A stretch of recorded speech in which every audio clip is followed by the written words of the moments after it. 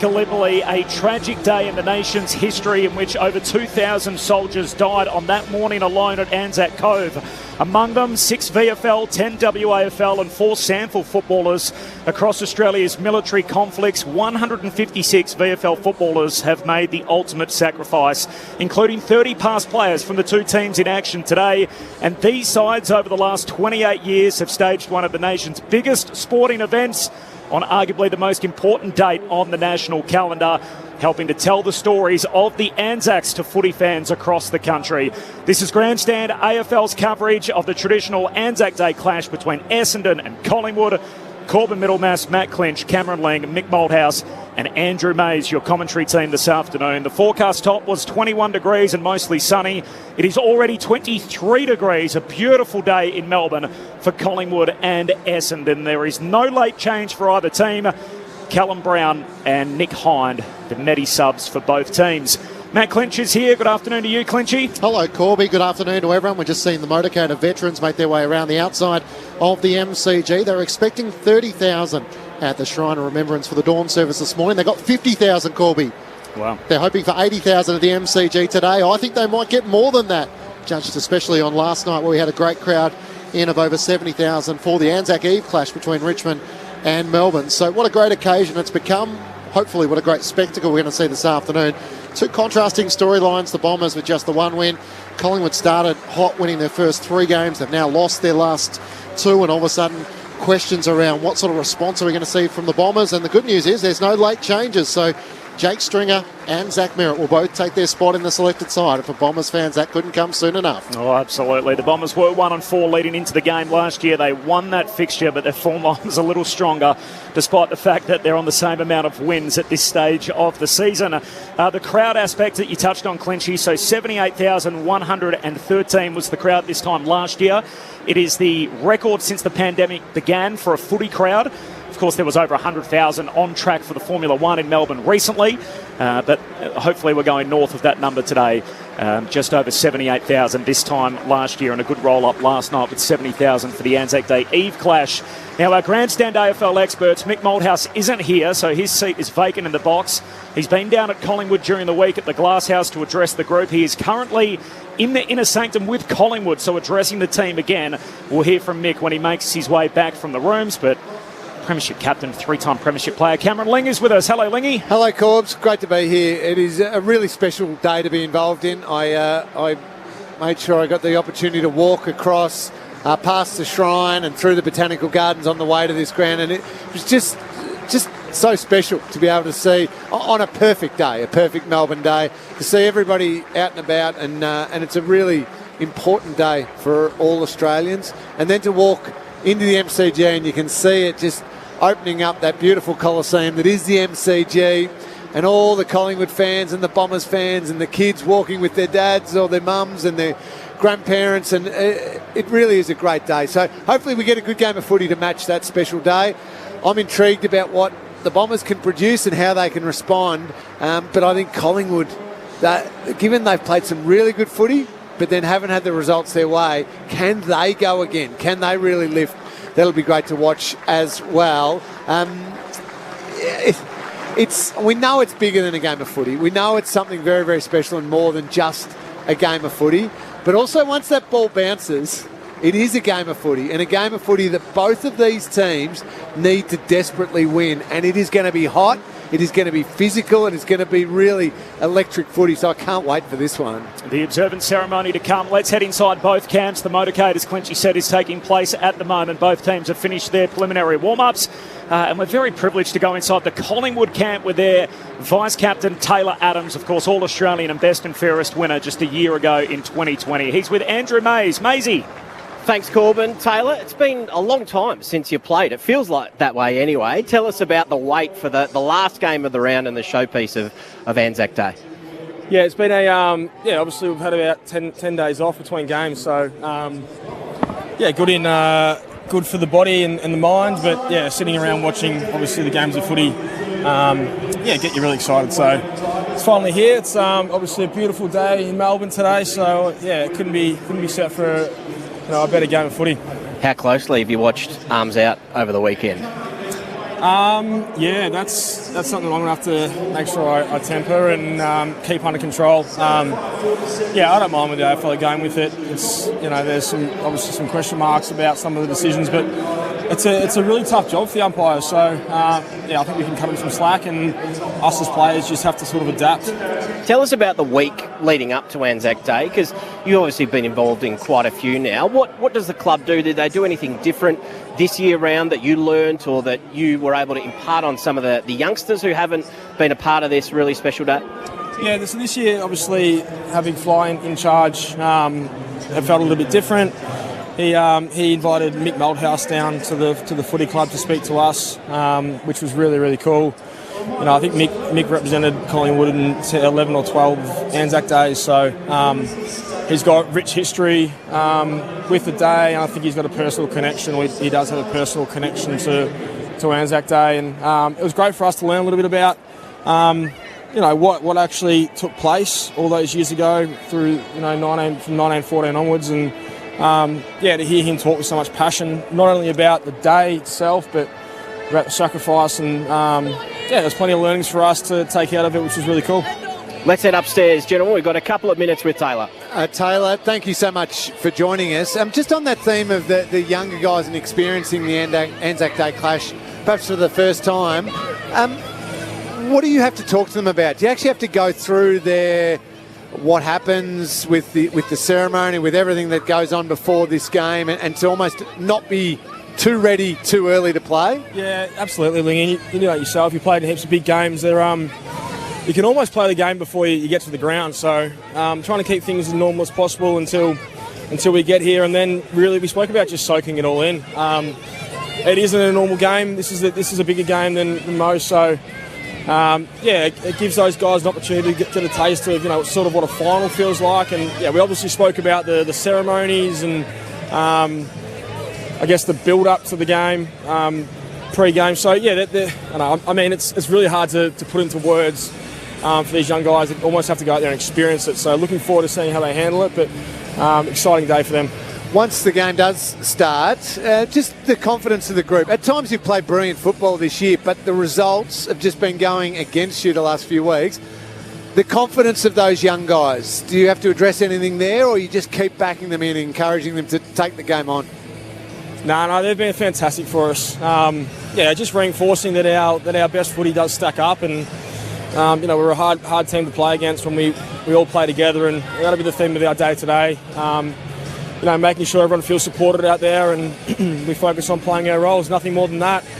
The results haven't gone our way, but we've played footy that we're happy with, just not for long enough. So we hope that the result takes care of itself if we do that. Taylor Adams is with us on ABC Sport. Taylor, it's Matt Clinch. It's a new look midfield in 2022, and everyone's excited to see Nick Dacos. But John Dacos has had a phenomenal start to the season. Are you playing sort of a leadership role in that centre forward with such a different look? Yeah, absolutely. Yeah, Josh has been awesome. Obviously, getting Nick in, he's been fantastic. A kid that's just soaked in absolutely every second of his experience at the footy club so far, and given back so much already. So. There's a number of guys in there that are leading. Obviously Brody Grundy's a really experienced player. Jack Crisp, myself. We're working really closely with Brendan Bolton and Scott Selwood. So we've liked what we've seen. We've got a really good mix in there of sort of that grunt in and under style players, and then guys that can really expose teams on the outside. So. As I said before, to answer Lee's question, it's more just about the consistency and making sure we do that for longer periods. And Brody Mychek comes back in alongside Geordie De Goey. You don't have a player who's kicked over 10 goals, but is it the system and the pressure which the side is providing as the main focus rather than who's finishing the work inside 50 at this stage of the progression? Yeah, absolutely. We want to have a number of guys at the scoreboard each week. You only have to look to last night to see the best team in the comp and how they do it, and they would have had 10 or 12 goal scorers. So, that's our focus. It's not necessarily about who puts the ball through the big sticks as long as it goes through. Taylor, you're playing your 5th Anzac Day clash today against Essendon. If you were to speak to a couple of the guys in your team that are playing their first one, what would you be telling them today as one thing to keep in mind? I think the importance of just embracing the difference of what this game represents, and obviously there's 4 points on the line today, and that's hugely important. But I mean, what we're actually doing here is paying homage to the people that sacrifice and continue to sacrifice for us. So just keep that in the back of their minds, and know that the day is actually bigger than a game of footy. We're really, really honoured and privileged to go out and represent the AFL and our football clubs, both Essendon and Collingwood, by playing today. So, yeah, make sure you take it all in and make the most of it. There are opportunities that once you finish footy, no doubt you'll miss dearly. Your time's very much appreciated, so close to the bounce. Enjoy the day. Thanks for your company again on ABC Radio today. Thanks, guys. Appreciate it. Taylor Adams, the vice-captain of the Collingwood Football Club. Lingy, it's always great to hear from the players at any time, but particularly so close to such a big game. And a massive game. Really kind of him to make himself available. They do have the experience on their side in this game. They've got 10 100-plus game players coming into this game. Essendon have got 5.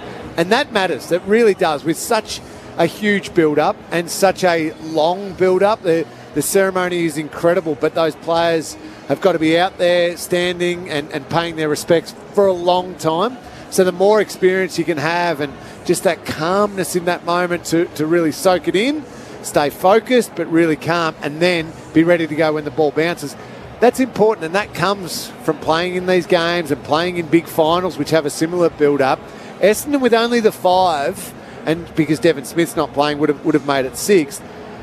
There's so many that maybe are just looking around going, what do we do? Are we supposed to stay here? Should we be moving more? Should we be doing more? Do I need to be... And just that little bit of panic can set into their mind. So Collingwood certainly go into this, I think, with an experienced, calm group. But the cool thing about these games, Corbs, is sometimes it doesn't matter, because sometimes that youthful enthusiasm and bodies just getting thrown in and smashing in early, it can rattle even the most experienced side. So the first 10 minutes will tell us so much of this game. The two subs, Nick Hind for Essendon and Callum Brown for Collingwood. There's no late change for either team, so it means Merritt and Stringer are playing for the Bombers. We're about to head into their camp with Blake Carousella. Quick update, though, on what's happening in the early fixture. So there's 2 games on this Anzac Day, Monday of round 6. Sydney and Hawthorn, and boy, is it a thriller midway through the final quarter at York Park in Launceston. So Hawthorn lead it by a point, but their former superstar premiership player a couple of times over, Lance Franklin, has just taken a mark in the forward pocket. So Hawks by 1, but Franklin shooting in the forward pocket. There's a call available of that game through the ABC Listen app. Look out for the AFL Extra icon, and I can tell you he's kicked it. So we've got a lead change in the final quarter. Swans up by 5. We'll keep you updated. York Park in Launceston. Paddy McCartan subbed off in that game with a concussion issue, which is a real worry given his history. I think Logan McDonald, the same, has been subbed out as well. Sorry, not subbed out, but he's off with a knock as well. So big comeback by the Swans. Absolutely. They're up by 5. We'll keep you updated with what happens there. They tell me Maisie's made his way over to the Essendon race. He's got the assistant coach of the Bombers with him in Blake Carousella. Maisie. Thanks, Corbin. Blake, I'll start by asking you, are there days, I know you've been out of the system a long time now, but are there days that you miss occasions like this as a player and wish you were out there? Yeah, I was saying to Jake Stringer and Zach Merritt before, this is the one day of the year that I wish I was still playing. It's an amazing day, a beautiful day at the MCG, a big chance to bounce back after last week. How quickly do you reset, Sunday night, Monday morning? When's the slate clean and we're focused on Anzac Day? Yeah, you tend to keep the same routine, so we review the game. It's a longer break between games this week, so once we're back at the club, maybe 2 days post-game from last week, review that game and move on pretty quickly. We're trying to get our game up to a level that can compete with the best teams in the competition, and right now it's not there, but hopefully today we can take a step forward. Youthful team. Do you talk to a lot of the youngsters about trying to maintain that level of stability and so get out of that emotional roller coaster? Yeah, we are a very young team, right across the board, back line, inexperienced down there, midfield and the forward line. But I think this year we've shown we're very competitive against Brisbane and Melbourne, and didn't quite get over the line there. And last week, I think the first half, we probably should have been in front, and the second half's being well documented. We need to get better, though. With youth comes inexperience, and they just need to do what they do for a bit longer. The older guys might be used to it by now, but when you get 2 big inclusions, obviously Merritt and Stringer back in the lineup today, do the youngsters get a buzz? Can you see them sort of walk a bit taller as they come out here? Hopefully. I don't think you need a buzz today, though. It's such a great spectacle and an event to play in, to come out and play and perform and remember the Anzacs from the past, the present, and the future too. It's a really good day. It's going to be hot early.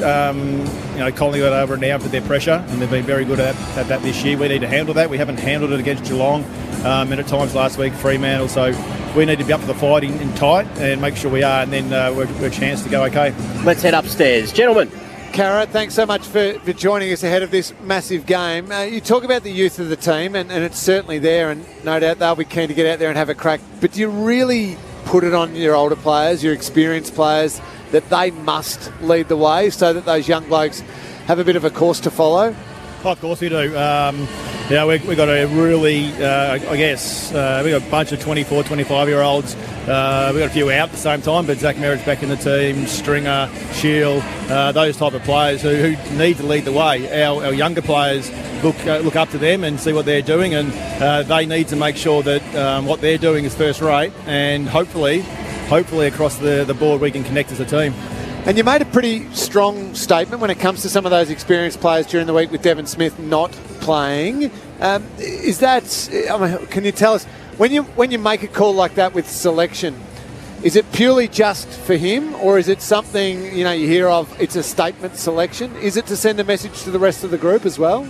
I think at different times, probably different reasons for picking a team, a selection of one individual. Devon's, he played quite well the other week. He came off as a sub and played a really good half of football. And last week he just not quite fulfilling his role to the level we expect him to complete it. So he knows that. He's going to go back, and he when he's playing well, he's a fantastic player for us. He's played some really good football this year and last year as well. But he needs to make sure that consistency is there, because we spoke about it before. He's one of the leaders. He's one of the older players, and he needs to perform to a certain level.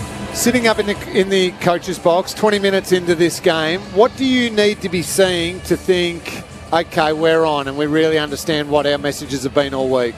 Yeah, I touched on it before. The Collingwood game styles all around pressure around the footy. Their mids, their backs, they're just going to press up the whole time and put pressure on and try and win the ball back. They might expose themselves out the back occasionally, but we need to make sure, first and foremost, that we're up for the fight. I spoke about it before. We need to win the ball, fight tackles, make sure we've got support around the footy, and hopefully get the ball forward and score, if not defend. And our defence has been a work in progress this year, and even last year.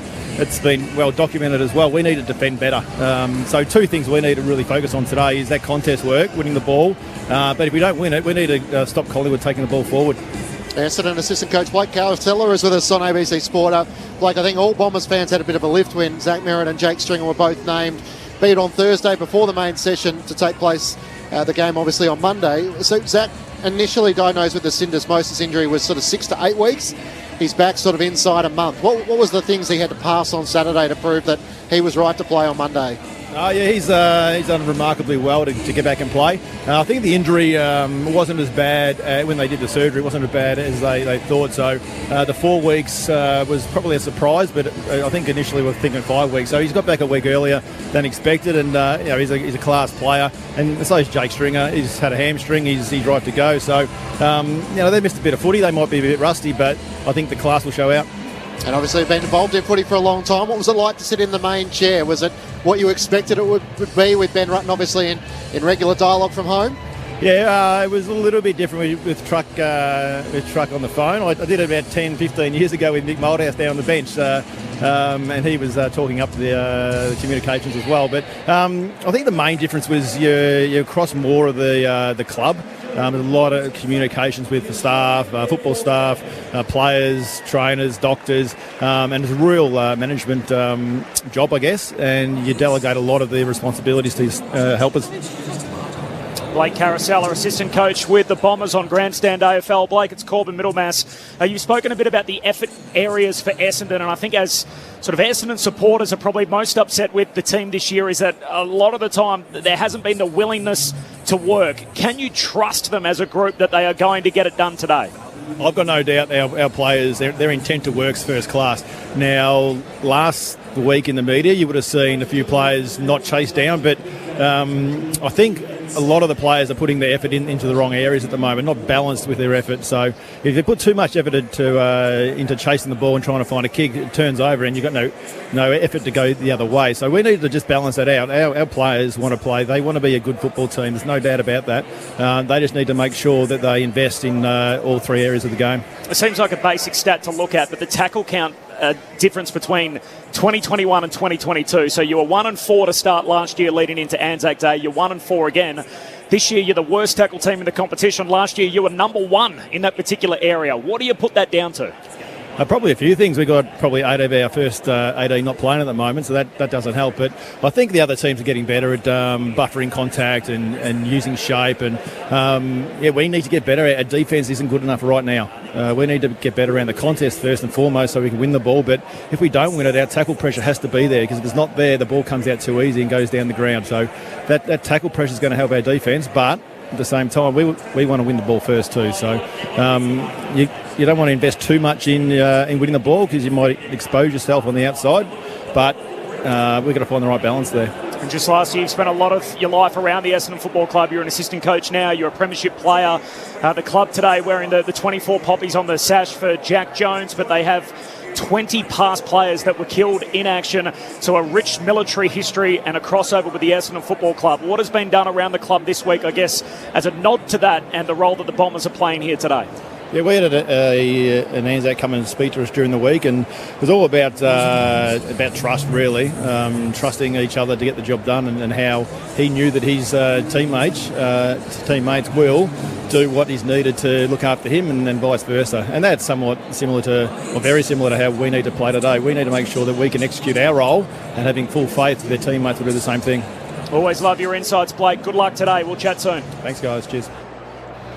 Blake Carousel, our assistant coach with the Essendon Football Club. The joint banner is being laid out on the northern wing at the moment in front of the members stand, which has become customary in games between Essendon and Collingwood on Anzac Day.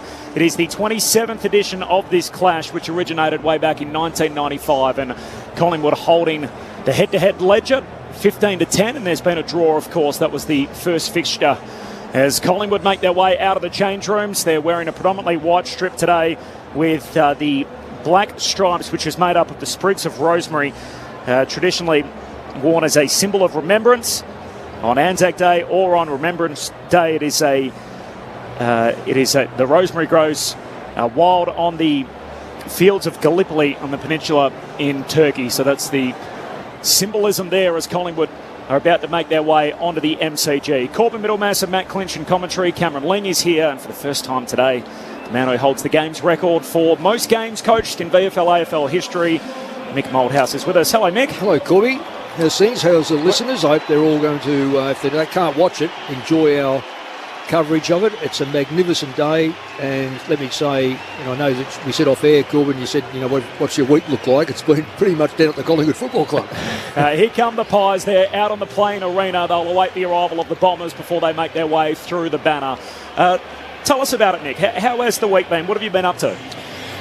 Well, it started many weeks ago. I was going for a walk from my place through to Richmond, and I heard this beep of the car as I was walking past MCG, and it was Craig McRae. And I haven't really had a good conversation with him since he left Collingwood in 2011 as my go again. He's I can't think of the word, but he was one of the coaches, like a development coach, yep. And he just said, "Look, can I catch up with you?" So we sat and had a coffee there one day, and then he said, "Look, I'd really love you to talk to the group." So I was one surprised but deeply honoured. It was just an amazing feel to say, well, with all what's going on and how long I've been out of football, just to do that. But you just go back, and I was just saying to Lingy before, you go back to a football club, there's only two there that I've had any association with, and that's Scotty Penalty and Steele Sidebottom. Nick Maxwell's there, of course. But as far as the play group goes, they're just young men that you've seen right through your time. Their hair might be a bit different. They might have come from different areas, but by and large, they're the same kids. And what I noticed most of all was the gratitude of me going into the rooms, just coming up and saying how that they respect the fact that I've come back and were able to talk to them. And I really felt quite humbled with with that for a starter, but also humbled by the presence of two Afghan veterans who medals all over them. And as I said to those two young blokes, I might say their names in case they don't want them. I said, this is not war. They said, well, no, but the intensity is still tough. And I said, oh, yeah, but not life and death like you blokes. But they were in the rooms with me, and they loved it. Here come the Essendon Football Club, led out by Dyson Heppel, who's playing today in his 10th Anzac Day clash. The Pies predominantly in white, Essendon are predominantly in black. They've got the black shorts on, and the red sash is made up of 24 red poppies, which signify the 24th Infantry Battalion, which served in New Guinea during World War II, and a member of that battalion was Jack Jones, who passed away just over 2 years ago. He was just 18 years of age at the time when he went away to serve his country. He came back to play 175 games with Essendon, won 3 premierships. He wore the number 24 in his career in honour of the Infantry Battalion. I don't know if you can do it in about 90 seconds or so, Mick, but what was the theme of what you said to Collingwood? What speech did you give? It was basically about not forgetting the occasion. This isn't more than a game, it's an occasion. And one of the greatest things that you'll have is the opportunity to play before 90,000 people and all those that are listening and watching, but never forget what Anzac stands for. And remember what the words actually say. And it does encompass New Zealand as well as Australian. So sometimes that's lost to us. But also the fact that so many have gone before and so many in front that will represent Australia in the military. Loved ones, they've got families, they've got kids, and their sacrifices they made. So I don't think it's too much to expect that on a day like this that you give of your all, and most of all do for your mate, but just remember. And I look at the sign up there and it says always remembered. Well, I said to these boys, always remember why you're doing it. And the names on the banner as well of the 30 players across the two clubs that have made the ultimate sacrifice across the world wars, as Scott Pendlebury and Dyson Heppel lead both their sides through the joint banner on the members' wing here at the Melbourne Cricket Ground. Collingwood and Essendon, the full Anzac Observance ceremony to come shortly. The Bombers are 1-4, they're 15th on the table, while Collingwood are 2-3, currently 9th on the premiership ladder. They won their first 2 games. They started the season hot under new coach Craig McRae, but have cooled off in the last 3 games since. There is no late change for either side, so that means that Zach Merritt is out there, Jake Stringer is out there for the Bombers. Their netty sub is Nick Hind. Meanwhile, for Collingwood, Callum Brown is the sub for the Pies. Quick score, Sydney leading Hawthorn comfortably.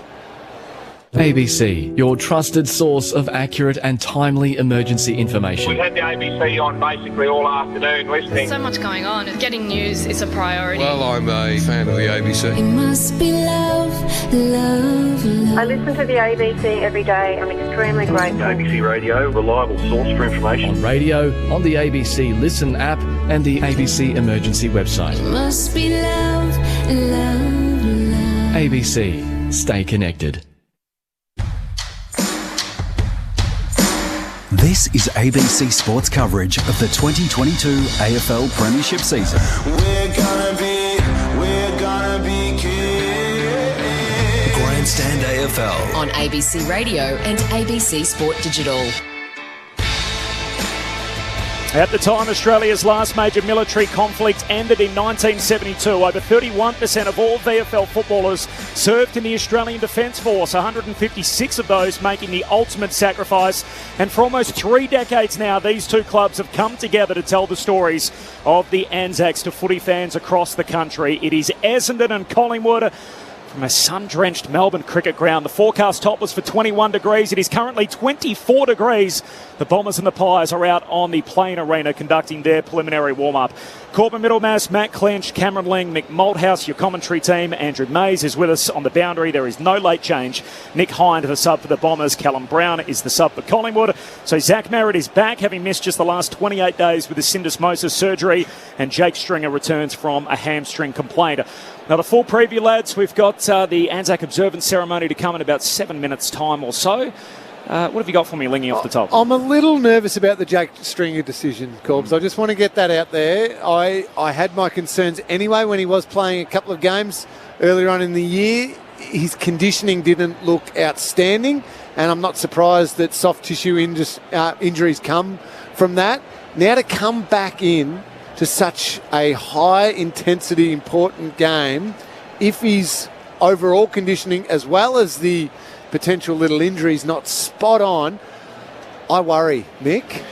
It's going to be explosive to start this game. Jake's an explosive player, and if his body's not cherry ripe, I just have my concerns. Well, Lingy, one thing as a coach, you don't take injured players into big games. You might be able to nurse them through some games, but it might be a shoulder, it might be an ankle. But when it becomes muscular, there's no hiding. And I'll just say one stat to you, which I'm not going to harp on. I'm not going to say exactly what took place in the rooms today, but let me just say this. Essendon's tackles, top, McGrath 16, Shield 13, 13. The top 5 for the Pies is Jack Cripps 28, 22, 21, 21, 19. There are 5 blokes already in front of the best bloke in Essendon. Let me say that the heat is going to be on. Collingwood are their number one side of keeping the ball in the front half. Even though they've dropped 3, remember that was a great game against Brisbane. Brisbane are not it's very rarely you can beat them up there.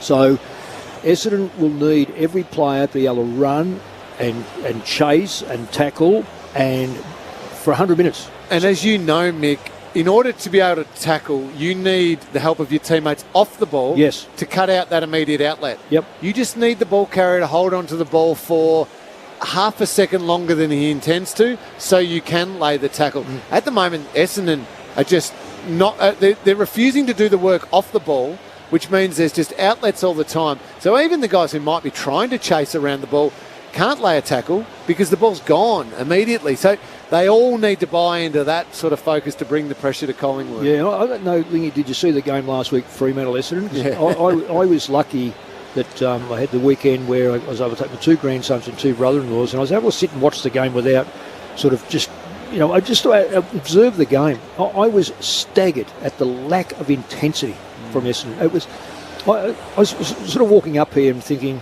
there's been in the game for a while. You're going to play sides that are better than you, and they perform well on the day and they beat you. You go, okay, did we perform as well as we could? Yes. Right, okay, they're better than us. Sometimes they lower their guard a little bit. Did you play at your top to beat them? Sometimes not. Did you play a game, did you coach a game where you had lack of effort? Now, the answer is, of course, over the period that happened. But I cannot believe that this Essendon side from last year is a year older. Yeah, they had a couple of players out and this sort of stuff, but that is irrelevant. It's got to be exactly what you just said, the ability for everyone to be on the same page in regard to defensive hard work. They were pitiful in their tackling, their second efforts, and they got smashed at stoppages. Now, if that happens today, this is why I say about 100,000 or 90,000 people here. They have the right to see sides go at each other and become an absolute cracking game. And when you're coaching Collingwood, you want to be there all the time. When you step away, you look and you think, maybe the best 2 sides should play in these games. Now, take nothing away because it's not going to happen. But you want Essendon to put their best boots on and their best performance, because I know the way Collingwood are, even though they've won 2 and lost 3 in a row, they haven't embarrassed themselves. Essendon did last week. So what sort of response do you expect from Essendon? They've been the talk of the town. Yep. All the vision has showcased the slipping standards from last year, having featured in finals, to this year, the lack of defensive intent and the ability that they've been scored so easily, averaging over 100 points against them. So do you expect the senior players in the side to really set the tone early here, or how do you try and address that when you're a coach? Yeah, they should, but this is the question. And this is the thing about reliability. I was talking to a young player down there, and he said, they're going to come at us and stuff. Yeah, but I said, for how long? Because how long that will last with how long your pressure will be. Because all the stuff about pre-game and this crowd and everything else, they will say, we've got to have a crack. It's so false if you can't butter it up on the 6th minute, and the 16th minute, and the 66th minute, and the 96th minute, because that's just laying down false foundation. So, and I'll say, Lingy, I can't find too many leaders out there. No, that's my worry, because last week it was, look to a Dylan Shield and a Devon Smith. Zero Smith's leadership. Smith gets dropped, and quite rightly so. So Dylan Shield, what does he do? Dyson Heppel will play to a standard, but who else? Who else? They have to drive the standards of the group. You're right. They will come out breathing fire, Essendon, but it will be false fire unless Collingwood let them play that way and come at them. Geelong Hawthorn last week, exactly what happened. Hawthorn came out breathing fire, but Geelong allowed them to play, so the Hawthorn players started feeling great about themselves, and they go on and have a terrific win. If Collingwood come with the right frame of mind, they should be able to put out any of that breathing fire and just go bang to the Bombers. Well, they got Pendlebury, they got side bottom, and you look Taylor around Adams, Taylor Adams. I looked at him as I walked in that room, and I thought, he's going to be one of those warriors. Like I regard Selwood as one of the best warriors I've seen in current football. So that's what sides are built on. That warrior type player. The two teams are lining up for the Anzac Observance ceremony. We've got our audience with us right across the country from ABC Radio in Tasmania that have just joined us from Sydney and Hawthorn. The Swans winners by 41 points there. Some concussion concerns for Paddy McCartan. Big finish for the Swans coming from behind in the final quarter. The two teams lined up on opposite sides of the centre square. The flags are to their right. At centre half forward at the city end of the ground, Hamish McLaughlin is the MC. He's going to take us through the observance ceremony. For the 27th time, the Anzac Day clash between Collingwood and Essendon. Anzacs on Anzac Day and all those who followed them in the service of Australia. Colour Party, flow!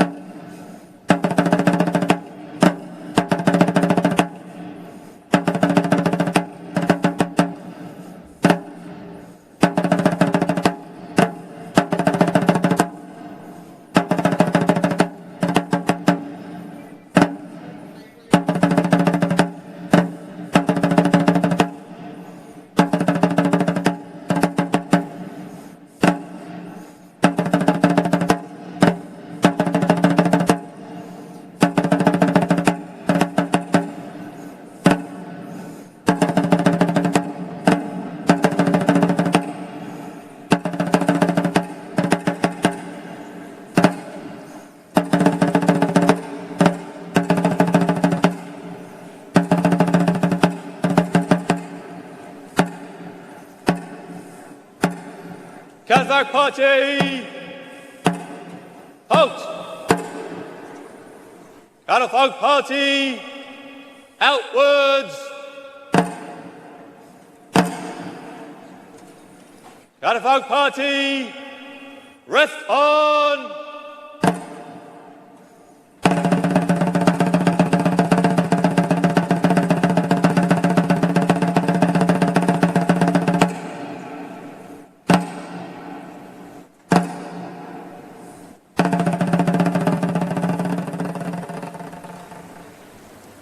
The Australian Football League, Collingwood and Essendon football clubs and the MCC invite you to join the coaches, players and umpires in honouring the memory of Australia's servicemen and women who gave their lives for the nation. Our thoughts too were those currently deployed. Would you please rise and remove your hats for the Anzac Observance. We welcome today the President of the Victorian Returned and Services League, Dr. Robert Webster, OAM.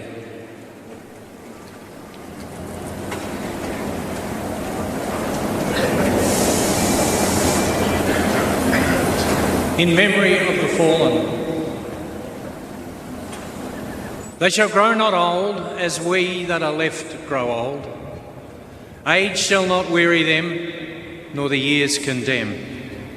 At the going down of the sun and in the morning, we will remember them. Colour Party, attention! Colour Party, present arms!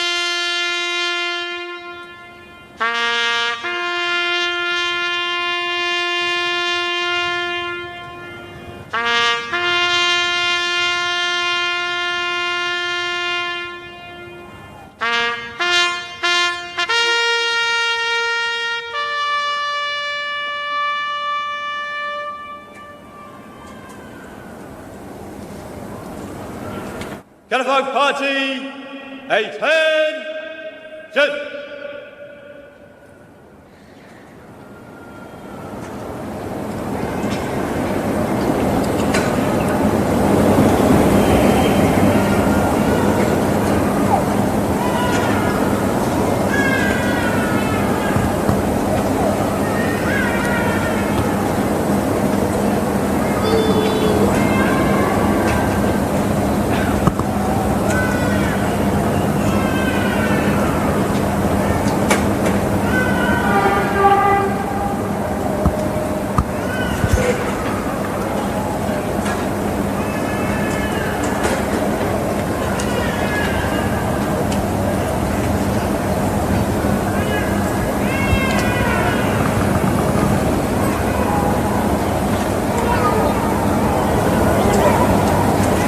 Lest we forget.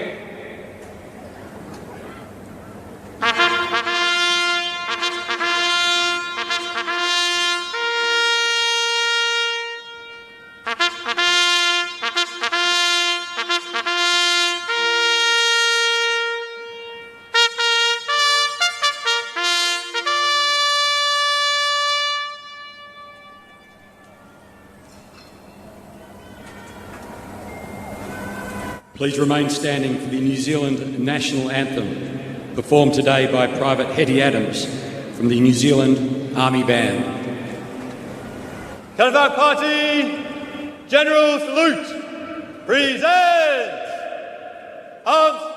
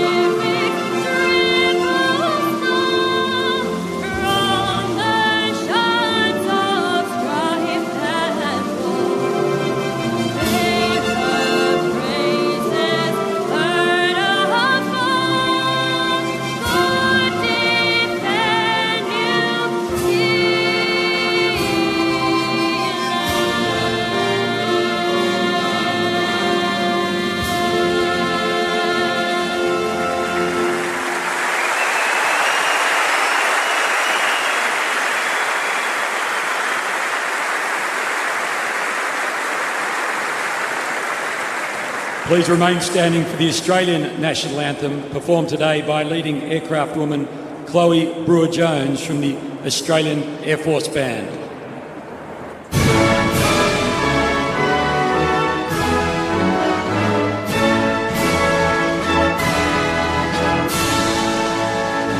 Australians, oh let us rejoice, for we are one and free. We've golden soil and wealth for toil, our home is girt by sea.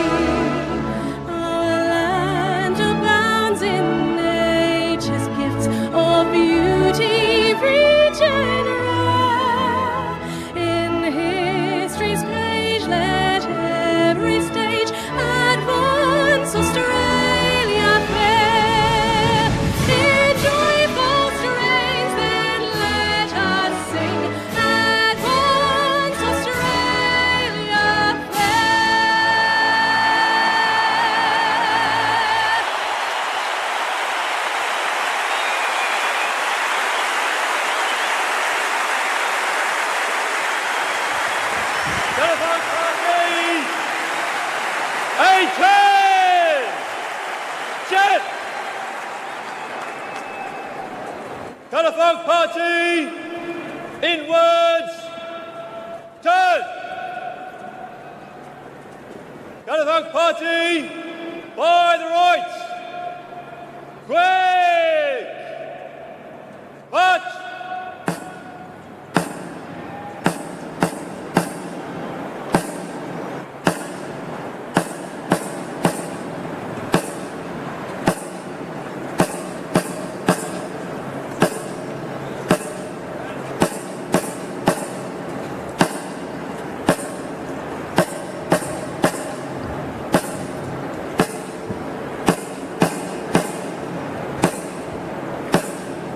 Ladies and gentlemen, thank you. It's always special to be at the Melbourne Cricket Ground. It's particularly special to be here when it's fallen on this day. And to give you a haunting perspective, there were over 100,000 Australian soldiers that died at the First and Second World Wars alone, not including other conflicts that Australia have been a part of. So if you look around the Melbourne Cricket Ground, it's an awful amount of people and families impacted by the events of all those years ago. It is Essendon and Collingwood on Anzac Day at the MCG. We're so lucky to have Mick Malthouse here with us. Mick, take us back to when you coached Collingwood on this day. What is the last thing you're saying to them as you leave the group and send them out onto the ground? Corbin, it's one of those moments. I just looking around for a start off, when this first was a concept, there were still people who wanted to be yahoos and made a noise and all this sort of stuff. It's self-regulating. So there could have been a pin drop and you would have heard it because everyone has got so much reverence for the day. So when you become a coach and you're out there on this day, it is one of the most spine-tingling moments when that last post is played. And I've got to say, the two young singers singing the anthems of both countries, they were outstanding today. Brought their best bugler too today. Oh, the bugler was out. Yeah, and it just grabs you. So when you get back up into the coach's box, you think, it's like a final. I put this down as the big stage, and it's probably the second or third game. I mean, grand finals are grand finals, and prelims are pretty big. But this one here, you're almost exhausted. Time to get back out. It's not the matter of running up the race and getting up into the coach's box. Your mind just goes, look, I don't know if I can say anymore. And the more you think you should say, the more irrelevance it has because you've already gone through it. Andrew Mays is on the boundary for us this afternoon. Maisie, we're up here in the box. What's it like down there on boundary level? Yeah, beautiful, poignant ceremony, Corbin. And one thing it is just a pleasure to be back here and experience that at the MCG with just about a full house. This crowd today, I would estimate, is pushing up over 90,000 people. So a lovely touch to be so significant on such a special day in the Australian landscape. 24 degrees down here as well, so it's not a bad day for it either. It was only supposed to be 21. We've hit 24. Hardly a breath of breeze as well. So perfect conditions for football. Can't wait for this one. It's going to be a big roar in about 90 seconds' time. It is the biggest footy ground since the pandemic started. Quick tip, Lingy? I've got to go with the Pies. Their experience through the middle of the ground is going to be crucial. Even just looking now as they head to the centre bounce, Taylor Adams, Jordan De Goey, Steele side bottom, Jack Crisp with that youth as well. I think they'll have the nod, but I just want to see what Essendon bring. Can they bring a bit of heat early? Quick tip, Nick? Oh, I'm going for the Pies. I think the Pies should do it over the journey. It'll take 4 quarters, though. For the 27th time, footy's tribute to the troops. It's Essendon and Collingwood on Grandstand AFL, and you're with Matt Clinch. So players are in position, and we're ready to go. The roar at the MCG as Brodie Grundy wins the opening tap for Collingwood. Comes away a Parrish for the Bombers. Couldn't get it to Merritt. Little fumble. Crisp over the footy for the Pies. Hand pass to De Goey. 1-2 with Adams. Inside 50 over the head of Kruger. Lunging forward. Laverty dropped the mark. A chance of Myercheck. Hand pass to Collingwood just wide of Hoskin Elliott. Gives it to Sidebottom. 48 metres out. Screws it towards the corridor. Kruger in the pack. Can't take the mark. Martin for the Bombers. Hand pass to McGrath. Stripped of it. Still a chance for Collingwood. Myercheck can't get boot to ball. Laverty comes up with it. Hand pass to Ridley. Drives a kick towards half back. Noble in a wrestle with Guelphy. Noble gathers. Tackled. The reinforcements arrive. Hobbs lays the tackle. And the umpire will board up on the southern wing. 8 Essendon players in their first Anzac Day. There's 5 out there for Collingwood. as Draper leaps up. He wins the hit out, but straight to side bottom, who hooks a kick to half forward. Ridley back with it, hands to the footy, no mark, lands in the lap of Hoskin-Elliott. He's locked up straight away. Seems to be all 6v6. I'm just watching this and forward line. 2, 4. No, they got 5, so there's one extra at the stoppage. Grundy down to Adams, hand pass picked off, but not before he was pushed in the back. Free kick for Taylor Adams. And he'll take it at left half forward. The man on the mark 50 metres out. And that Zach Merritt short kicks a good one, and Jack Ginnivan skids in to take the sprawling mark. Still on a 45-degree angle, but he's about 35 metres out. And they'll try that all day. Dyson Heppel's opponent, just those little lead-ups. Yeah. Dyson Heppel will want to be the helper back, will want to read the play, get involved and find the footy. His opponent for the entire game will just keep hitting up at the ball. A good play there by Ginnivan. Got in the right spot. Good hard little lead. Cheeky small forward with the peroxide hair. Jack Ginnivan to hook the kick across his body. He snaps. He goes. The kid built for the big stage kicks the first on Anzac Day. Collingwood 1 straight 6. Essendon yet to score. 2 minutes travelled on Grandstand AFL. I think it's more the way they've done it too, Lingy. I mean, just drive that ball in, set the wall up behind play. Anything that's going to come out, it's the old style. Just take the ground. Don't give it back. Make it a trench fight inside the front 50. And that's what concerns me, with the youth of that Essendon backline. I think of Ridley and Laverty and Redman and Zirk Thatcher, young players. The most experienced one is Dyson Heppel, but you can get him on the lead, like Ginnivan just did then. Yeah, and because he's trying to shuffle around and make sure everyone else is in the right spot, sometimes he just gets left at his own position. So the second-year pie opens proceedings on this 2022 edition of Anzac Day. Back in the middle, Grundy and Draper comes down the way of Shields. He bursts out of the middle of the ground for the Bombers. Looks to King inside 50. Long ball into the left forward pocket. Baldwin, the target, couldn't take the mark. Howe dropped the chest mark in the end for Collingwood. Noble fires out the hand pass to Josh Dacos. Links up with Lipinski. Hand pass away to Crisp. Through the middle of the ground, the kick over the head of Grundy. He races back after it. Collingwood are on the attack. He takes a bounce. Almost run down. Just got a little toe poke away as Parrish almost wheeled him in. Over the footy now, Adams for Collingwood. Umpire circles. He gives him the benefit of the doubt. He'll toss it up just short of centre half forward on the edge of the centre square. Collingwood leading by 6 points. No late change, so Merritt and Stringer both out there for the Bombers as Grundy wins the hit out centre half forward for the Pies. Lipinski, hand pass to Josh Dacos, kicks into the pocket. Myercheck, the one-hander, takes it just inside the boundary line. Oh, Laverty just grabbed at his hammy there a little bit too. He was the defender defending Myercheck. We'll have to keep an eye on that one. Seeing the replay, just outstanding control of the body by Myercheck, took it clean. Great grab. To be going at that speed and to be able to hold off an opponent and still have the body control to take it one-handed. That's superb. So strong. Strong. Every part about him, look at his legs, they're just so strong around his shoulders. Missed last week with the COVID protocols. He snaps, he doesn't get a piece of it at all. Kicks a flat one across the goal face, and in the end, Ginnivan can't control it. It's through from behind. That's a horrific kick. A minor score. Collingwood 1-1, Essendon yet to score. 4 minutes in. You just mentioned Jake Stringer playing, of course, Corbs. Maynard with the matchup. That is a brilliant matchup. Those two going at it all day. Yeah. Well, he won't let him off the hook. No. He's that hard. Ample short kick to Merritt. Found Cox back to Merritt. Now to Parrish at the back edge of the centre square. Hand pass to the Bombers captain in Heppel. Kicks up towards Durham. He takes the mark. He can feed the hand pass wider still to Shield. He kicks inside 50. An awkward ball for Stringer. Never got to him. Howe's hand pass punched on by Maynard. It works for Collingwood. Comes to Grundy and now to Lipinski. Raking kick out to the southern wing where Hoskin-Elliott can take the mark. Andrew Mays on the boundary. Yeah, looks like a left hamstring complaint for Laverty. He's just having a chat to the doctor as we speak. I'll update you soon. Hoskin-Elliott short to side bottom. His kick's a turnover. Puts it onto the chest of Ridley. Takes the intercept mark for Essendon. Goes short to McGrath, the number 1 pick from 2016, chips along the boundary line to another high draft pick, Nick Cox, who marks and goes laterally back to McGrath. Defensive side of the wing in the shadows of the Ponsford stand. He plays on. Hand pass away towards Cox again. He gives it to Parrish, kicks in the centre square for Redmond.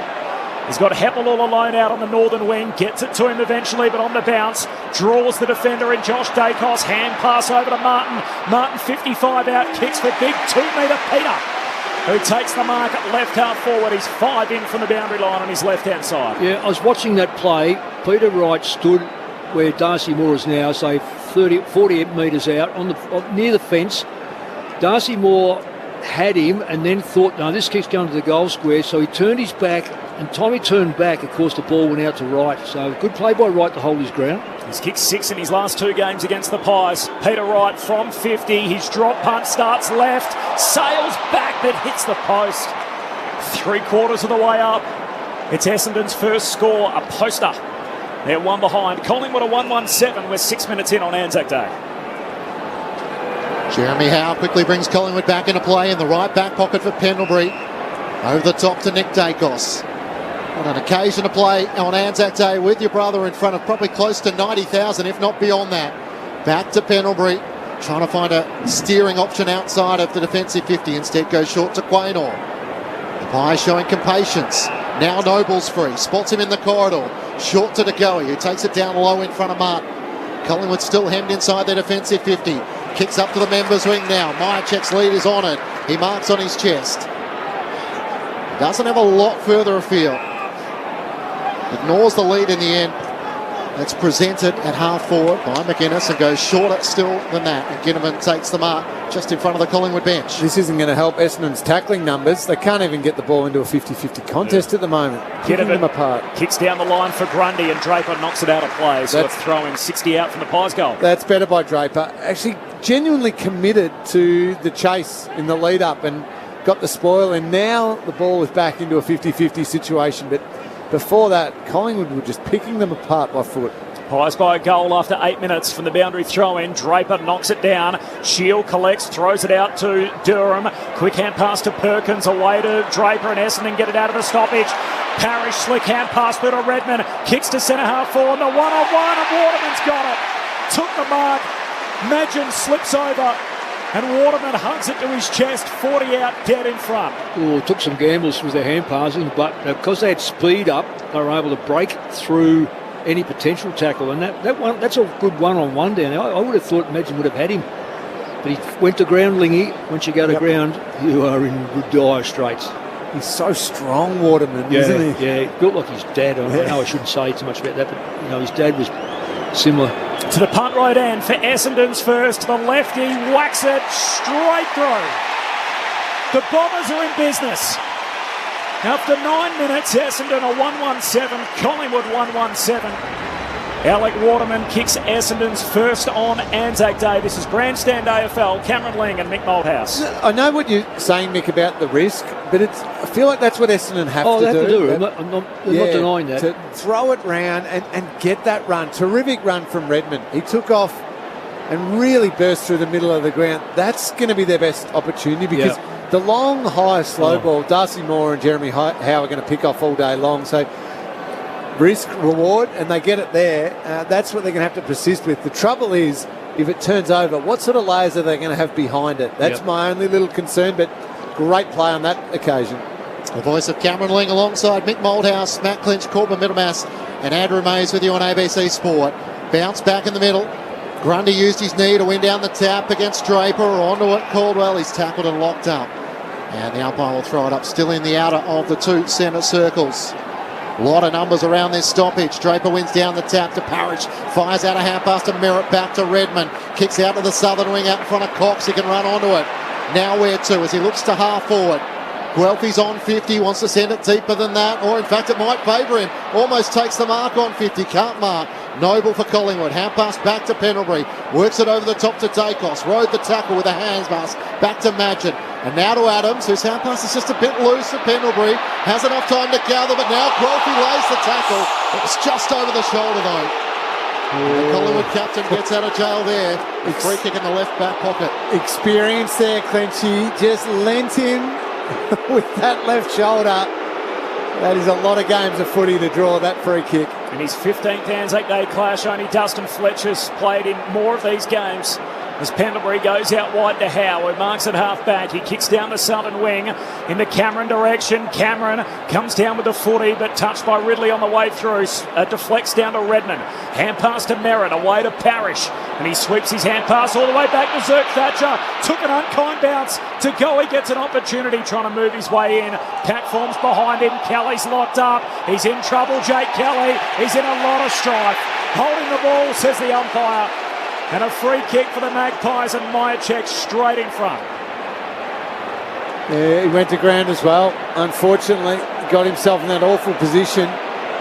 Could have been a couple of little arguments for maybe over the shoulder at different times, but once you've gone to ground and collapsed over the ball and you can't get rid of it, even if it's pinned to you, you're going to get done every time. Yeah. His second shot, first one was a shocker. This a drop punt from straight in front, no problem. Returns Collingwood to the lead. Myercheck with his first. Collingwood 2-1-13. Essendon 1-1-7. 12 minutes in on Anzac Day.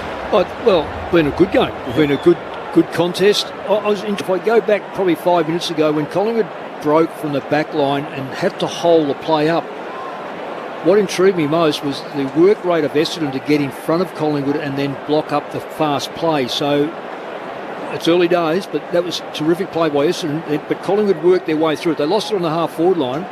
So this might be an Essendon that is going to be pushed to the limit defensively, because we've seen all year that they've been easily scored against. So perhaps that's what they're addressing more than anything else. And so far, it's 2 goals to Collingwood, and both were relatively easily getting into the forward line. Mick Moldhouse with you on ABC Sport. Back in the middle. Cameron into the ruck, up against Wright. One down the tap. Free kick for a hold going the Bombers' way. Darcy Parish to take it. Had a reputation in standing up in big games like this, and dream time at the G.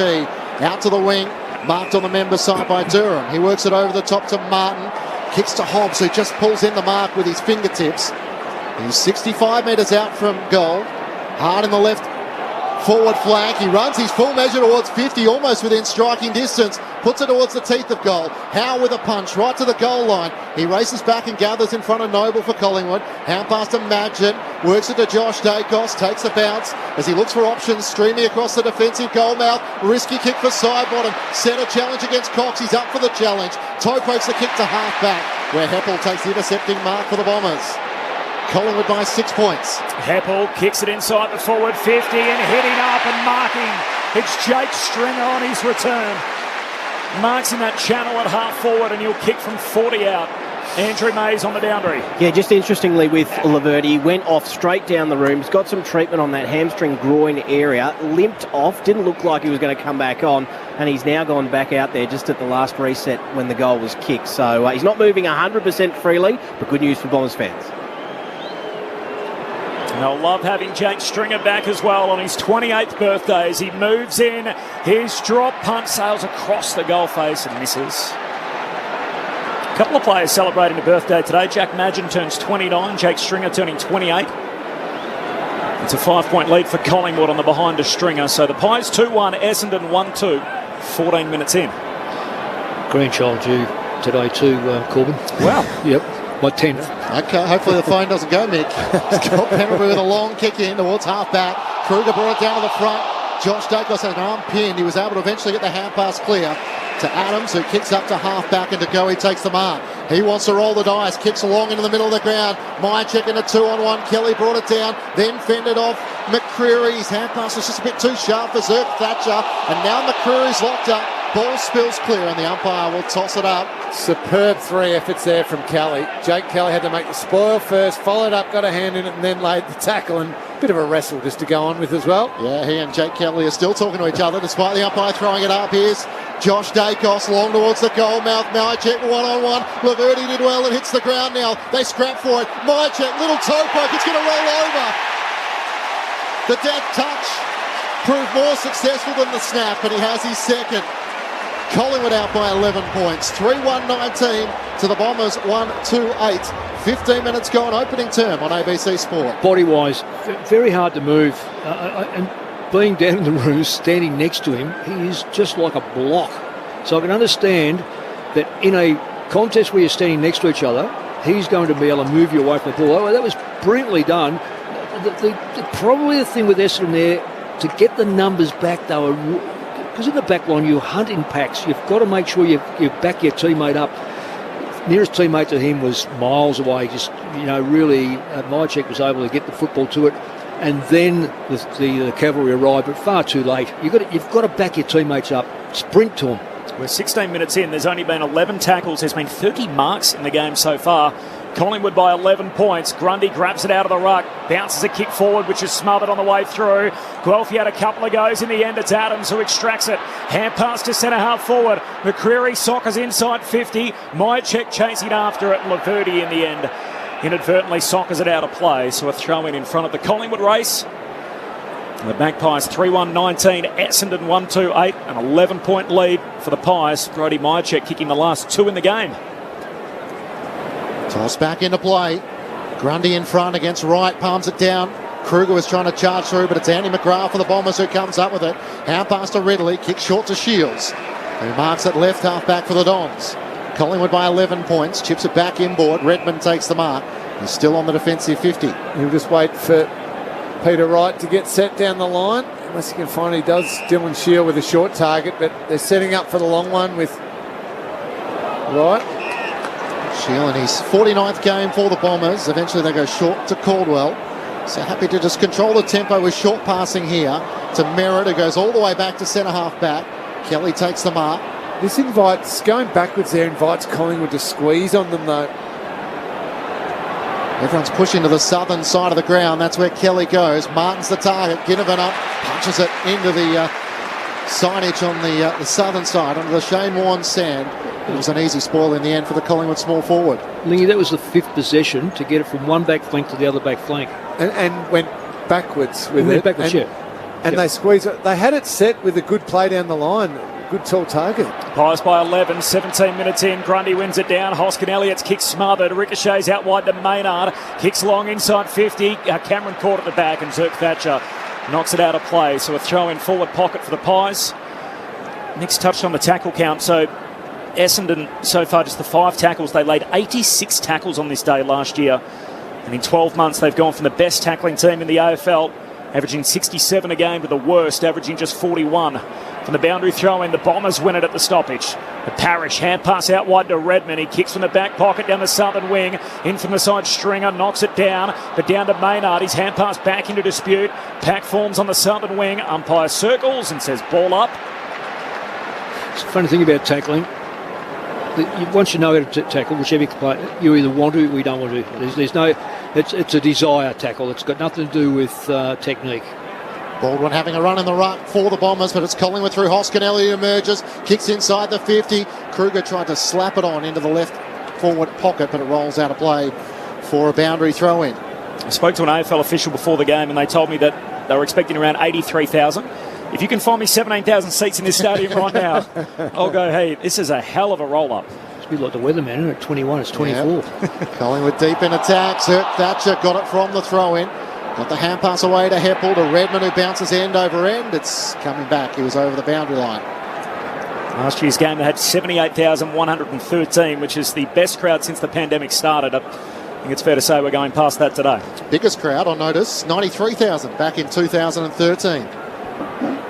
Does feel like it's going to be around that 90,000.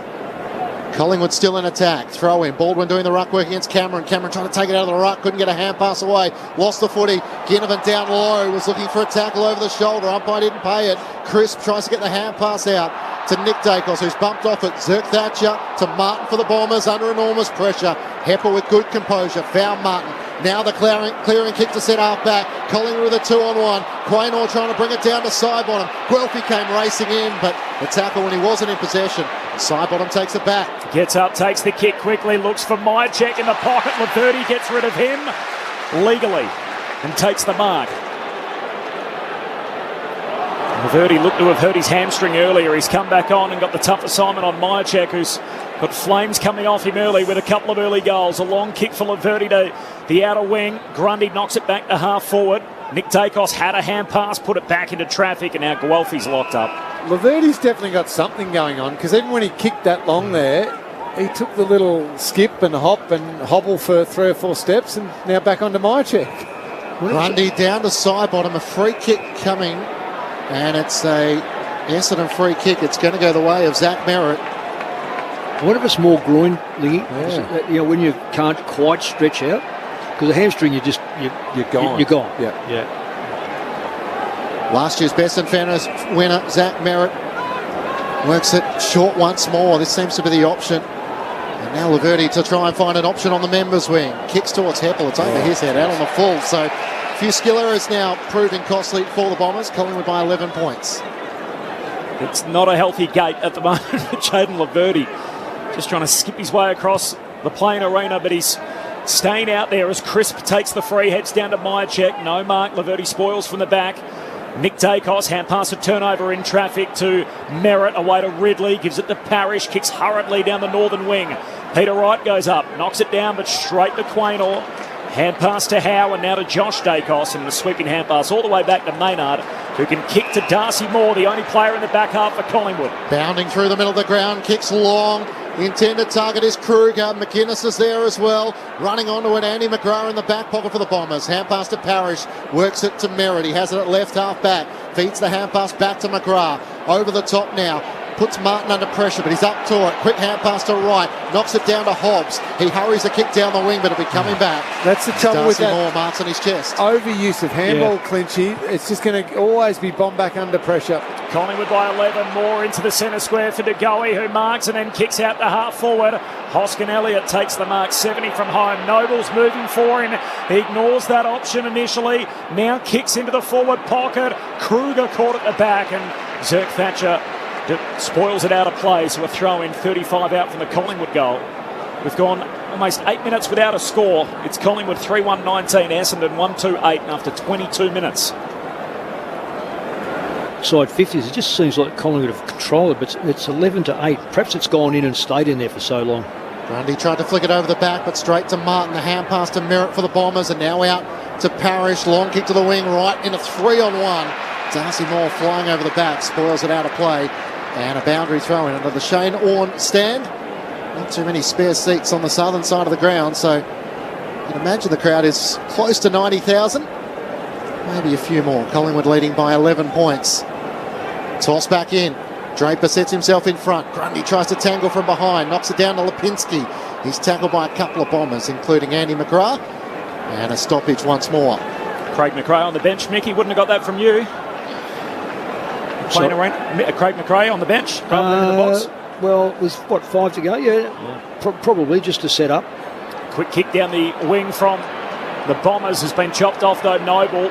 Half back for Collingwood, gives it to Madgen, kicks in the centre square for Maynard. Hand pass away to DeGoey, kicks to centre half forward, and Adams takes the mark for the Magpies. He's got a player moving for him, and it takes a kind bounce towards McInnes, and the first-year Pie just shoots goalward but misses.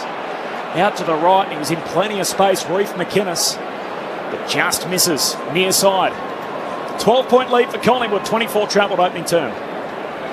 Essendon just don't look like scoring, do they? Because their method is so slow and cumbersome, whereas last year it was speed and speed. That's why they got their goal in the first place, and that first goal they got was speed. Readily into Martin, kicks out wide, and Peter Wright takes the mark at left half back. So do you reckon that's a confidence thing?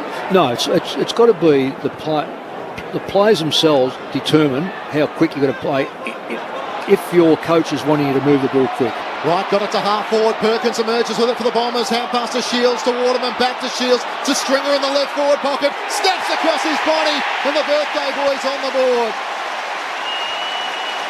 An important goal for the Bombers, heading towards quarter time to cut the margin back to 6 points Collingwood's way. 3-2-20 to the Bombers, 2-2-14. Jake Stringer, the X Factor, able to capitalise in the left forward pocket. And right on cue, Mick, exactly what you're talking about. A terrific mark by Peter Wright down the line, and then he went quickly and dangerously. Yeah. He didn't just kick the defensive kick close to the boundary line. He chose the longer option to the probably corner of the centre square. Yep. And from there, they were able to go bang and straight through. So once they got through that last line of the Collingwood defence, there was speed and there was genuine chaos. And the Collingwood defenders just got caught where they couldn't cover anyone. Exactly. And it's exactly what you've been calling for. If Essendon are going to score and are going to be a chance, they have to play like that. Because you mentioned about Moore and Jeremy Howe. They eat that stuff up, the slow ball. It's the first score in 10 minutes. Either way, a 6-point lead for Collingwood as Draper wins it down to Parrish. He kicks to half forward for the Bombers. Hobbs clever, tries to tap it onto Waterman's advantage. It goes past him. Hobbs gets a second go at it ground level, but Collingwood with the numbers win out. And Pendlebury links up with Sidebottom, as we've seen so many times over the years. Chips down the wing to DeGoey. Defensive side of the logo, southern wing, kicks to half forward. Mark taken by Cameron, has the ball knocked out of his hands. Umpire says it's okay. And Darcy Cameron can head inside 50 between wing and half forward for the Magpies. Crowded forward 50 at the city end. Kicks straight to Draper. Takes the intercept mark, 15 out from his defensive goal line. Could have gone to 4 players there. That was really bad kicking. Feeds the hand pass around the back to Merritt, short to Ridley, and then over the top the kick to Redmond. So the Bombers holding possession at half back, up towards Baldwin. In front, Darcy Moore brought it down to the front, but Durham's there. Now a chance. Where's Perkins going to go? Looks one way, then the other. Decides to retreat back by foot. He saw Jeremy Howe in his vision. Shield has it for the Bombers. Drives a long kick towards Baldwin. It's over his head. Right the intended target. Almost pulled in the mark against Jeremy Howe. Quaynor tackle. Great aggression from Durham. Locks the footy up for the Bombers at left half forward. And that was the difference. So if Perkins had gone in straight away, Jeremy Howe marks it uncontested. Instead, just retreated one kick, and that allowed Peter Wright time to get there and compete against Howe. That was clever play. Draper down to McGrath to Durham. Hand pass out wide for Parrish. Floats a handball straight in the path to Pendlebury. Collingwood back with it. Lipinski hands it away to Crisp. Short kick to DeGoey at half back for Collingwood. Andrew Mays on the boundary. Yellow Verdi off again, talking to the doctors about that left leg. Also coming and warming up in front of him is Nick Hines. So looking for speed in the back line. He'd be one to inject. Kick from DeGoey goes beyond the wing. Cox had it, hands it straight back. Lipinski tackled, dispossessed.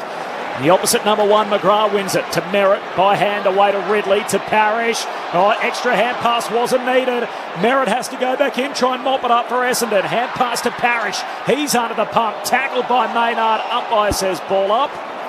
Just forward of halfway for Collingwood. It's the Ridley handball though, isn't it, Corbs, there to Parrish. Flat-footed, back to the play. Ridley has to choose to kick that one there. Tossed up, Grundy went early, but Draper one down the tap. Parrish gets the hand pass out to Merritt, back to McGrath, on half back for the Bombers, drives a kick towards Peter Wright, sets himself up with one arm over the back at Darcy Moore, running onto it, Quaynor for Collingwood, underground hand pass to Pendlebury, feeds it back towards Moore, couldn't take it, bounced into Hobbs, tries to keep the footy in front of him, tackled by Cox, who locks the footy up, in fact in the back, so Collingwood will take it. I think Nick Cox would like to have a look at that play again. Again, and may make a different decision next time. I think that would be a learning experience for him, wouldn't it, Nick? Well, he hasn't learned. He did it last week as well. Darcy Moore long towards Cameron as the siren sounds for quarter time. Sir Thatcher spoils it across the boundary line. So Collingwood leading by 6 points at quarter time. 3-2-20 to the Bombers, 2-2-14. For Collingwood, 2 goals to Brody Myercheck and Jack Ginnivan, the other goal scorer. For the Bombers, their goals have come through Stringer and Waterman. Pies have led in 5 of their 6 games so far this year. They've gone on to win just 2 of them previously.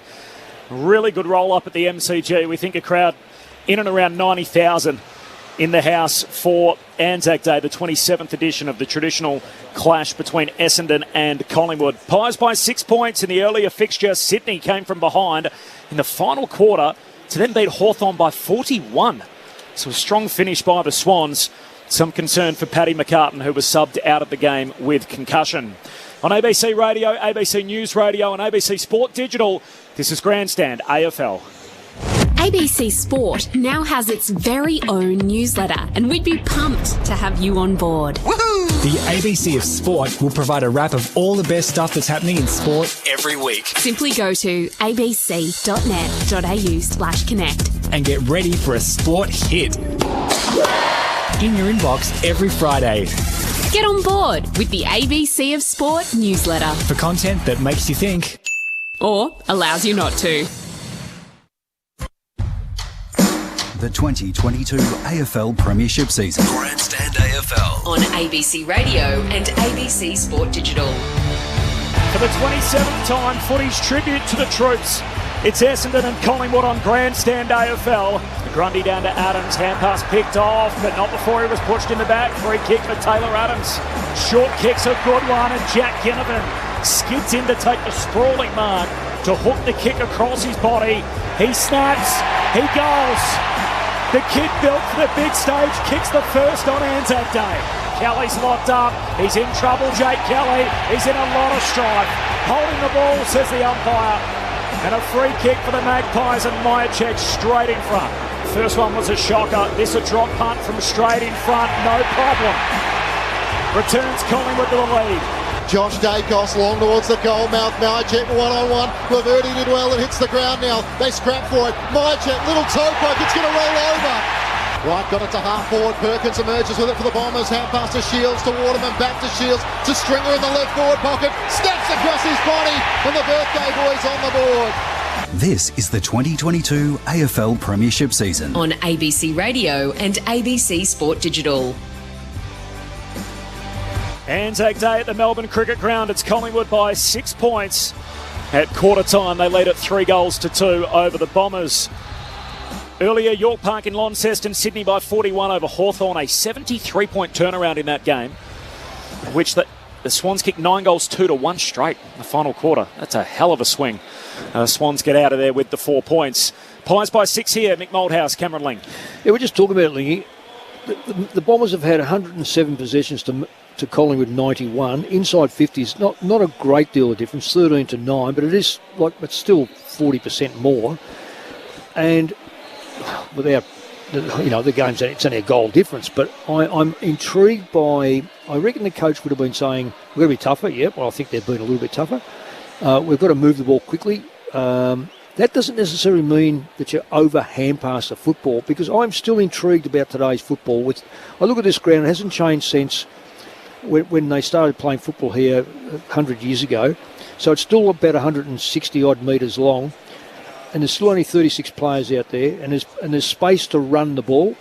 By hand pass, you only need some desperate opponents, and they'll put the ball to ground. Whereas if you can shape one out and take 5 metres, if a player runs 5 metres, there's got to be decisions made by the opposition. Do I go at him? Do I run with him? Or do I cover the... So straight away, when the opposition got 2 or more thought processes to create, you've already got confusion. But when you give a hand pass, it's just a matter of knocking over the next bloke. And to me, that's Essendon, and the reason why you're saying it, just stats to back up exactly what you're saying. So Essendon have had 49 kicks, 58 handballs, so more handballs than kicks comfortably. That's, to me, a group that doesn't have a lot of confidence. But the coach has told them, play on, just give first option, play on as much as you can. But at the moment it is, here, you have it, and you have it, and you have it, and just give.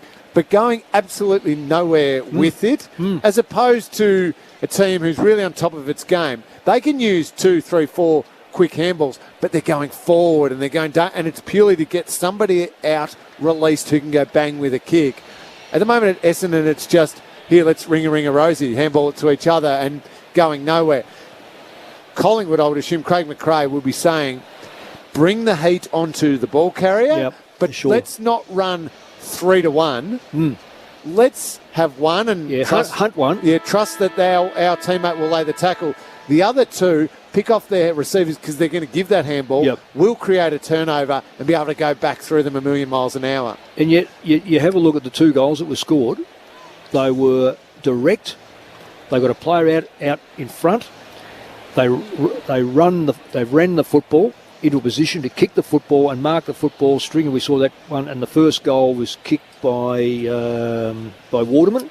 Quick movement, but it was direct, quick movement. It wasn't, and it come from hand passes. So they say, what are you saying? No, it come from efficient hand passing, not overuse of hand passing and giving Collingwood another look. And the Pies on the other side, they capitalise on that. They're very good at turning that ball over. And can I highlight Darcy Parish, 16 disposals. He's had 5 kicks, 11 handballs. So he's been guilty of that a little bit.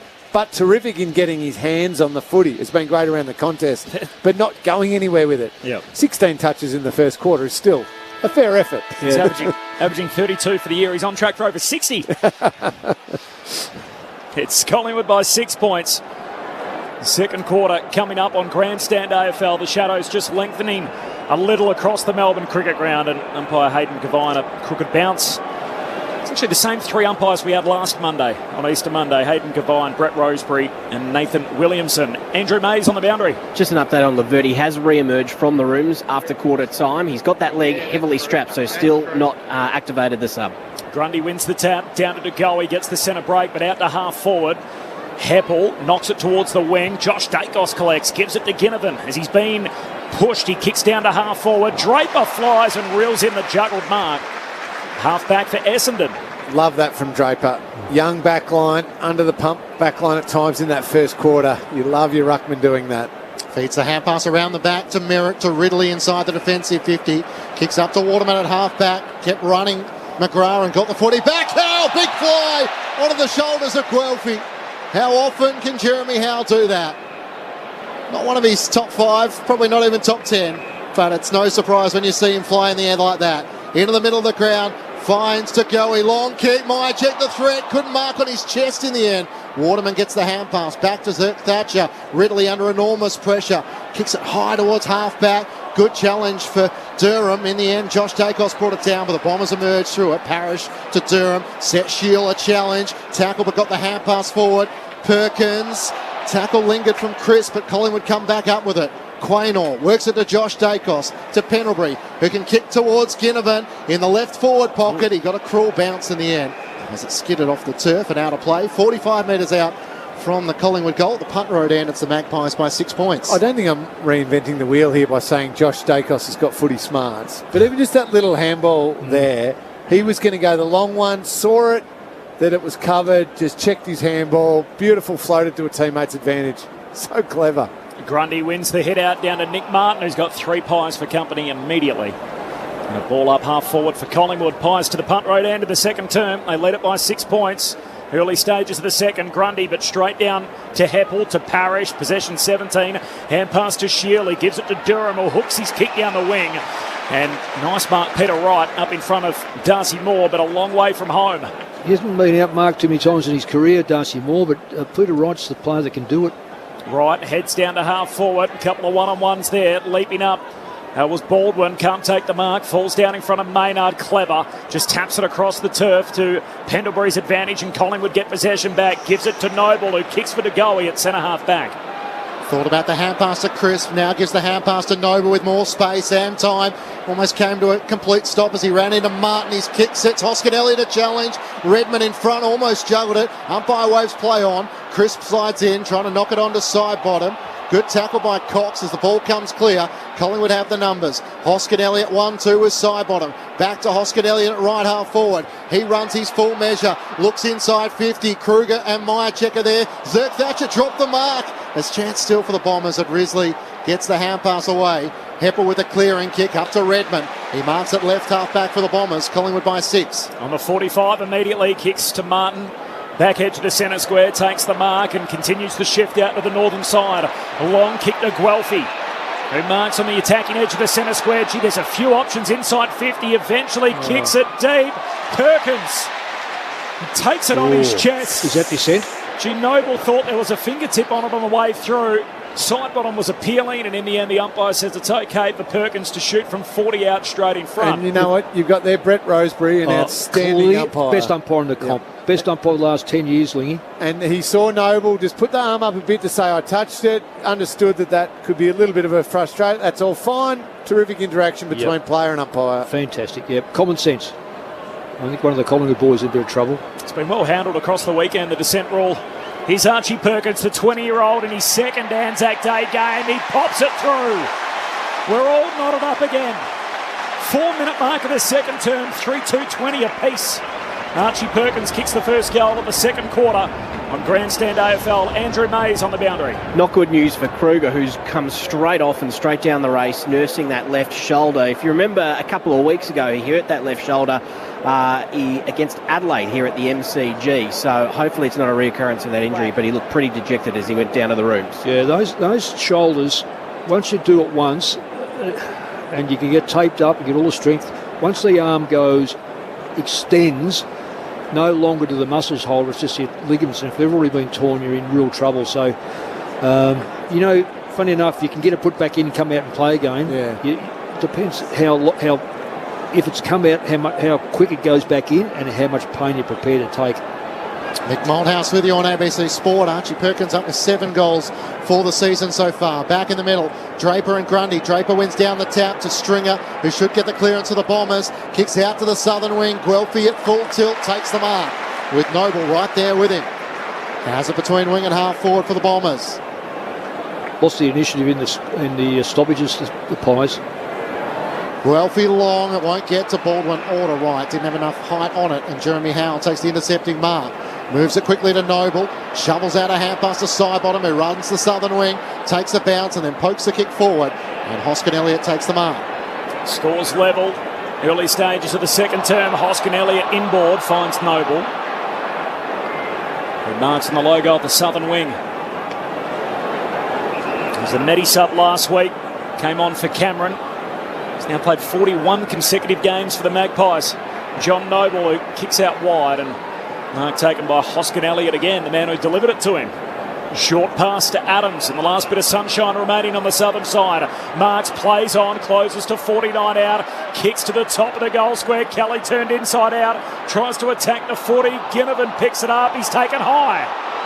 Free kick Collingwood in the right forward pocket. And Jack Ginnivan will get it on a sharp angle with the man on the mark right in front of the behind post. Yeah, free kicks there. It went over the shoulder. Complain all you like as fans, but still got to tackle legally. Yeah, we don't expect swinging arm over the shoulder. Yeah, it's clearly a free kick. The teenager kicked the first of the game. He's snapping again across the body. This time off his left shoe. He's got Collingwood's first of the second quarter as well. He turns to the Essendon supporters and says, how about some of that? 4-2-26 Collingwood. Essendon 3-2-20. 7 minutes into the second term. Pies by 6. They just showed the replay corps. He did say that to the Essendon fans, and the Essendon fans decided to return a one-finger salute back in his direction. Yeah. Multiple Essendon fans. One for the first quarter, one for the second. He's one of those young blokes, really. I just say, get the respect of the football world first, and then we start to celebrate. Oh, different generation, Mick. Different generation. I know. It's a soccer one, and you can imagine what's coming back at him here. Oh, they watch the number 1 draft picks in the NBA just come in straight away and give him the GoPro every week. He's never short of the action. Collingwood back in front by 6 points. Bounce favours Draper. It's going to be recalled as it just slightly swayed out to the left. Floodlights on here at the MCG, but the natural light's still doing the majority of the work. Draper and Grundy once more. Comes down the way of Parrish. He can't get clear. Hand pass from Caldwell gets forward to Draper. Feeds the hand pass wide to Martin. Just short of centre half forward. Kicks to right on the lead. Can't take the mark. Darcy Moore right there with him. Ball spills out to Merritt. Can't get a little toe poke onto it. But I think he was taken high, and the Bombers will take it out left half forward. I think that was a good contest with Moore and Wright. I don't know if there's a free kick there. Pretty hard to stop a player on the lead and spoil at the same time. Kicks inside the 50. Jeremy Howe sets himself, waiting in front of Draper. Takes the intercepting mark for Collingwood. 30 metres out from his defensive goal. Kicks to Jack Crisp, who's off and running through centre half back. Takes a bounce. He's now up the halfway. Hand pass over to Lipinski. He'll get it back on the 1-2. He's now past the centre square. He's inside 50. Jack Crisp. He kicks goalward. He's kicked it. What a magnificent goal on Anzac Day. Jack Crisp from centre half back finishes on the run inside 50. Superb. Collingwood 5-2-32. Essendon 3-2-20. 9 minutes into the second term. A magnificent running goal for Jack Crisp. Andrew Mays on the boundary. Yeah, looks like Kruger's done for the day. Brown has got his top off already down here. He'll be part of the next rotation.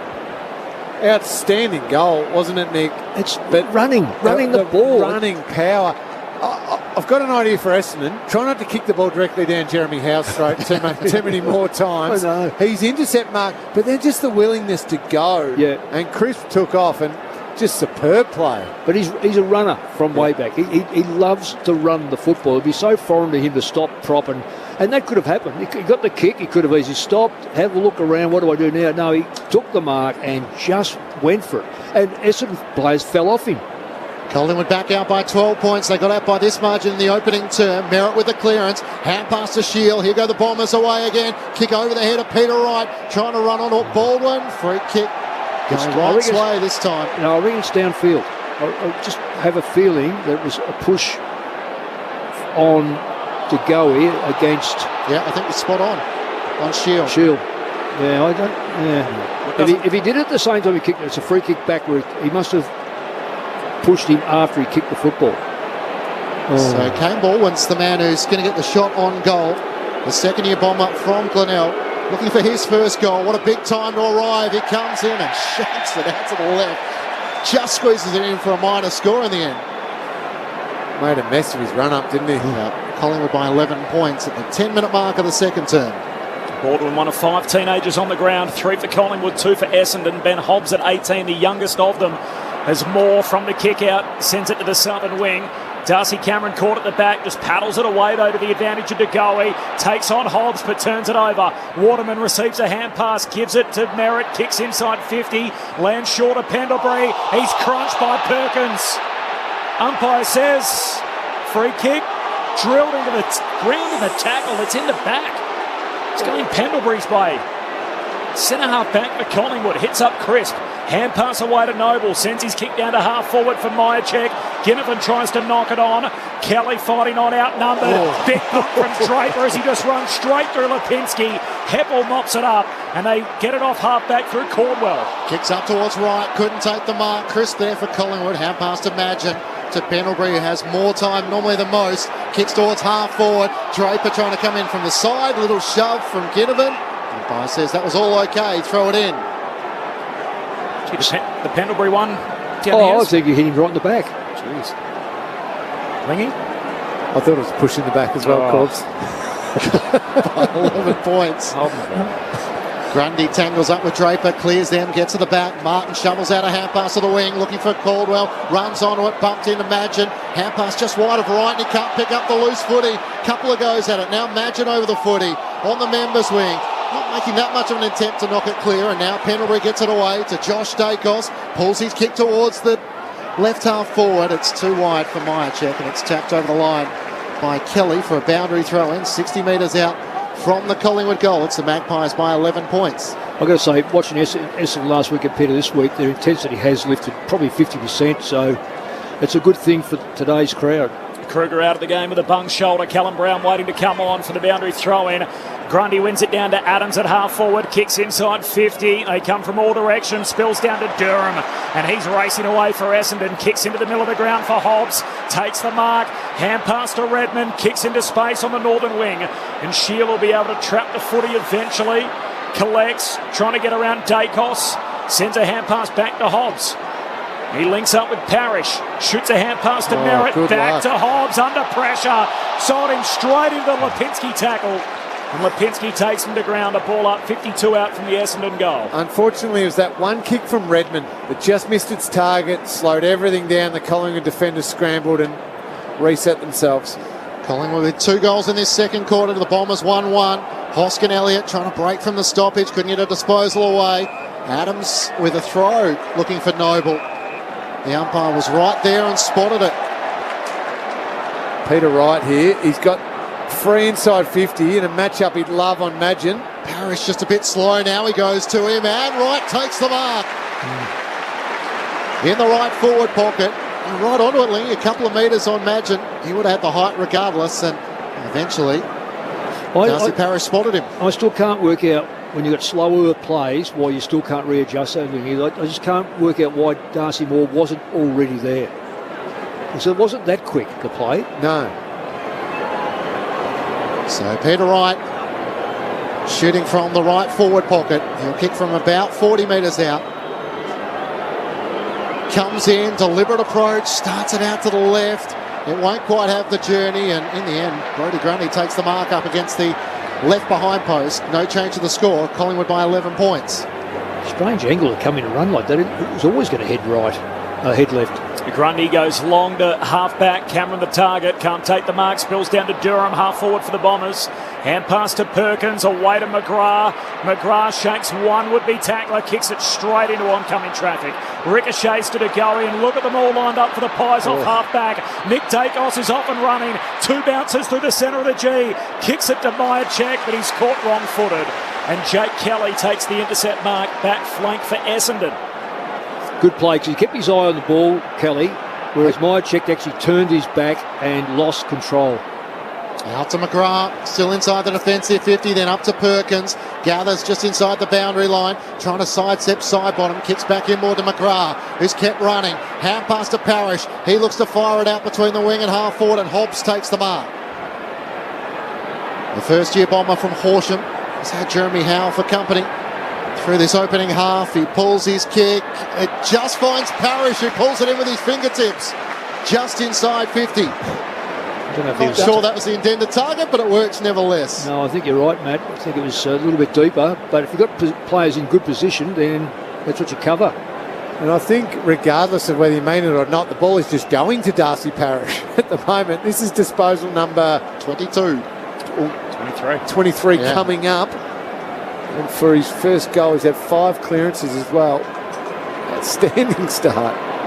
The Anzac Day medalist from last year. He'll kick from right on 50. The Bombers need something for all their work. Long to the goal mouth. Big fly from Stringer. Couldn't come down with it. And Collingwood emerged through Noble. Kicks towards half-back. Quaynor takes the mark. Collingwood by 11. Quaynor short kick to Adams, the vice-captain. He takes the mark. His 5th Anzac Day clash. Lucky enough to speak to him pre-game on ABC Radio. He kicks down the wing to McCreary, who marks and goes long for Collingwood inside 50. Kelly spoils close to the boundary line. Cameron there, and Kelly sees it out with him. A throw in forward pocket for the Magpies. The sun just popping behind the clouds, but a banging day in Melbourne. 24 degrees. The floodlights have come on.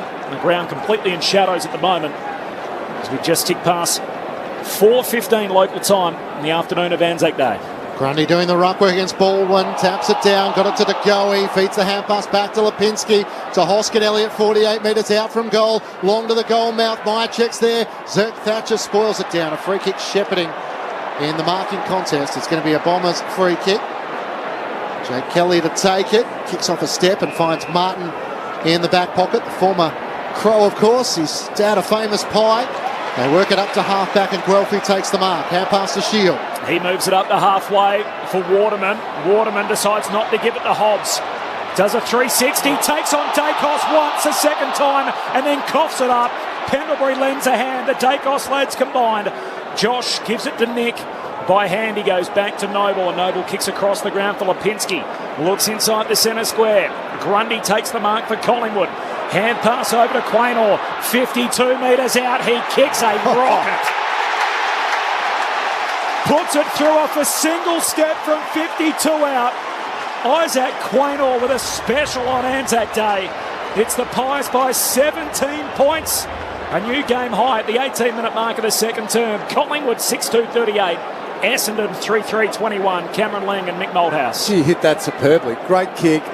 Just come back to here, Mick, in front of us. Waterman. I don't know what he saw ahead of the ball to make him hesitate. Twice. That's where he needed to go forward and just trust his forwards. I didn't see who the forward was for Essendon, but he was one-on-one, inside 50, about 45 out from goal.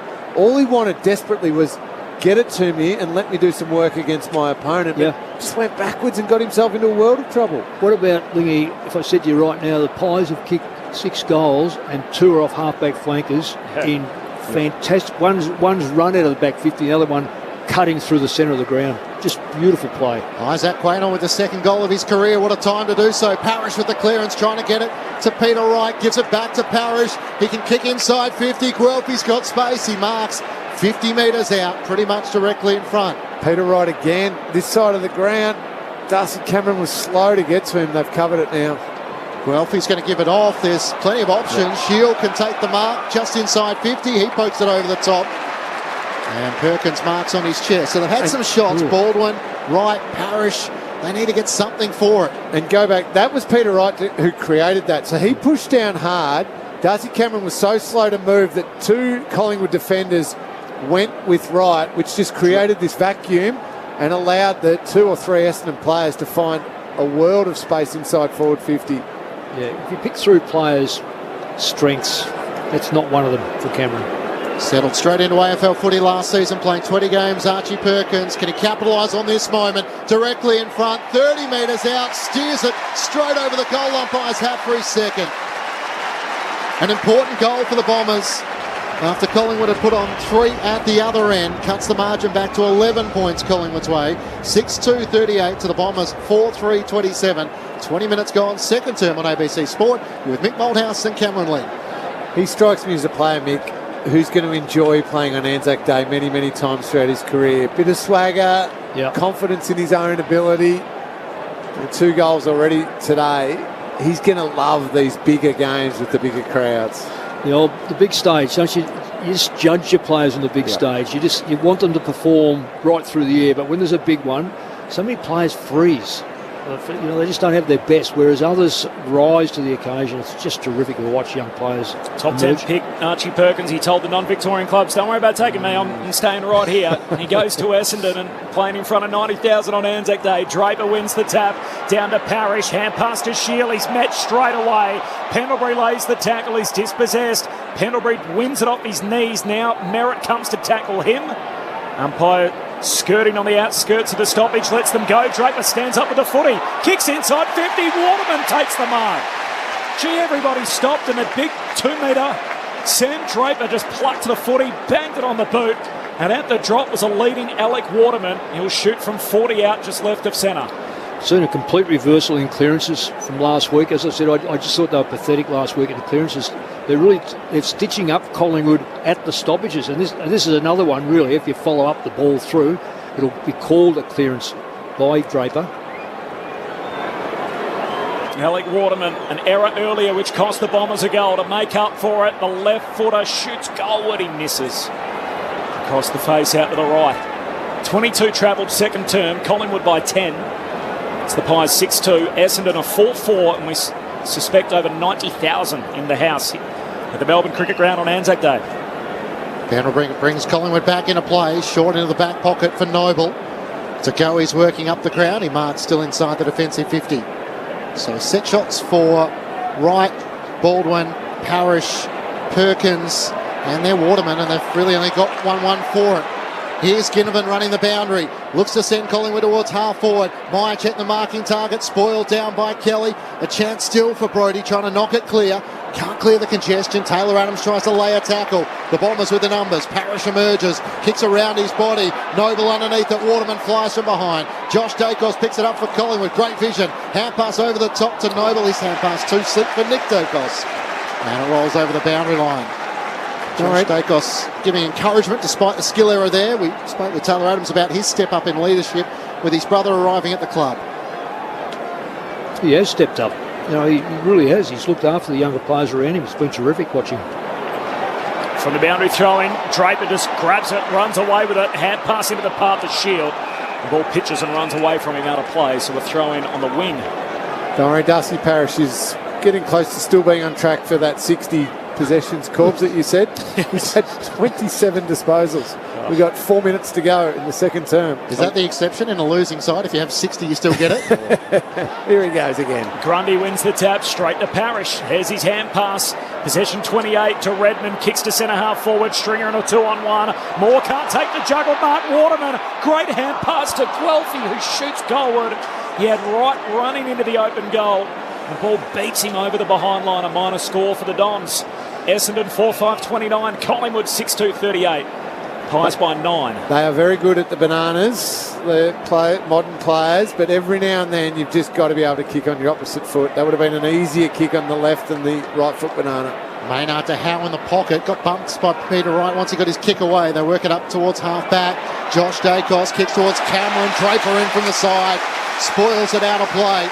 I just love the way he goes about it. Yeah. I love the way Grundy goes about it too, but you've got one looks like he's just come from the Lost Dogs home, the other one's a purebred, and they're just a mongrel and a purebred going against each other. Now, I'm not going to say which one's which. Which one's which? I'm not saying. I love the mullet.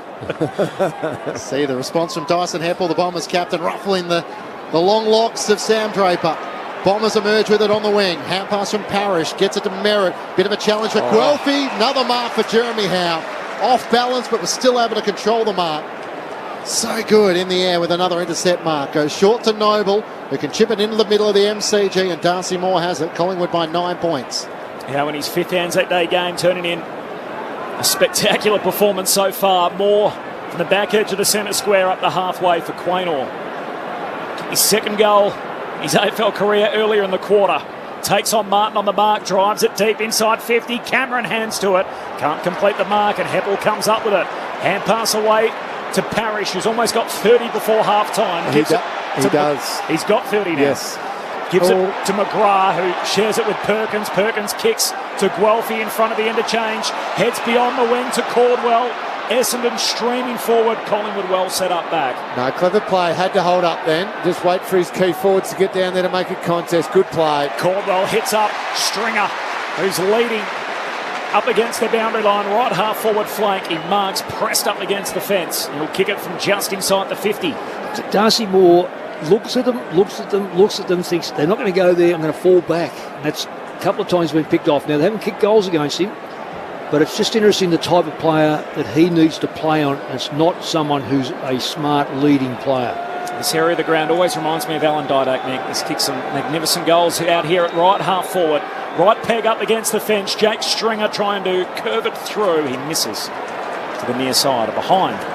It's as though Darcy Moore thinks he can outread every player at the moment. It's just getting him into a little bit of trouble. When he plays on the opponent and then comes off at the right time, that's when he's dynamic best. Collingwood by 8 points. Maynard out of defence finds Darcy Moore. So the Bombers with 2-4 in this second quarter to Collingwood's 3 straight. As Moore looks to switch play inside the defensive 50, finds Quaynor. Kicks a goal in this second quarter. Kicks out to the southern wing where Hoskin Elliott has space. Essendon working back really hard in numbers to block this up. Brodie Grundy runs into some space at right half forward for Collingwood. Fires it into the right forward pocket. Not a good kick. McInnes caught too far behind. And Zerk Thatcher takes the mark. All the way back to the defensive goal square to Kelly. Out to the right back pocket by foot to Ridley. And chips the ball to Hobbs. Still inside the defensive 50. 27 minutes gone in this second quarter. Hobbs looks at options down the members' wing. Kicks a long ball in the direction of Stringer. Outnumbered 2-on-1. Maynard in front takes the mark. Stringer might have got him high as well in the marking contest. Maynard was able to take the mark. Pies by 8 points. Time on second term. Maynard sends his kick in the Darcy Cameron direction. Leaping over the back. Laverty, no mark. Myercheck waiting there. Chucks it on the boot. Skids off the side of his left peg and out of play. So we're throwing 30 around from the Collingwood goal. Pies led by as many as 17 points earlier in the quarter.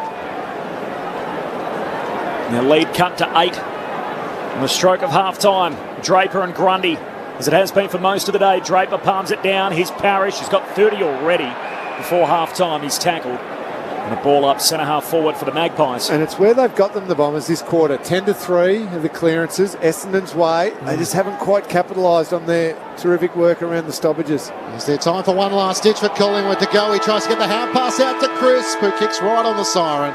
For half-time, it was out to the right anyway. So a quarter in which the Bombers had their opportunities but couldn't quite take them. 2-5 to Collingwood's 3 straight.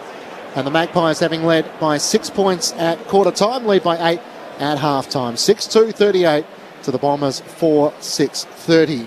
The margin did get out by as much as 17 points in the second quarter before Archie Perkins was able to strike back for the Bombers. 2 goals to Myercheck, to Ginnivan, and individuals to Crisp and to Quaynor for Collingwood. Meanwhile for the Bombers, 2 to Archie Perkins, individuals to Stringer and to Waterman. Pies by 8 points at half-time earlier today. York Park in Launceston. It was a 73-point turnaround as Sydney kicked 9 goals to 1 in the last quarter to beat Hawthorn by 41 points. So the Swans getting out of there with the victory. Paddy McCartan, some concerns. He was subbed out of the game with suspected concussion. So a 41-point win for the Swans, but it does come at some cost. Collingwood by 8 points here on Anzac Day at the MCG. They lead at 6 goals to 4. Cameron Ling, Mick Bolthouse. Well, to Essendon's credit there, Mick, they did fix it up around the ball. Their contest work, their clearance work was excellent in that second quarter. And I mean, Darcy Parrish has just had a ridiculous amount of the footy for half a game, the 30 disposals. At times they've overused it from those clearance wins, but they're starting to get some good looks. They're not finishing their work. Their set shot goal kicking wasn't quite on in that second quarter, but at least we saw them shift the way that this game was going, because for a brief period there it looked like Collingwood were just going to be far too efficient, and when they were moving the ball quick, were scoring quite easily. Yeah, I totally agree with you. Just getting back to Parrish, he's 20 and 10. That's not 20 kicks, that's 20 hand passes and 10. I like to value, when it's a close game like this, I like to value inside 50s for your midfielders. Yep. What do you do with the football? Now, with 20 hand passes, you'd like to think you're setting someone up, and quite often he did. Quite often he did, so it was more often that he didn't. But he's only had the ball inside front 50 once. And I looked through the numbers, and Merritt 2, there's another midfielder. McGrath none, and he's another midfielder. Shield 3, he butchered one in the first quarter. The other 2 weren't too bad, so not a lot. Inside 50s, Degoe 4. I'm just looking at the others. There's not a... Jack Crisp 2 plus his beautiful running goal. Great goal. But really, 31 to 24... that's 26 to 21 overall. That's moderate as far as inside 50s, but there's no dominance. You generally find a midfielder will have, by this stage, say 5 or 6, maybe 7 or 8, and having a good day. When you've handled the ball 30 times... He's handled it more time than the umpires. I mean, collectively, all those umpires that are balled in and thrown up, he could say to him, my hands are worn out more than you. What you'd like him to do is just, you don't have to pull that right back, but pull back half of that and run the ball, because what they do now, it's an old pattern. You see someone, you see someone, you see something, so you adjust your game to them. Okay, we know he's going to hand pass, so we'll go at him. But if he takes 5 steps, he might find himself in a position where all of a sudden, I've just dropped that bloke off. Now I can actually kick the football. If he goes, even if he only handles the ball 20 times next half, but goes 15-5, he's going to be probably a more effective player, because at the moment, Shield's still not getting a lot of it, and he's not that damaging with the ball. McGrath, I think, has been okay. But for Essendon to get back, they need to maximise the dominance of the stoppages at the moment. They're winning the contested football, they're winning the clearances, they're winning the possession rate, but they're not penetrating enough. And Collingwood, they've been outstanding with their ball movement when they've looked good. Fantastic. And you think of the Jack Crisp goal being the absolute highlight of exactly that. They do need to adjust a little bit around the stoppages, though, because they can't keep giving Essendon first use of the footy. It goes inside Essendon's attacking 50 and then think we're going to transfer it the entire length of the ground. If they can just break even in clearances in the second half and launch some of their attacks from a midfield part of the ground, combined with the fact they can launch off half-back, they're going to give themselves the best chance. So as much as Parrish is overusing it a little bit, I still think now you have somebody with a balance around the stoppage on Parrish. He's had 6 clearances. Just cut out 2 or 3 of those in the second half. I'm not calling for a tag yet on Parrish or anything like that. I don't think he's damaging enough right now. But a balance at the stoppage so that they don't end up with a 10-3 Essendon's way clearance win in this third quarter. That's right. Get that balance better around there, and then back that your ball movement is in fact better than Essendon's from half back. Yeah, if you look at Degoe, for instance, he's gone 300 metres. Parrish has gone 167, so about half.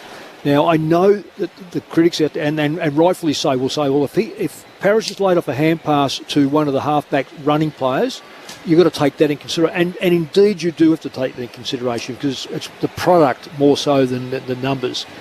So I think it's an intriguing game. I've got to say the Bombers have lifted on the criticism of last week. They have gone better at contested and stoppage work. So full credit to them. But also full credit to the Pies. The Pies have withstood a lot of the pressures and have stood up and find themselves 8 points in front. I think it is, 8 points in front. The all-time disposal record is 54, held by Tom Mitchell.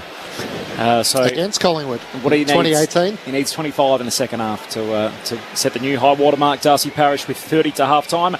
And for what it's worth, not that I'm suggesting he's leading this category at the moment, but only one player has ever won the Anzac medal in a losing team. Do you remember who that was, Mick?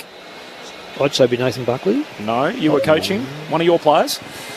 Yeah, well, he was one of my players for a long time. 2001? Oh, 2001. No, not Josh Fraser. Chris Tarrant. Oh, of course, Chris Tarrant. Yeah, I should have remembered that because he wasn't too keen to get it. Right. Wouldn't be too many defenders who would win it. Or was he a forward? No, he would have been a forward then. Yeah. And win it, and you're a forward and you lose the game. Yeah. So that's a big call. Hi, team. Enjoying the commentary. Question. I saw a picture of the Collingwood bench and two people were holding up the numbers 30 and 1. I've seen teams do this for a long time now, but what does it mean? That's from Peter in Hampton. Go the Blues. I'm seeing more and more of it, almost the old soccer substitution, who they want to on come and off. Yep. And I suppose it wouldn't necessarily be the person coming on. It would be to say Darcy Moore and Lipinski to come off the ground as a priority. Because a lot of the players run their own rotations. They know roughly I've been on for a 7, 8, 9 minute burst. I need to get off. But it would be a message to prioritise, can we get these two off for a quick break? And I imagine that would be happening mid-quarter as opposed to just 30 seconds to go, 1 minute to go, or whatever it may be towards the end of the quarter. But maybe Peter can clarify that for us. And Riley off the SMS, I think Jack Crisp has been brilliant. Obviously kicked a signature goal in that quarter as well. The Pies lead the game by 8 points. He's going at 100% disposal efficiency. So that's the other part about his game. He works hard, but he uses the footy so well. Collingwood 6-2-38, Essendon 4-6-30. It's the Pies by 8 points. Half-time on Anzac Day at the G. On ABC Radio, ABC News Radio and Sport Digital. Let's see what's happening in the ABC newsroom.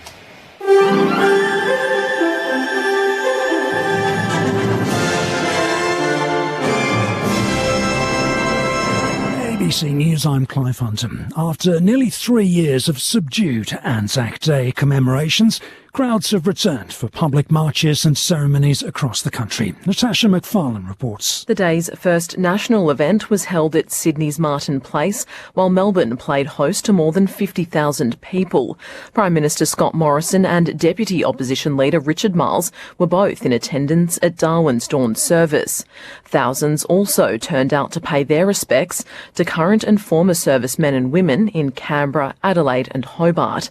Wet weather in Brisbane didn't deter the crowds, while only a few hundred invite-only guests have been able to attend official commemorations in Perth, with COVID restrictions still in place. Anzac Day services have taken place in London, from where Michelle Rimmer reports. As the sun rose over London's Hyde Park, hundreds gathered to remember the Australian and New Zealand lives lost in military conflicts. Australia fought alongside Britain as part of the Allied forces in the First and Second World Wars. The dawn service was attended by Australian High Commissioner George Brandis. Dignitaries and members of the public laid wreaths at the Australian and New Zealand war memorials. Later, they'll move to London's Cenotaph, where they'll be joined by the Duke of Cambridge, followed by a service of thanksgiving at Westminster Abbey. Anzac Day commemorative events are also being held in Belgium and France. Hundreds gathered at Anzac Cove in Turkey to pay respects after 2 years of pandemic restrictions. Middle East correspondent Tom Joyner reports. As the blue light of dawn spilled over the Gallipoli Peninsula, official proceedings began with solemn reflection. Catapult guard! Quick! Among the hundreds of those gathered on the site of the 1915 Gallipoli landing were Australians come to pay respect in person for the first time after 2 years of restricted travel. Dressed in ceremonial uniform, representatives from countries including Australia and New Zealand laid wreaths in tribute to the memory of the war dead. More than 8,000 Australian soldiers were killed in the Gallipoli campaign. Tom Joyner, ABC News. A Victorian Aboriginal defence veteran wants the RSL to explain why the Aboriginal flag was not displayed at his local Anzac Day service. Kamilaroi man Dean Duncan served in the Australian Army in the 1980s and says he had to adapt to racism to survive. Mr Duncan attended a dawn service in Sunbury this morning before realising there were no Aboriginal or Torres Strait Island flags in the march. He says he had to leave the service before it even began. The flag bearers were carrying the normal Australian flags, but then very strangely carrying the British flag and the American flag. The one that was absent, which drove a bit of a dagger through my heart straight away, was the absence of Aboriginal or Torres Strait Islander flags. RSL Victorian Branch President Robert Webster says some marches don't have capacity to fly more flags. The flags one actually depends on how many flagpoles you've got and the ability to actually raise the flag. If you've only got 3 flagpoles, it's bit hard to put 4 flags up. And so that's the issue with the flag. Federal opposition has criticised the government's defence preparedness as Defence Minister used Anzac Day to again compare Russia and China to Nazi Germany.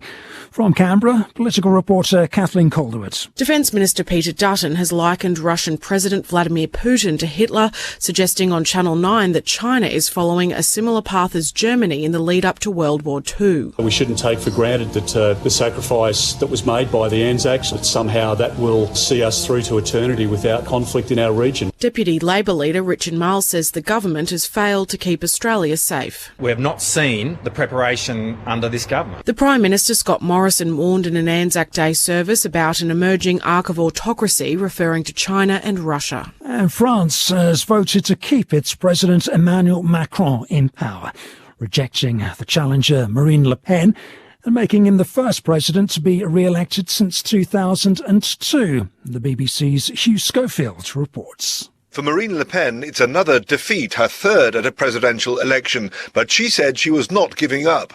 Je crains ce soir que le quinquennat qui s'ouvre ne rompra pas. What she feared, she said, was that the next 5 years would see more of Macron's contempt and brutality towards the people, and that he would do nothing to heal the divisions in the country or stop the suffering. So she would carry on the fight. The result is a clear victory for the president. A majority of the country has decided against the confusion and uncertainty that a Le Pen win would have brought. Hugh Schofield in Paris. And that's ABC News. Know the story with ABC News Digital. Get the latest breaking news with live notifications whenever you want, wherever you are. They are considering going to zero emissions. We'll go ahead as planned. And abruptly ended the case. It will help us all get back to normal and back to all the things that we love. Those are the kind of things that work. There's hope for a brighter future. ABC News, Australia's most trusted news source. Head to news.abc.net.au or download the ABC News app. The 2022 AFL Premiership season. Grandstand AFL on ABC Radio and ABC Sport Digital. A long kick to Guelphy, who marks on the attacking edge of the centre square. Gee, there's a few options inside 50. Eventually kicks it deep. Perkins, the 20-year-old in his second Anzac Day game. He pops it through. Kicks to the top of the goal square. Kelly turned inside out. Tries to attack the 40. Ginnivan picks it up. He's taken high. Free kick Collingwood in the right forward pocket. This time off his left shoe. He's got Collingwood's first of the second quarter as well. Kicks to Jack Crisp, who's off and running through centre half back. Takes a bounce. He's now up to halfway. Hand pass over to Lipinski. He'll get it back on the 1-2. He's now past the centre square. He's inside 50. Jack Crisp. He kicks goalward. He's kicked it. What a magnificent goal on Anzac Day. Lipinski looks inside the centre square. Grundy takes the mark for Collingwood. Hand pass over to Quaynor. 52 metres out. He kicks a rocket. Puts it through off a single step from 52 out. Isaac Quaynor with a special on Anzac Day. This is the 2022 AFL Premiership season. On ABC Radio and ABC Sport Digital. This is Grandstand AFL on Anzac Day. Collingwood by 8 points. They kicked 3 goals to 2 in that second quarter. It was the Pies by 6 at quarter time. They now lead it by 8 at the half. They have led the contest by as many as 17 points before Archie Perkins kicked the last goal of the second quarter. Now we suspect there's around 90,000 in the house on Anzac Day, which would be the best attendance for a football game since the pandemic began. The previous high water mark is 78,113 for the corresponding fixture last year. I can confidently say that the crowd is north of that. A couple of incidents out of the game. First of all, Jayden Laverde struggled with what looks to be some kind of a groin injury sustained in the opening moments. He has continued to play and remained out there for the Bombers, while Nathan Kruger, less fortunate, playing just his third game of the year. His match ended against the Crows with a shoulder complaint and looked like the same injury, a left shoulder problem here against the Bombers. So he was subbed out in the second quarter and Callum Brown has entered the game. Lingy, we were speaking about this, Cameron Ling, by the way, Mick Moldhouse, Matt Clench, myself, Corbin Middlemass, Andrew Mace on the boundary. You were speaking about this pre-game, about sort of the run of players that back up a week after being subbed out. So Darcy Cameron's playing today. He becomes the 12th player out of the 53 guys that have been subbed out up until entering round 6, so the first 5 rounds of the season, and 12 of them have played the next week. So almost 20% of all players that have been subbed out have backed up. We saw another occasion last night in the Richmond-Melbourne fixture where Thompson Dow came to the bench. He looked like he was ready to go back on, and he got told he had a corked thigh, and all of a sudden he was in the second row and out of the game. Yeah, it was strange, wasn't it? I think Matty Parker was getting ready. He was on the phone, and I was working, doing the television broadcast, and the message came from the producer, who's been subbed off? And I looked at the bench, I've got no idea. Well, neither did Thompson Dow either. Yep. They were all sitting there, and he then got told, the tap on the shoulder, actually, you're off, head to the back row of the interchange bench. The Richmond put out the tweet, as they tend to do, through their media department, corked thigh. Well, the medical sub came in for concussion initially. Yeah, exactly. It then straight away moved to medical sub. Okay, fine. But with the indication it would be for a player only who was going to miss the following week. Then morphed into a player who was going to be in doubt for the following week. Well, now it just feels like he's not going that well, plus he's got a little knock on the thigh. Let's take the chance to make a sub. So it's almost a sub, the old red vest, green vest. I'm not sure that's what it was brought in for. In fact, I know it's not what it was brought in for, and it shouldn't be. Either make it the sub, the old school sub, don't make them wear the red and green, that was ridiculous, but make it the sub, or make it for concussions only or very, very serious injuries. Make a call on it. No, I totally agree with you. I think it's been a mockery.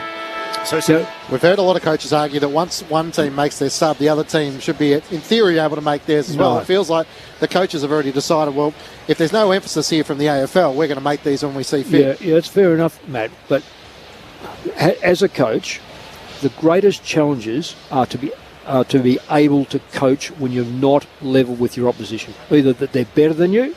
What the greatest wins you have when you play a side that's better than you. Technically, you actually got to be better on the day. The other one is, as I say about 6-6-6, I'd like to be able to determine whether I put a player behind, a player in front, 2 wingers, 4 wingers, whatever. So that's been taken away. This evens the game up. If you lose a player, you lose a player. You then have to balance out the 3 players and get by. Now, the fourth one is what Lingy said. If the player goes down because of concussion, and that was the big thing about the AFL at the moment, is this concussion thing, then it's concussion and the player has to miss the next week. But so if he hasn't got concussion, then and he goes off with, say, Laverty goes off or Cameron goes off here, this is your coaching ability. You've got to then balance your side out, work it out, who plays back, who plays more minutes, all this sort of stuff. So I hate it. I don't like it. I just think that it's been manipulated and it's now useless. I mean, we've gone from 18 to 19 to 20 to 22 aside, and it looks like a very slow way of getting to 23 aside. The way that it's been exploited so far. We may see another one next week because there is some good news out of York Park in Launceston. Sydney beat Hawthorn by 41 points. There was a 73-point turnaround in the game. Swans kicking 9-1 in the last quarter. But Paddy McCartan was subbed out with suspected concussion. A tweet from John Ralph in the last hour. Brilliant news for Paddy McCartan, who is feeling great and has few or no concussion symptoms. John Longmire is quoted as saying he is fine. The docs were ultra-conservative. He feels really good. He failed a concussion test after forgetting a few questions out of nervousness. But a best-case scenario. So it looks as if Paddy McCartan has dodged a concussion down in Tassie. Fantastic. Fantastic. News. And even if he does miss 1 week, what's 1 week? Yeah. The way, he's one of the great comebacks. Collingwood by 8 points into the second half we go. Grundy doing battle with Draper. Grundy almost took it out of the ruck with a clearing kick. Ricochets out to Maynard. He hacks a kick forward, but only as far as Martin, who's locked up. Andrew Mays on the boundary. Have we got confirmation of that Collingwood sub? Yeah, so Brownie is out there, played the last couple of minutes of that the second quarter, and he's started this quarter on the field. Draper takes it out of the ruck for the Bombers, kicks inside 50, it's wide of Baldwin, a 2-on-1, and in the end, Jeremy Howe's able to pick it up for Collingwood. Our pass for Quaynor, dodging and weaving and got away from Caldwell. Kicks inboard and finds Maynard for Collingwood at centre half back. Spots Crisp free in the middle of the ground. Feeds the hand pass away to the run of Taylor Adams. Kicks towards the top of the 50. Mychet with 2 to beat. Spoiled down by Ridley. Kelly tried to put the block on, keeping Hoskin Elliott away. Ridley gathers, but his hand pass back is over the boundary line. And a boundary throw in 50 metres out from the Collingwood goal. It's given us a close one, hasn't it? So far it's been a terrific arm wrestle. So, can you see Essendon winning? Oh, either side can win this. I think Collingwood will prevail because I think they've got a more stable side. Grundy got rid of Draper, but illegally, says the umpire. And Sam Draper will take the free kick on a half-back for the Bombers. Collingwood by 6 points in the opening minute of the third term. You haven't seen my tips, though, Matt, so for the year, hey, I'm not going back there if you're not. Let's move on. Here's Draper, who goes long out to the southern wing. Peter Wright caught in the back of the pack, and after one touch of it, it's killed over the boundary line by Darcy Moore, so a throw-in right on halfway. If the Bombers are going to win, they have to do something about Jeremy Howe. At the moment, he is just intercepting everything. I think 6 intercept possessions already. They have to make him accountable somehow. Collingwood by 8 points. Grundy wins the hit out. McGrath clever, just knocks it back to Merritt, away to Parrish. His hand pass and finds Ridley, so between wing and half-back, he kicks down the boundary line.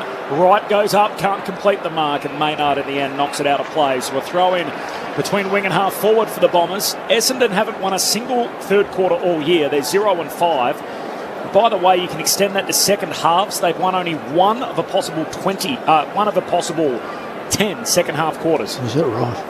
Thrown back in, Grundy trying to knock it down, but straight to Parrish. Couldn't get a clearing hand pass. It comes away. Lipinski hurries a high ball around the southern wing. Cameron sets himself in front. Zirk Thatcher right there with him. Ridley gathers for the Bombers. Hand pass to Heppel. Just got the hand pass away as being tackled by Hoskin Elliott. Gets it back to Ridley. Up towards half forward. Perkins, great fly. Excellent mark. Over the top of Crisp. Jeremy Howe, I don't want to break it to you, Lee, but he's the loose in defence for Collingwood. Perkins inside the 50. They've got Stringer. They had a couple inside the corridor, and in the end, it was a pretty good kick. Perfect kick. Maynard would be just kicking himself. He just went to sleep. There's a big hole there, a big channel where players run into. You generally try to follow, and look where it is. It's right through the middle of the ground, so it's not hard to identify, but he just got lost. One goal next to his name, Jake Stringer. So often a player that can bring the Bombers to life. Directly in front, 40 metres out, Stringer comes in and the MCG erupts. Steers through his second.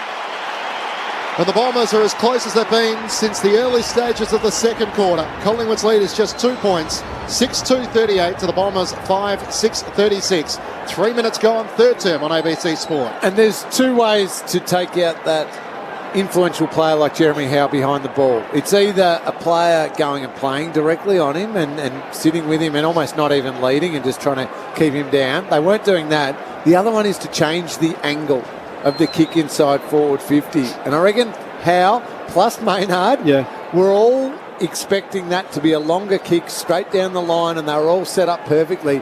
But just the late change of pulling it back into the corridor and changing that angle allowed Stringer to take a pretty simple mark in the end. So that's the way they're going to use the ball going forward. Pies by just 2, back in the middle. Grundy wins the hit out and then follows up. His hand pass picked off by Stringer.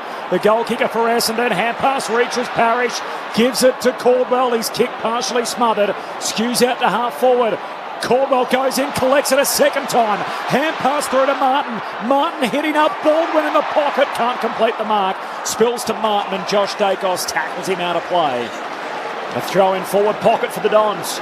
The other thing too, Lingy, is Essendon really didn't capitalise on their stoppages, clearances. They're actually really capitalising at the moment. Good to see Ian Burrows throwing it back in. ABC staff member with Asia Pacific doing his job on the big stage here. Lipinski's clearing kick. Only as far as Heppel, who takes the mark for the Bombers at left half forward. Trying to capitalise on their dominance early here. Heppel kicks in the direction of Peter Wright. He's got 3 to compete against, and Brodie Grundy flies over the back and takes the mark for Collingwood. There's been a lot of criticism of Grundy's form, Mick. Do you feel like... Yeah, I think he's just going. He's certainly not dominating. So I expected him to, because he's such an athlete. I just wonder whether he underestimates his value as a ground player. He seems like Draper at the moment has probably had more possessions by chasing the ball. Oh, Grundy short to Lipinski, and Lipinski just punches a bullet-like pass to Crisp.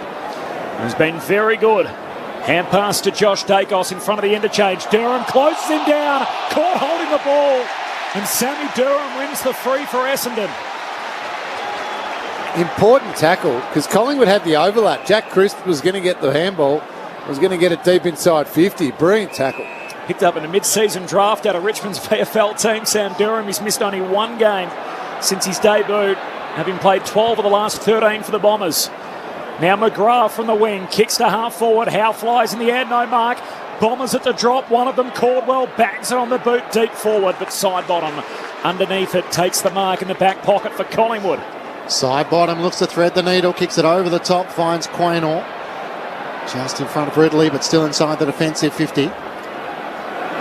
As the sun starts to set here at the MCG, Quaynor kicks a high ball up to the southern wing. Have a fly at that. Draper in the end will fly uncontested. Myercheck was outnumbered. Big Sam Draper with another mark. Turns and kicks into the corridor. Zerk Thatcher has it. Chips it over the top. Mark taken by Kelly. Has only the one player behind him. Everyone in front of him as he goes short. Andy McGrath has it.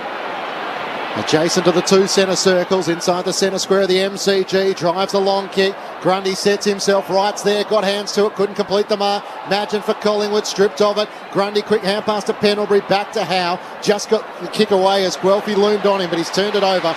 Shield takes the mark for the Bombers.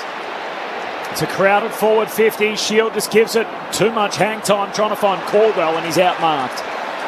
Madgen takes the intercept mark on his 29th birthday for the Pies. Kicks to Crisp. He's all alone at centre half back. Pulls his pass alongside the centre circles. McCreary. Hand pass away to the run of Adams. He'll lift a hand pass back to McCreary. Floats it inside 50 to Myercheck. Myercheck shoots 20 out. He's got 3. Collingwood restore an 8-point break. 7-2-44. Essendon 5-6-36, and again it's Jack Crisp who starts to chain. 8 minutes played, third term. And speed. They were getting trapped. The quarter hasn't gone that far, but they were getting trapped. Collingwood were getting trapped in the back 50, couldn't get the ball out. Essendon were structurally perfect outside, bringing the ball back in. It needed a kick to find someone near or at the top of the 50 and being able to get the next one over, which Collingwood did, and then it was just open it up. Because Essendon were caught, they were too aggressive, their back line was too far up, got caught out, and they paid a big penalty. How often do we see that? A congested forward 50 at one end, and Collingwood run at the length of the ground and are able to score. Magpies out by 8 points. Umpire prepares himself to bounce back in the middle of the MCG. Draper sets himself, but Grundy wins down the tap, looking for DeGoey, provides the block, and Nick Dacos comes up with a clearance. Hand pass to Maynard, kicks towards half forward. It's wide of Ginnivan, he soccers it off the turf, straight to the boundary. Umpire says insufficient intent. And the Bombers will take it back at right half back. Ridley to take the free kick. Collingwood by 8 points. I always find that one strange when it's the forward who's trying to get the ball forward. Get it ball further forward and maybe try and run onto it. He's penalised for insufficient attempt. He's trying to create the play and get an attacking option. Ridley short to McGrath. McGrath long down the line, right the target. Grundy spoils it into the path of Maynard, who chucks it on the boot, kicks down the wing. Myercheck at the drop. Laverty arrives late and spoils it out of play. So a throw in between wing and half forward for Collingwood. 8-point lead for the Pies, 7-2-44. Essendon 5-6-36. As they were at half-time, Collingwood by 8 points. Got out by as much as 17 in the second quarter. Draper knocks it down to the front. Parrish didn't get a hand pass away as he's tackled. The footy locked underneath him. And the umpire will throw it up. Just between wing and half forward for the Magpies. Fair few numbers around this stoppage. Grundy tries to flick it down to DeGoey. Little toe poke trying to work for Lipinski. Over the footy is Merritt. A chance still for Collingwood as Nick Dacos comes up with it. Squaring kick to the top of 50. Finds brother Josh. Couldn't hang on to the mark. Back onto it. Outside 50. Trying to cut left and now back onto the right. Sends it in the Cameron direction. It's wide of him and Zerk Thatcher. Bounces out of play for a throw in the right forward pocket for the Pies. Oh, Nick Cox just dodged one then. He let Josh Dacos get goal side of him from the wing. and looked for a moment like Dacos was going to come in and kick a goal. Very lucky. Pies by 8 deep forward at the boundary throw-in. Grundy wins it down to Goey after it. Falls over chasing the footy. McGrath mops it up for Essendon. Hand pass to Heppel. Kicks to half-back and Shield takes the mark. Essendon's number 9. With only 8 games last year. And his second Anzac Day clash. The 29-year-old goes long down the wing. Maynard in from the side, spoils it down to Hobbs, who's taken high. Advantage applied, the Bombers are out. Perkins kicks in the middle of the ground for Ridley. Takes the mark, looking for options. Cox is wide at half forward, sends it in that direction, missed him. Although Sidebottom missed it, trying to get a finger to it. Gathered by Cox, hand pass to Martin, trying to sidestep Howe. Getting back onto his left now, squaring kick for Waterman. Lipinski over the back, tried to mark rather than spoil. Hand pass comes out, flying shot on goal by Hobbs, and it misses to the left. Missed everything. Wow. Zero composure there by the Bombers on multiple occasions. What about bringing the ball back in there early on? They just refused to kick the ball to Baldwin. Yes, who was clear. A simple target. But they did it in the Geelong game, the last game he played, and they've had chances already. You highlighted the Waterman one earlier, and again there they had him on in the pocket and they won't kick it to him. Maynard from the back pocket. Out to the northern boundary line for Josh Dacos. The 1-2 by hand with Lipinski.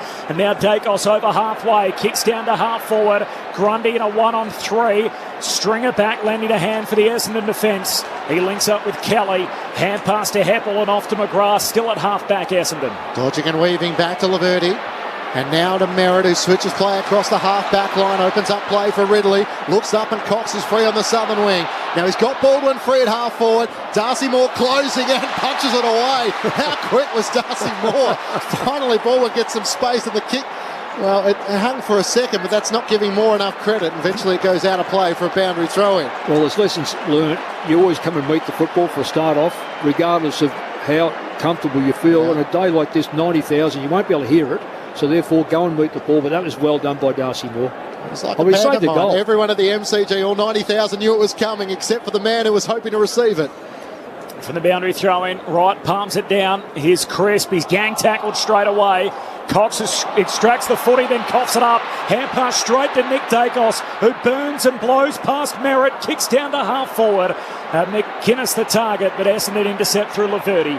Hand pass to Merritt, to McGrath, then to Merritt. He goes back by hand to Heppel. In the defensive 50, but on the run. Kicks it across the half-back line, and Durham takes the mark. Left half-back for Essendon. It's Collingwood by 8 points. 13 travelled in the third. Durham looking for options, decides to take a bounce as Myercheck eventually comes towards him. Long kick towards the members wing. Guelphy sets himself, got underneath it. Baldwin takes the marks. Not the intended target, but on this occasion able to mark on his chest. Looks towards Stringer. Kick has to get over Madgen. Madgen up, knocks it down to the front. Noble keeps it alive. Hand pass to Howe. They did that well. Back to Madgen despite Stringer's lunging effort. Kicks up towards the wing. Onto it, Cal Brown. He's dragged down. Good tackle from Martin. Umpire says he didn't have prior opportunity and will throw it up just in front of the two benches. Just watching the setups, both sides are trying to get the extra behind the ball just to take the sting out of any run through the middle. Magpies by 8 points, 14 played, third term. Up it goes, Grundy wins the tap, down to Shield, hand pass, releases right, needs it to sit for him and it does. Hand pass to half forward for Guelphy, swings it inside to Caldwell, kicks it into an open forward 50, wants Waterman, Waterman's got it! In a 2-on-1 and Waterman marks 30 metres out just right of centre. And he'll shoot to try and put the Bombers back within a kick. Yeah, Darcy Moore there too has got a very, very good mark with Sidebottom coming back in front of him. Probably would have given away a free kick, but I'm sure it was Darcy Moore that he took the mark. Perfect kick too. That was Caldwell, a perfect kick, yeah. Jake Waterman, he's got 1-1 for the day. 5 goals, 2 for the season. Kicked 4 the last time these two teams met, which was round 23 of last season. Waterman with his left-footed drop punt. It's pure. Through it goes, and the Bombers are within 2. 15 played in the third. Essendon to 6-6-42. Collingwood 7-2-44. Grandstand AFL, Waterman with his second. I'm just going to say, Lingy, so Essendon have had more possessions in each of the quarters, but this is 59-41. and it's the right people winning the ball at Essendon. So this is where the Pies have now got to start looking at these clearances and probably, not necessarily overhand passing, that's the last thing, but controlling the ball a bit more, because at the moment it's only the quick play that's getting them into a scoring position where they're not steady enough at the moment. No, and Essendon have balanced up their kick to handball ratio better. They had more handballs than kicks in the first half, overusing it now. 34 kicks, 25 handballs, a better ratio, getting some reward for it. Waterman with his second, and the Bombers are within striking distance once more. De Goey trying to get the clearance. Tackled, lost it. Draper emerges. Hand pass wide of Stringer. Noble couldn't take it cleanly. Stringer bounced onto him, gathered it, dragged down. Good tackle, Maynard. Umpire calls play on. Ferocious footy. Nick Dacos hand pass out to Pendlebury, to De Goey in the back half. The boundary umpire slips over as he kicks wide towards side bottom, and the ball goes out of play. It's a good decision by the umpire because no one knows laying on his backside. Well, he didn't want to kick the ball out and run. He was aiming for side bottom. It was a pretty ordinary kick, mind you. That wasn't our man Ian Burrows, Corby. I know you were going to ask, but he keeps his feet. Collingwood by 2 points. Half forward for Essendon on the boundary throw in. Cameron down to De Goey, and De Goey's locked up straight away by Guelphy. Umpire says holding the ball. Oh, hang on. You've got to have prior opportunity. Either that or he said he didn't make as much of an effort to get rid of it. And Guelphy's going to get the free kick. The man on the mark's 45 metres out from the Essendon goal. And this is the bit that gets people frustrated. So Jordan De Goey tackled without prior opportunity that he would have been better off just letting go of the ball. Yeah, had the arm pinned. Yeah, because he couldn't legally dispose of it. So if he just let it go, just drop it, it would have been called play on. Yeah. So a controversial free kick. But Guelphy receives the free. He's dropped, punished straight through. He puts Essendon in front. First lead change today. It comes at the 18-minute mark of the third quarter.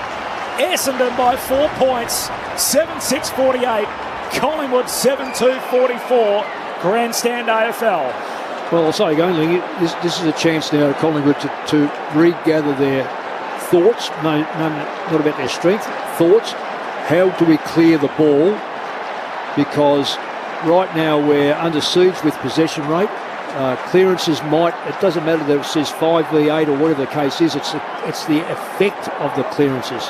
And inside 50s at the moment, 11-4 this quarter, Essendon's way. So now the Collingwood defenders who were intercepting the ball and being really proactive, they're starting to feel the heat a little bit on the back foot. Bombers in front, bounce in the middle. Cameron wins down the tap, but almost straight to Draper. Ricochets off him. Parrish and Merritt combine. Parrish with another clearance of the Bombers. Kick not all that well intended. And Maynard takes the intercepting mark. It was wide for Stringer. Works it to half back. Josh Dacos has it. Drives a kick to brother Nick. Beautiful vision. He marks it right half forward. Hand pass to Taylor Adams. Pokes a kick to Cameron. Good ball movement from Collingwood. And the two Dacos brothers combining, like the Bash brothers on the MCG. What a beautiful kick by Josh Dacos. He looked inside to De Goey, and De Goey's thinking, I've got this one. And he's just looked further afield and found someone 40 in front. You've got to go, if you can go forward if you can find someone. This is just his second kick of the match, Darcy Cameron. So looking to try and have an influence here. He'll kick from just inside 50 out to the right. Looking to try and steer Collingwood back to the lead. Cameron comes in, starts at left, it's not bending back. And a minor score. The Bombers lead by 3 points at the 19-minute mark of the third term. He's normally a pretty good kick, but when you only take 2 or 3 steps and expect to kick it straight, anything can happen, particularly with a right footer, it'll fade left, which it did again. Essendon conceded 6 unanswered goals in the third quarter against Freo last week. They've kicked 3 goals to 1 here. And they're in front for the first time in the ball game as the exiting kick from Redmond finds Martin. He goes short to McGrath and now short by foot to Heppel. Setting this up for Peter Wright down the line again. Goes in that direction. Wright crunches into Cameron, can't mark, but it spills to Waterman. Hand pass to McGrath to Shield, and he feeds it all the way back to Heppel. He'll kick it to Wright again, and Cameron again dropping back in the hole. Cuts it off for Collingwood. Bravery, total bravery. Got cleaned up the other second time. His kick just got to Moore, who takes it around his bootlaces. Swings it to centre half back to Jeremy Howe, who's had it on a string, goes across the half back line to Pendlebury. A long kick to side bottom on the southern wing. Takes the mark in front of Hobbs. Can hand pass over the top to Lipinski, who's kept running. Has to go over the top. Hand pass to him. Turns onto his right. Snaps inside 50. Draper dropped the mark. He was uncontested. He has support though. Kelly tells him where to go. The hand pass to Martin wasn't all that good. Zerk Thatcher over the footy. Nick Dacos lays the tackle. Umpire circles and will ball it up. Just a little mistake from Sam Draper there, but he's been superb today. And really important for the Bombers. Time on third term. Dons by 3. Draper wins the tap at half back for Essendon. Down to Merritt. Chucks it on the boot. Kicks to the southern wing. Spills to Guelphy. Hand pass out wide for Waterman. Run down by Maynard. Maynard on his knees, just scrapping after the footy. Got it out to Pendlebury. Hand pass to side bottom, who kicked a volley down to half forward. Unkind bounce for Kelly. McGrath tries to knock it through to Draper, who took the knees out of Cameron, sliding down low, and a free kick for Cameron. A reckless move from Big Sam Draper. Oh, you can't do that. That's look. He hasn't played enough of the football. Give him that. But that's how you really damage players' legs. So it's a great decision by the umpire. Cameron's out wide. 55 from home. Centering kick finds Adams. Right on the digits for the 50. Left half forward. Adams looks into the pocket. McCreary hitting up straight to his hands. And Laverty helps it over the boundary line. So a throw in forward pocket for the Magpies. It's Essendon by 3 points. They've kicked 3 goals to 1 in this third term, which is now 22 minutes old. Ball spinning back into play. Draper sets himself against Cameron, knocks it down to the front. Straight though to McCreary. Jams the kick towards the goal mouth. Up Martin, couldn't take the mark. Ginnivan's there. Jams it on the boot. He'll take his opportunity. Jack Ginnivan with his third. And he brings the Collingwood fans at the City into voice after silencing the Essendon fans earlier.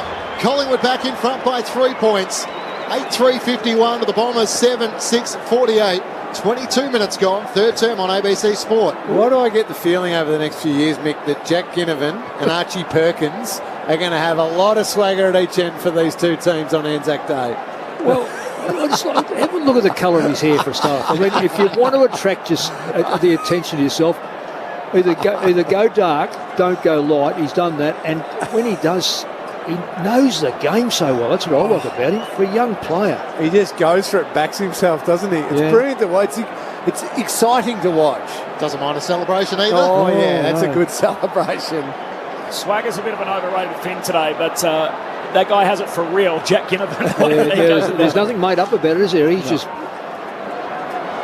absolutely. Have a look around the crowd and you see the difference in how the people were associated with that goal kicked. 3-point lead for Collingwood. Second lead change of the quarter, second of the game. Out of the middle, Draper down to Shield, kicks into open space at half forward. Perkins turns Quaynor inside out, wins it for Essendon, gives it to Hobbs. Quaynor tackles him, ball socket away to Draper, who beats two. Big fend off to Quaynor. Draper kicks it to the top of the goal square. He's off target. Bright trying to keep it alive. He's out of room.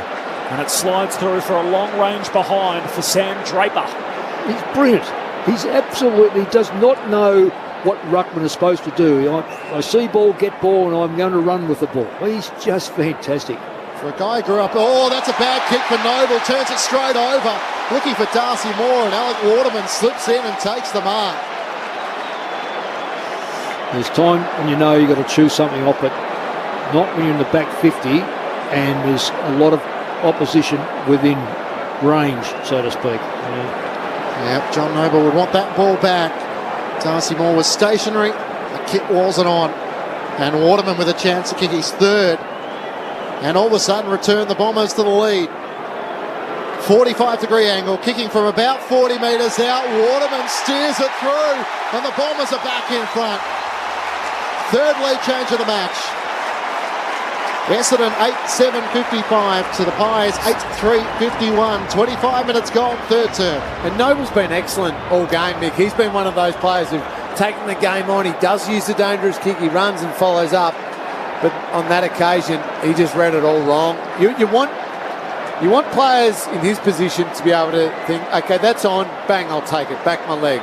But then there's times where you've got to look and think, I'm kicking to a stationary player 35 metres away, and there's two Essendon players in my vision at the same time. By the time I kick it, they can probably get that. Yeah. And he just read it all wrong on that occasion. Oh, absolutely. Yeah, you're right, Mickey. It's the better players know when to strike and know when to pull it back and play that hand. And it's a given goal. Bombers back in front, third lead change of the quarter. Draper wins the tap, comes down underneath to go. He's pushed in the back by Caldwell. Oh, that's one of those that could be prohibitive contact below the knees. Instead it goes to Goey. Hand pass to Maynard, links up with Noble, kicks to Ginnivan, who takes the mark at centre half forward. So Noble with the service after the turnover that cost Collingwood a goal. This will take Ginnivan's best kick, the man on the mark 48 metres out. You know what I like? Just a couple of things. When Noble turned that ball over, Braden Maynard went straight to him and just talked to him, pushed Guelphy away, told him you don't need to get stuck into him, had a good chat to him. Then Noble straight away joins in the run and attack there and kicks that ball inside forward 50. Good leadership by Maynard before. Absolutely. G. Ginnivan's got 3 already. He loads up from 55 metres out, kicks a cannon. My name is the Slim Shady lookalike Jack Ginnivan. Puts through goal number 4 on Anzac Day at the 27-minute mark of the third term. And the lead is changing on every major at the moment. Collingwood back in front, 9-3-57. Essendon 8-7-55. We used the rule. The man on the mark in yesteryear cuts across him and stops him. He just said the umpire's not going to call play on as quick as I can get past him. So he used the extra metre, but it was a rocket. We know he's now good for it. For so long, Collingwood have been searching for a key forward. They've found one in Jack Ginnivan, who's only 185 centimetres, but a goal in every game he's played so far this season. All of a sudden, he's up for 10 for the year. And the arms outstretched as it went through as well. Collingwood back in front by 2 points. Grundy went early against Draper. He wins down the tap to Merritt. And Parrish, another disposal. He kicks towards half forward. Wright was moved off it too easily by Darcy Moore, who takes the intercepting mark for Collingwood at half back. Kicks up towards Cameron, charging from a long way out. Crashed over the back of Redmond. To go, he ran into Martin, tackled. Gets the hand pass clear, but the umpire says he was holding the footy. And Martin to take it for the Bombers on the wing. Collingwood by 2 points. Waterman with 2 in the quarter at one end. Ginnivan with the last 2 at the other end. He's got 4 for the day. Jack Ginnivan. The kick from the Bombers down to half forward. Grundy punches it away, but there's a free. And Baldwin's going to get it. I didn't spot that. He may have got a nudge. Yeah, they called it for a block in the marking contest, but I'm not sure, Corbs. Well, Baldwin wants to go short. It's barely 15. The ump's going to pay it. That's gone 8 metres. McGrath takes the mark. Right on the 50. So McGrath loads up. He's just going to put it in the Peter Wright direction. He's out to meet it. Can't mark. Spills down to Durham. Tackled. Lost it. Durham gets it again. Gets back to his feet. Tackled. Taken to ground. And the umpire now says ball up in line with the goal square. Deep forward for Essendon. The leader swung on the last 4 goals in the game. It's currently Collingwood by 2. 29 minutes gone, third term. A lot of numbers around this. Wright tries to toe poke it out of the ruck, and then Baldwin becomes the tackler. Footy stuck to Hoskin Elliott's chest. Eventually he rushes it through with the support of Howe for a minor score. So Collingwood leading by 1 point. 29 minutes gone, third term. Pies had to use their sub in the second quarter. A left shoulder complaint for Nathan Kruger, so Cal Brown into the game. Nick Hind yet to be activated for the Bombers. Howe from the kick out. Hand pass to Noble. Runs to half-back. Kicks to Cameron on the wing. Going up. Hand on it from Zerk Thatcher. No. Mark for Cameron. Hand pass to Brown. Gives it to DeGoey. Kicks for Myercheck. What a kick. Myercheck straight onto his chest. Can't complete the mark. Goes back and collects. He's tackled. Taken to ground. Umpire says play on. McCreary stands up with it. Still the ump lets them go. You throw a blanket over 20 players here, and Guelphy in the end buried in the tackle. And a ball up 40 metres out from the Collingwood goal. How was the kick from DeGoey? It was perfect, wasn't it? Whew. I thought Myercheck was going to swallow that for sure. Essendon with 4 goals to 3 in this third quarter. Chance for the Pies. Lipinski from the stoppage. Umpire says over the shoulder. And a Bombers free kick. Parrish is going to take the advantage. Takes a bounce at half back and then fires the hand pass back to Redmond at left half back. kicks to the runner, Martin, and bounces in front of him. Noble the other direction, got him, got the hand pass away just in time. Back to Parrish. Back to Redmond, who kept running. Gets the left half forward. Awkward left foot inside 50. Baldwin couldn't get there. Spoiled down by Madgen. It comes to Caldwell. His spinning kick towards the goal mouth is intercepted. Just couldn't quite get the purchase onto it. And Darcy Moore takes the mark at the top of the defensive goal square. Collingwood by a point. Maynard it was with the tackle. 4 lead changes in the quarter. Collingwood led it by as many as 17 in the second term. He kicks wide for Grundy, who shoves Durham out of the way, takes the mark. Hand pass to Hoskin Elliott along the southern boundary line to Ginnivan, who's got 4. Oh, his hand pass is picked off straight to Draper. Essendon win it back on halfway. Hand pass to Durham. Hand pass inside to Perkins. Kicks to centre half forward. Noble knocks it away. And Josh Dacos at halfback mops it up for the Pies. Dacos sends it up to the wing towards Cameron, and that'll do us. What a thrilling final quarter we're in for. Collingwood hold a 1-point advantage with 1 quarter to go. 9-3-57 to the Bombers, 8-8-56. Essendon with 4 goals, 2 in that third quarter to Collingwood's 3-1. After the Magpies led by 6 points at quarter time and by 8 points at half time. The goal scorers for the Magpies, 3 to Brody Myercheck and 4 to Jack Ginnivan. Individuals to Crisp and to Quaynor. Meanwhile, for the Bombers, their goals have come through at 3 to Alex Waterman, 2 to Stringer, 2 to Perkins, and 1 to Matt Guelphy. So 3-quarter time at the MCG on Anzac Day. And after the lead swung on the last 4 goals of the match, it's Collingwood who lead it by a solitary point as we turn for home. On ABC Radio, ABC News Radio and ABC Sport Digital, this is Grandstand AFL. If you're not going through an emergency situation right now, it might be the perfect time to explore the all-new ABC Emergency website. ABC Emergency lets you search for incidents near you, or you can check on other locations around the country. There's also a handy button that lets you listen to the local ABC radio station closest to the emergency. abc.net.au/emergency. Save it in your favourites now and keep listening to ABC Radio, your emergency broadcaster. The 2022 AFL Premiership season. Grandstand AFL on ABC Radio and ABC Sport Digital. Hand pass away to the run of Adams. He'll lift the hand pass back to McCreary. Floats it inside 50 to Myercheck. Myercheck shoots 20 out. He's got 3. Half forward for Essendon on the boundary throw in. Cameron down to DeGoey, and DeGoey's locked up straight away by Guelphy. Umpires has holding the ball. Oh, hang on. You've got to have prior opportunity. But Guelphy receives the free. He's dropped, punished straight through. He puts Essendon in front. McCreary jams the kick towards the goal mouth. Up Martin couldn't take the mark. Ginnivan's there. Jams it on the boot. He'll take his opportunity. Jack Ginnivan with his 3rd. Oh, that's a bad kick for Noble. Turns it straight over. Looking for Darcy Moore, and Alec Waterman slips in and takes the mark. 45-degree angle, kicking from about 40 metres out. Waterman steers it through, and the Bombers are back in front. DeGoey, hand pass to Maynard, links up with Noble, kicks to Ginnivan. He loads up from 55 metres out, kicks a cannon. My name is the Slim Shady lookalike Jack Ginnivan. Puts through goal number 4 on Anzac Day. And the lead is changing on every major at the moment. This is the 2022 AFL Premiership season. On ABC Radio and ABC Sport Digital. Mr. Light Work himself, Jack Ginnivan, has 4 for the day after missing the match against Brisbane with general soreness. He's back fresh off a spell. He's kicked 4 to 3-quarter time. He's got 10 for the year. And Collingwood lead it by just 1. At 3-quarter time. What a day here at the MCG. Think 90,000 plus.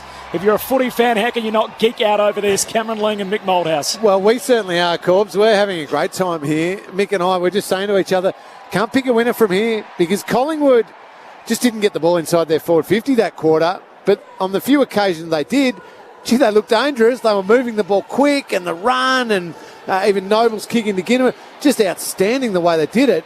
But then on the other hand, 17 times it went inside the Essendon forward 50 that quarter. So they're controlling the clearances and they're getting it in there, but they're not quite as efficient. No. 4 goals to 3 in the quarter, all of that. It's going. two very distinct styles. Essendon relying on the clearances and trying to own the ball in their forward 50. Collingwood relying on the times where they do get through. They are flying through. So I don't know how this last quarter goes. I still feel Collingwood, but I say that with less and less confidence as each minute that goes by. Well, I'm right with you. Because you said about less productive in the forward line. Wright's kicked 12 goals 5, but hasn't looked dangerous up there simply because of the way the ball comes in and Grundy's getting back, Moore's down there, Jeremy Howe's down there. On the other side, Collingwood's leading goal kicker has been Geordie DeGoey on 8 and Brody Myercheck on 8. So what do we got there? So Myercheck's kicked 3. So he, at least a forward that they can rely upon, has kicked goals. Well, so Peter Wright, his role is going to have to be, no matter what, Darcy Moore or Jeremy Howe does not mark the football this entire last quarter. He might finish this game on 0 goals, but still have one of his most important games of the year. Well, they'll say if it's kicked in the air, they'll kill it or they'll mark it, and then they'll run it out. So that's the dilemma. When you're a leading goal kicker and everyone expects you to kick goals, that you still go for your marks. There's been a lot of bravery. Look, I've been impressed in Essendon after last week, but right in front of us, hasn't had a big day. Cameron went back and copped an absolute shellacking from Draper. The ball rebounded, come back again. He stood his ground and took a mark in front. The bravery of these players is just extraordinary because he could have easily taken a little backward step and thought, I'll let it go in my head, but no, stood his ground. I'm only using him because of the bravery that these players display. And Essendon picked up their tackling. Collingwood got theirs, although there's not a lot of tackles. Has not been a lot of tackles from either side. Earlier, Sydney beat Hawthorn by 41 points, a 73-point turnaround in that game. Andrew Mays is on the boundary. Maysy. At three-quarter time, Corbin, Essendon have finally activated that sub, so Laverty has succumbed to that leg injury, and on comes Nick Hines. So he's standing next to Brody Myercheck at the moment. I'm sure he won't line up on him for most of the quarter. So he thought it might have been a hamstring earlier, but Nick Noldhouse and Cameron Ling suspect it may be more of a groin. So Laverty out of the game, Nick Hind in. Thanks, Maisie, for that. So here we go, a quarter to come. Beautiful day in Melbourne. Reached the top of 24. The yellow Sharon whacked into the turf in front of a mostly full MCG. Grundy down to Pendlebury, hand pass to Crisp. Kicks to centre-half forward. Redmond knocks it down for Essendon at centre-half back to Hind, the sub. His first disposal. Hand pass to Zirk Thatcher. To Merritt. To Parrish all by hand. And now Hind kicks up over halfway. Durham the target. Outnumbered Quaynor just kills it over the boundary line. And just in case you wanted the possession count, or anyone who's listening, yes. Darcy Parrish, 39 disposals. So it went a little bit quiet in that third quarter, Mick. Only the 8 touches. Yeah, well, he's had more than 8 for a full year. I'm jealous. Thrown back in. Draper for the Bombers. Knocks it down to the front. McGrath somehow was able to squeeze a kick as he was being tackled towards half forward, and Shield is taken over the boundary line. Gee, I've loved Draper's game too. He's been brilliant. He just scraps and fights. He's going to be crucial in this last term against Grundy. Well, so too Grundy. Yep. So Swamp Thing was on Twitter saying Darcy Parrish with the most disposals in a first half since 2000. Of course, Matt Prittis and Tom Mitchell on that list. McGrath squeezes a kick inside the 50 for the Bombers. Stringer trying to work boundary side. Nick Dacos kept it in, which was adventurous, but he made it work. Good 1-2 with Jeremy Howe. Now wants a switch play. Out towards side bottom. Risky kick. Clears him and Cox, and running on to Redmond for the Bombers. Redmond puts the afterburners on. Kicks into the pocket for Guelphy. Brilliant Redmond. Backed himself there. And on the left. Great kick. Yeah, right. Stuck to the boundary line all the way along.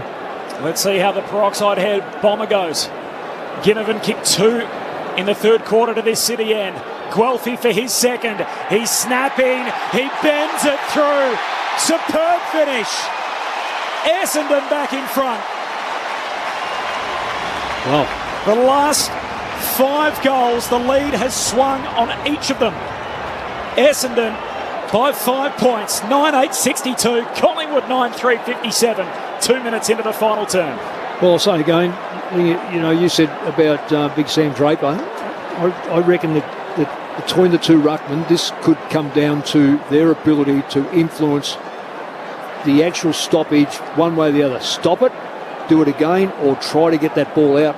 The follow-up by both players, they're both good follow-up players. Yeah. Draper's been outstanding. You know, I think this is where Grundy probably needs to stand up a bit more and act as another ruck rover type player.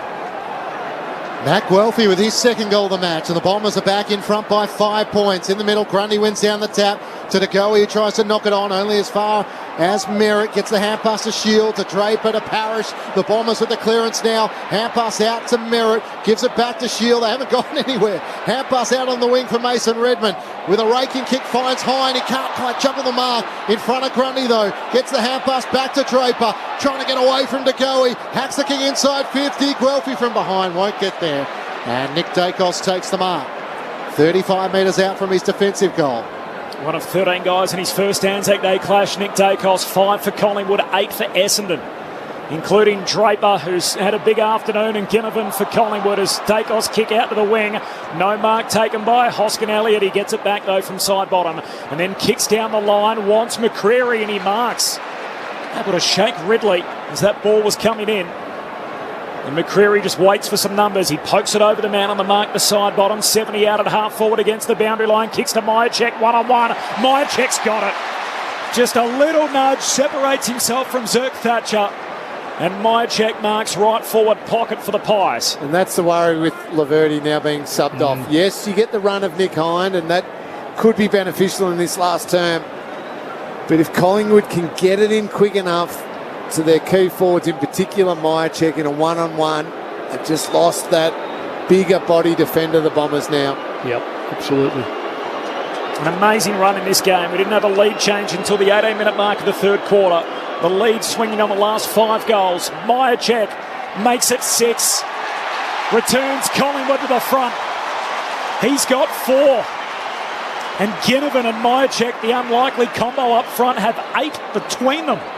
5 minutes into the final term, Collingwood 10-3, Essendon 9-8. It's the Pies by a point. Well, it's quite amazing. Collingwood have got 4 goal kickers as of Essendon, and we're into the last quarter. It's quite an amazing game that we've been relying on so few, I suppose, in the forward line. I've just noticed Craig McRae come down to the bench too. I'm not too sure how often he does that. Last quarter, I think he was down there most of the first. Right. Well, you've got to rely very heavily on what is happening up in the box, because let me tell you, from down there you can only see part of the game, and you do miss the way the ball gets transferred around. So if he's happy with his team, well, and I mean the team in the box, it's a good position to be. Collingwood back in front by a point. Bounce in the middle. Draper wins down the tap over the back, but straight to Pendlebury. Into the midfield, the Collingwood captain out in front of De Goey. Can't gather. Knocks it to half forward. Hine has it. Tackled by Adams. Hand pass away. Got it to Merritt. To Martin under pressure. Back to Parrish. Almost run down. McInnes. Good chase. But was able to find Durham, who takes the mark on the wing. Scott Peter Wright long down the line, but not really in too much intent to head it in that direction. Now decides to. Sends it, in fact, more towards Draper than Wright. And at the back of the pack, Jeremy Howe. Just another intercept possession. He had no right to take that mark, given the tall timber there. There's a huge show in the mix for the Anzac medal. Jeremy Howe, there's only 3 previous winners on the ground. Pendlebury's won 3, side bottom 1, and Parrish won the award last year as Howe goes short to Callum Brown, kicks to the outer wing for Madgen. Madgen sends it down that southern wing for McCreary. No mark, but follows up as it hits the deck. Hand pass to Quaynor. He's 60 out. Short kick to Ginnivan. He's putting his hand up for the medal too, Corbs. Oh, he will. He's got it up, Lingy. He's had it up since he ran down the race. It might have started permanently up. He's probably got a replica in his pocket somewhere. But good lead, good play. I thought Quaynor might have actually had a shot from there. He's knocked one over in that second quarter, I think. Jack Ginnivan. He's been really the story of the Pies all year after his exploits with the GoPro in round 1. Ginnivan for 5 on Anzac Day. He's got a handful. This brother can really go. Jack Ginnivan puts Collingwood 7 points clear. 7 minutes played in the final term. Collingwood 11-3, 69.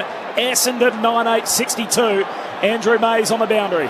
Big injury concern for the Bombers as well. Darcy Parish just jarred his ankle in that contest where he got run down from behind. He came straight off, tried to run, couldn't do so, straight down to the rooms. And thanks for that, Maisie. And it's interesting, looking at the bench right now for the Bombers. Darcy Parish, it said just with a bit of an injury concern. Zach Merritt, Dylan Shield and Jake Stringer. Yeah.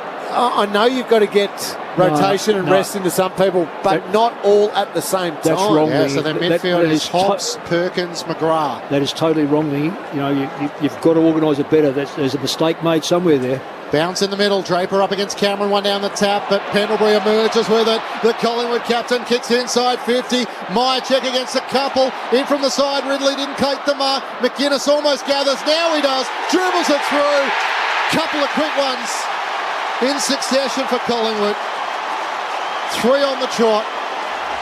He's had a pretty quiet afternoon, Rick McGuinness, but he was able to get on the end of one there and stretch Collingwood's lead out to 13 points. 12-3-75 to the Bombers, 9-8-62. 8 minutes gone, final term. And I hate to repeat myself, Nick. They haven't. Now they're going to do something about to get Waterman off and get Stringer on, but they're not in a hurry to change that bench that I just read out. And they lost it so badly. They lost that stoppage so badly. It came out very, very easily. Ends up in a goal at a moment where the game is on a knife's edge. And he's not going to the centre bounce either, Stringer. Going into the forward 50. He was screaming at the 4 in the middle to say, someone get in the forward 50, I'm coming in. And in the end, none of them heard him, and he had to run into the forward 50 for Essendon. Pies with 3 in a row in 3 minutes. They now lead it by 13. Back in the middle of the ground, Hobbs coughs it up to go. He gets the centre break for Collingwood. Skidding through, McInnes can't take the mark. Hind bottom of the pack, in trouble. Centre half back for the Bombers. The umpire says ball up. Brown tackles him, and up it goes. Centre half forward for Collingwood. Gee, that was a fraction away from being another shot at goal from a direct centre clearance. Draper and Cameron tangled. Cameron gave away the free kick. And Draper will take it on the defensive 50 for the Bombers. Feeds the hand pass behind to Ridley. He jams a kick out to right half back, and Zerk Thatcher takes the mark. And Hobbs very slow, short. Yeah, very slow ball movement. This suits Collingwood down the ground. They'll cover everything now. He's under pressure. Call to play on, so Myercheck comes at him, kicks down the wing, Baldwin the target. Up Madgen and Cameron brought it down. Caldwell's kick was smothered. Taylor Adams there locks the footy on the wing for Collingwood. They lead by 13 points at the 10-minute mark of the final term. The lead changed on 6 consecutive goals either side of three-quarter time, and now Collingwood have kicked 3 in 4 minutes to lead it by 13. From the restart on the wing, McGrath got it to Perkins. He's tackled, dispossessed. Skidding through, Cameron can't collect it clean. He's taken high. And the Hobbs tackle as the teenager skids in to try and tackle the big ruckman. Cameron's hand pass out to the blind side finds Noble in front of the interchange. He kicks it inside the forward 50. Myercheck down there with Kelly. Kelly, great work. Takes the mark. The former Crow in the back pocket. I might be making too big a deal of this, but Ben Rutten is now down. Hand pass to Hind. He's kicked, missed the intended target, but Hobbs is able to clean it up. Got the hand pass to Caldwell, to Perkins, kicks in the middle of the ground. Stringer didn't take it cleanly. Trying to give it back to Caldwell, lost it. Quaynor got in the middle. He was tackled and holding the footy. So the Bombers will take it back in the middle of the ground. Caldwell a bit lucky in the end. Here they come, Lingy. Draper hits the bench. Shields coming back on, so they get one back, the Bombers. Caldwell kicks out wide for Wright, clattering into his back and giving away the free kick. Wright's getting the free too high. I think Wright stepped into Darcy Moore. That was almost to try and block. Oh, he did. And a lucky one there. The point I was about to make was Ben Rutten just appeared on the bench about a minute and a half ago. So it takes about 2 or 3 minutes to get down from the coach's box while those key players were sitting on the bench for those repeat centre bounces. You have to think if Rutten was up in the box, Mick, he would have spotted that and said, get him on. Yeah, exactly. But he was in transit. He wouldn't have seen it. This is a big-time kick. Peter Wright on the free. Right half forward. Shot is superb. Straight through it goes. Essendon back within touching distance. 12 minutes into the final term, they cut Collingwood's lead to 7. On the back of the free kick, the Dons 10-8-68, chasing Collingwood 12-3-75. Pies by 7 points, 12 gone in the last. Cameron Ling, Mick Malthouse. It's a beautiful kick. He slides it from left to right, which is pretty rare. There's not. Well, Hawkins does the same. So they know their kicking power. They know how to get around it. I'm 100% sure that was a free kick. Anyway, it's been paid. I'm with you, Lingy. One of the most principal things of all times is that when you've got 4 or 5 or 3 or 4 good stoppage players or midfielders, don't have them sitting there holding hands on the bench. You've got to rotate it in such a fashion that maximises always every stoppage. Always every stoppage. Don't concede not one of them. Peter Wright becomes the 5th individual goal scorer for the Bombers. Pies have 5 as well. Wright one down the tap, but De Goey emerges with it. Hand pass to Crisp, kicks inside the 50. Slipping over with Zerk Thatcher. It was wide of Cameron though. McInnes kept it alive. Cameron slipped over the top of the footy, taken high. Oh no. Yeah, no, the umpire closest to the boundary initiated for high contact, and then all of a sudden seemed to put his hands by his side, almost like a player on the mark. Yeah, all the players were looking at the umpire in the middle of the ground, waiting for his decision, but he slid in, Cameron, and Kelly got him over the shoulder, so the free kick was there. Yeah, I'll disagree with you. He got him over the shoulder when the ball had stopped. So play had almost stopped. I'm not convinced about that. Cameron's going to start on the angle and try and step out. Snap truly, 3 big steps, curling, he's got it! Arms outstretched as he curls it through the major opening. And just as the Bombers close within 7, Collingwood answer straight back out by 13. 13-3-81 to the Bombers, 10-8-68. 14 minutes gone, final term. Andrew Mays on the boundary. Darcy Parish back up from the rooms. He was waiting a couple of minutes to get on. Finally he is after that goal. McGrath off. Essendon fans getting a look at the replay. Probably going to jab in that, you reckon, Lingy, or retaped? Because it did fall on the ankle. Yeah. The tackle was a good tackle, but they're going to use Peter Wright as the ruckman here, but they've got that midfield group back together now. Merritt, Parish and Shield. Really important clearance. De Goey and Crisp have just dominated the last few centre clearances for the Pies. It's been an absorbing afternoon, close throughout. 6 lead changes either side of three-quarter time, and now Collingwood. Are they finishing over the top of the Bombers? Is there another twist in this? Parish to right by hand, away to Shield, gives it to Merritt, so the centre break for the Bombers. Baldwin and Moore both underneath the footy. Perkins out to meet it, wheels back onto his right boot, snaps goalward, won't have the distance. Caldwell at the drop, can't take the mark. Bounces off his chest and through for a minor score. And a fist over the top, in fact, from John Noble. Kills it through for a rush behind. Collingwood by 12 points, 15 gone in the last. Nick Dacos brings Collingwood into play. Kicks to Howe in the back pocket. Up towards Myercheck. Ridley right there with him. Spoils it to the front. Hoskin Elliott with a hand pass to Brown. The medical sub. Pendlebury gone. Never saw Durham. He lays the tackle from behind and takes it back for the Bombers. You don't see that too often. I'll give it to No. He did just stop dead. I don't know unless he heard a whistle or whatever. There's a bit to like about Durham. He's got a bit of the Bombers of old about him. Doesn't mind the tough stuff. Kicks towards Baldwin. Can't take the mark. Madgen retreats back by hand to Darcy Moore. Long raking kick to half back. Looking for Sidebottom. Spoiled away from him. Kelly slipped over. Ginnivan's there. Gathers. Kicks to a vacant wing. The foot race is on. Cameron trailing Zerk Thatcher. The Bomber gets there first. Has support. Hand pass back to Merritt. Merritt looks into the corridor. Hind takes it on the outer edge of the centre square. Southern side goes short with his kick to Martin. Of course, the pickup back in March made his way onto the list late. Kicked 5 on this ground in round 1. In his first Anzac Day clash, goes short to Hind, swings a hand pass out to Merritt between wing and half forward, kicks inside 50. Cox takes the mark. The pressure from Maynard came late, and Cox has got it. He's going to lay it off by hand to Stringer, who loads up and won't have the trip to the top of the goal square. Grundy spoils, Hobbs chases after it, Moore sees it through. And another behind. Collingwood by 11, 17 gone, final turn. Pies have kicked 4 of the last 5 goals in the game after falling behind earlier in the quarter. We could see that Jake Stringer was going to get that ball. So could every Collingwood player. Yeah. So they were onto him straight away. So calling for it when he's going to be under immediate pressure, it's not clever play. Darcy Moore long towards Myercheck, who got underneath the footy. Brown's onto it though for Collingwood. Hand pass to Penry, feeds the hand pass to Lipinski in his first Anzac Day match. Kicks over the head of Grundy, hoping he can run onto it. Charging out, good pick up though. Now under enormous pressure, Kelly got it to Hine. Umpire says holding the footy as the two, Kelly and Grundy, are still tangled. And Brodie Grundy will take the free kick 50 metres out. Pendlebury telling him exactly what to do to great leadership. Take the 30 seconds, have a shot, burn something off the clock, give your midfielders a rest, allow your team to set up. Really good calmness. So Pendlebury's been brought into the action too. Just it was really getting away from him in the corridor, in the Zeus. Pendlebury's just settled it down in there.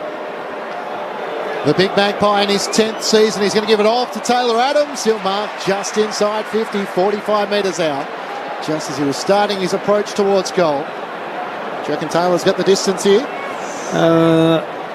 Yes. Yeah. With a wind-up? Well, he's St. Joey's boys. Yes, that's right. I think he was a fair chance he'd kick it over the fence. The Geelong boys walking after each other. Well, I've got a grandson going there, so I can say that. Taylor Adams' problem's usually accuracy, though, isn't it? More than anything with these kids. Hasn't kicked a goal so far in season 2022. He'll shoot from right on 50. Gives it everything he's got. It's going, it's there! The flex to celebrate as well as it carries the goal line. The Magpies, with 5 of the last 6 goals, are out by 17 points. And that throws down the challenge now to the Bombers. 14-3, 87 to Essendon, 10-10, 70. 19 minutes gone, final term. Taylor Adams with a goal. And Nick, just to back up your point you made about Scotty Pendlebury, Essendon dominating the clearances right across this whole game. This last quarter at Collingwood, a 6-4 up there. Yep. Scott Pendlebury, three clearances himself. Has been huge in this last term. For those that are just listening and not watching, let me just say, I've just seen one of the great pieces on TV that you'd ever watch. As soon as that ball went through, there were 3 sailors in the stand. Obviously serving sailors just jumped for joy and hugged each other. It was just what a great moment for them and for us. What a special day. The Pies by 17 points. Grundy gets a little kick out of the centre square, but Martin for the Bombers. Hand pass to Parrish. His handball too hot for Merritt. There's the goal kicker. Adams feeds a hand pass to the wing. Hobbs will run onto it first, though. Kicks inside 50. Moore there along with Wright. Moore gets a hand on the footy. Stringer now chases out after it, close to the boundary line. And inadvertently socked out by Moore, so we'll have a throw in, 30 out from the Bombers' goal. And there's the crowd posted at 84,205. So it's the best attendance for a footy game since the pandemic began. 84,205. I thought it would be closer to 90 than that, but it's been a hell of an afternoon. They missed the media on the way in. Feels like more than that. Stringer trying to spin out of the tackle. Quaynor got him. Surely holding the footy. No whistle. Comes out to right. Tries to slap it down to Parrish, but Nick Dacos is there. Sends it long towards half-back. Hine sets himself underneath. Taylor Adams spoils it down, doing the tough work after kicking the goal. Lipinski to Crisp to Nick Dacos. All of a sudden, good tackle laid. And Nick Hine laying the tackle as Lipinski tried to stream past. Shows how amazing the ground is. That I don't know where the other 16,000 seats would be in this venue. There's 84 here today. Hine short to Heppel, kicks across the half-forward line, and now Redmond marks inside the centre square. He just loads up, kicks it to the top of the goal square. Grundy humps out after it. Wright knocks it down. Pendlebury at the drop, so calm. Hand pass to the back pocket for Collingwood.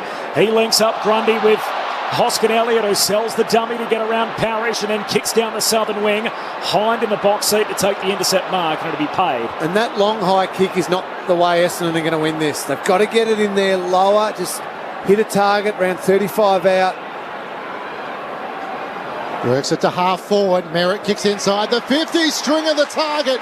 And with a full vertical leap, he takes the mark in front of Darcy Moore. It was a superb kick from Zach Merritt. That's a different sort of kick. It's a lower kick, gets there quicker, and just picks apart or falls in between those Collingwood defenders. Long and high, Darcy Moore, Jeremy Howe and Brodie Grundy just have a field day. Yeah, it's good. It's good. Well orchestrated that kick to get there. 2 goals, 2 for Jake Stringer. This is as hard as they come. Deep in the left forward pocket. He steered it through. Keeps the game alive. Stringer with his third, and the margin is back to 11 points. 14-3-87 the Pies to Essendon 11-10-76. 22 minutes gone, final term. Great kicking by the Pies to go 14-3. But you see a kick like that, that's an extraordinary kick. He actually got kneed in the back of the hamstring then, Darcy Moore. Darcy didn't mean it, but that would have just taken off a little bit of, you've got to settle down, you've got to get your action right. A kick like that has to be absolutely perfect because of the angle you're on. There's no six, it is still 6.6, but you're probably looking at half a metre, I reckon, to get through. You don't love having him in, Jake Stringer. He returns today for Essendon. He's kicked 3. It's an Essendon home game, and the Bombers fans find their voice. They need 2 scores. There's still 6 minutes on the game clock. Collingwood by 11 points. Back in the middle, Draper wins it down and then tries to soccer it away. There's a free for a hold. Yeah, it was on. Shield. Yeah. Shield at his jumper tugs, gets the free in the centre square. Bombers going forward again. Hand pass to Merritt. Merritt kicks inside the forward 50, out in the Stringer direction. Gets there on the bounce. Quaynor tackles him. Taken to ground. Umpire says holding the ball. Where's prior opportunity gone? Free kick for Quaynor up against the boundary line, right half back for Collingwood. This will go all the way back to Jack Madgen, who marks at the top of the defensive goal square. City end, then out to Jeremy Howe. He works it short to Josh Dacos, who marks at left half back for the Magpies. Collingwood by 11 points. 23 minutes gone. Final term in front of 84,000 at the MCG. Of course, the biggest crowd since the Cricket World Cup here. Our women have won a 50 over World Cup since then. Just great to have people back at the footy. That's well worked out, that kick. What a beautiful kick to Grundy. Dacos found Grundy, and now a 50-metre penalty. No. Did Dylan Shields say something to the umpire? No, it was Nick Hine to stand on the mark. Brodie Grundy actually went to kick and moved off the line. Should have been called play on. It should have been called play on, and Hine moved, as every person would do. Oh, I can't stand it when that happens, Nick. No, I'm with you. This is where the umpires have got to... The moment... Because it's so stacked in favour of the kicker, the moment he moves, call play on. Give the bloke on the mark, because you've only got 17... Basically, you've got 17 players. And the other one's like a lamppost. You cannot move the football, and you've got the ball. So, no, very, very ordinary decision. So, Brodie Grundy is now inside 50. He'll shoot from about 40 metres out. Out to the left, looking to become the 8th individual goal kicker for the Magpies this afternoon. Gave the last one off to Taylor Adams. This time he's set on goal. Big Brodie Grundy comes in. How's that for a finish? And he's very happy with his own work as well. Pumps the air and celebrates among his Magpie teammates. Brodie Grundy with his 2nd goal of the season and puts Collingwood back out by 17 points. 15-3-93 to the Bombers, 11-10-76. 25 minutes gone, final term. And I don't even necessarily blame the umpire there for that one, because they're instructed to pay that, Nick. It's the instruction that will be 50 metres each time, and I don't think it should be. It's got to be. So Grundy shaped the kick, and we're watching the replay right now. So he takes a step to kick, and Hine just automatically goes as everyone would. It's not as though Grundy was going to kick straight back over the man on the mark either. No. He was going to kick off to the side. Yeah, exactly. So the umpire really, as soon as he made that move to play on, he should have called play on. 17 points, an equal game high Collingwood's way. Time on final term after the Grundy goal. Chris back in the middle, can't collect it but just soccers it to the northern wing. McGrath, first one there for Essendon, kicks inside the forward 50. Moore spoils it away from right, down into the path of Baldwin, locked up by Pendlebury. Umpire circles and says, I'll have it. Right on the forward 50 for the Dons. Coming home to the city end, they're chasing Collingwood, Pies by 17. Draper wins down the tap, tried to follow it up to go. He dives on top of the footy, knocks it out. Heppel picks it up for the Bombers. Hand pass back to Merritt, gets it to Hine, kicks inside the 50. Waterman on the lead, good strong mark. Not much Jeremy Howe could do about that one. That was a great mark, very good kick, well-weighted kick. Let the player run onto it.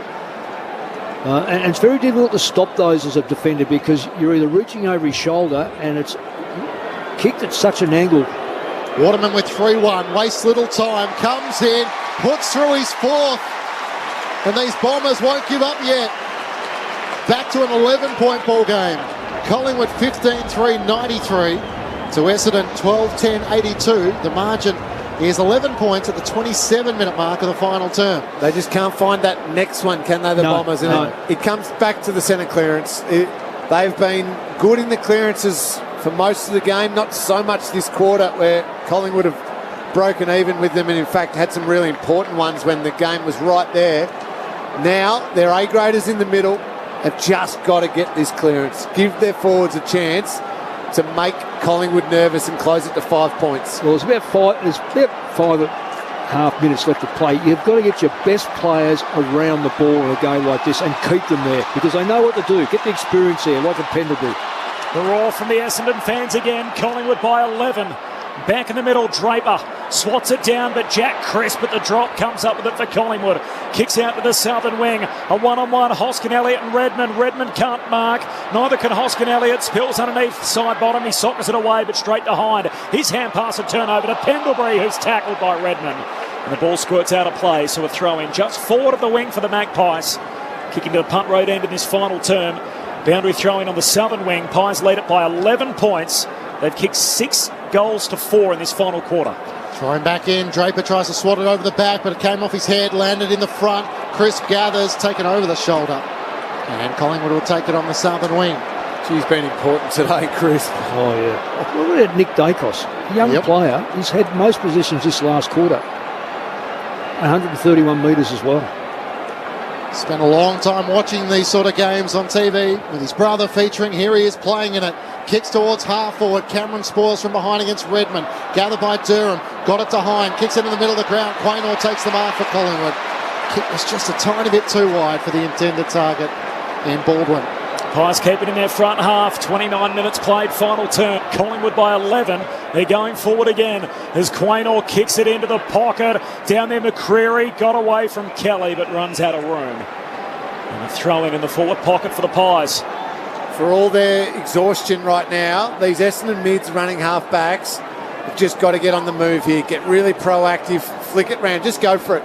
Risk being scored against to somehow get a good passage of play. The Pies have got to get Adams on. Draper just knocks it away with his palm, but Lipinski chops it off at half forward. He kicks it out on the full, shooting goalward. So Essendon will get it next to the behind post. Right in their defensive 50. They're a long way from home. We've travelled 30 minutes in this final quarter. Collingwood by 11. Zerk Thatcher kicks straight down the middle. Ball on the marking target. Grundy there, couldn't complete the mark.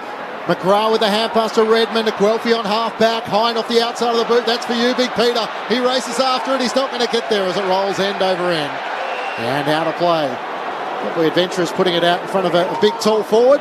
The Bombers need to try and roll the dice. Collingwood by 11. 30 minutes gone, final term.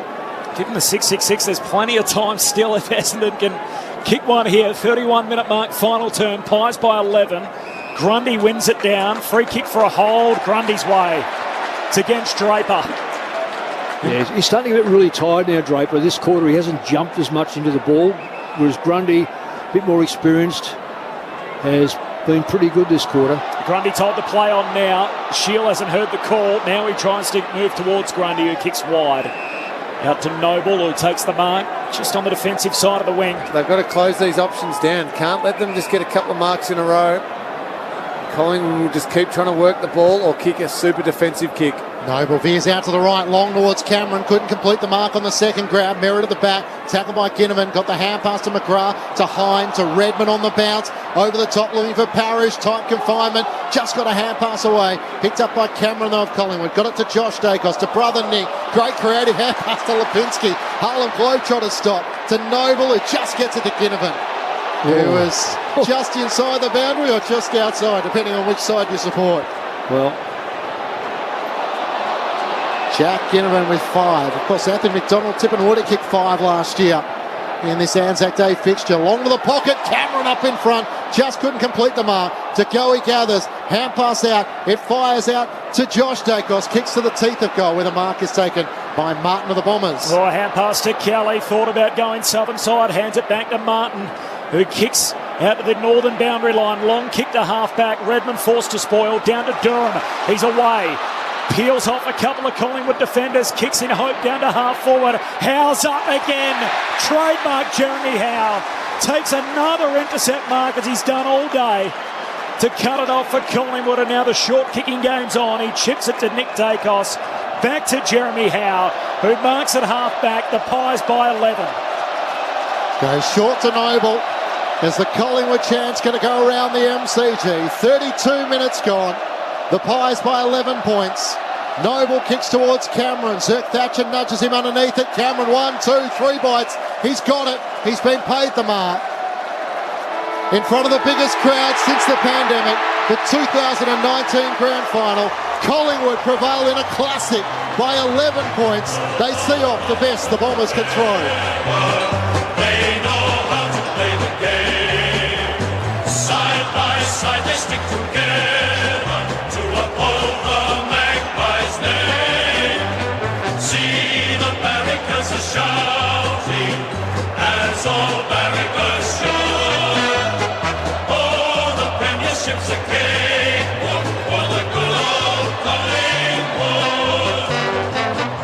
The Magpies led by 6 points at quarter time, by 8 points at half time, by 1 point at three-quarter time. We had 6 lead changes throughout the third quarter and early in the last, and Collingwood kicked 3 goals in 3 minutes. They got out by 13, they got out by 17, but the Bombers kept fighting. Collingwood eventually prevailing by 11 points, 15-3-93 to the Bombers 12-10-82 in front of 84,205 fans. Good old Collingwood forever. They know how to play the game. Side by side they stick together to uphold the Magpies' name. See the barricades are shouting as all barricades shout. It's a cakewalk for the good old Collingwood. The 27th edition of the Anzac match. For Collingwood, that's their 16th win. The Bombers have won on 10 occasions, of course, the one draw. For the winners, 5 for Jack Ginnivan, a big-time player. 4 to Brodie Myercheck. Individuals to Quaynor, Grundy, Adams, Cameron, Crisp and McInnes. Meanwhile, for the Bombers, 4 to Alex Waterman, 3 to Jake Stringer, 2 to Perkins, 2 to Guelphy, and 1 to Peter Wright. Collingwood move to 3-3. The Bombers are 1-5. 6 lead changes either side at three-quarter time. Pies finishing over the top with 6 goals to 4 in that final term. They snap a 3-game losing streak against Essendon and also in season, as Clinchy said, to get themselves to 3-3. They've now won 6 of the last 8 Anzac Day clashes, and overall they lead the head-to-head ledger 16-10. With, of course, 1 draw way back in 1995. Quick reactions, Mick Moldhouse and Cameron Ling before the presentation. Well, I would never be allowed back if they didn't win here. so you know, the omen. So you know, when I stand up and jump up and down, I don't normally do that. on the pie graph, Mick, as to who deserves the most credit, how much of a slice do you think you deserve? Is it if they had a loss? 51%? If they had a loss, but winning, you walk around. No, just walk around. I haven't quite got the same kick as our number 23, Jack Ginnivan. I can give you the tip. Not going to dye the hair in any stage. No, I've had my hair coloured. So look, it's gone blonde. Oh, that was great. Sorry. Wasn't it fantastic for the crowd though today? Yeah, look, that's what we needed today. 2 sides that, one's fighting for pride, the other one's fighting to have a little bit of luck because they haven't had it in the last couple of weeks, and we wanted a close. Well, it could have gone right to the death. I'll come back to both of you. Here's Hamish McLaughlin.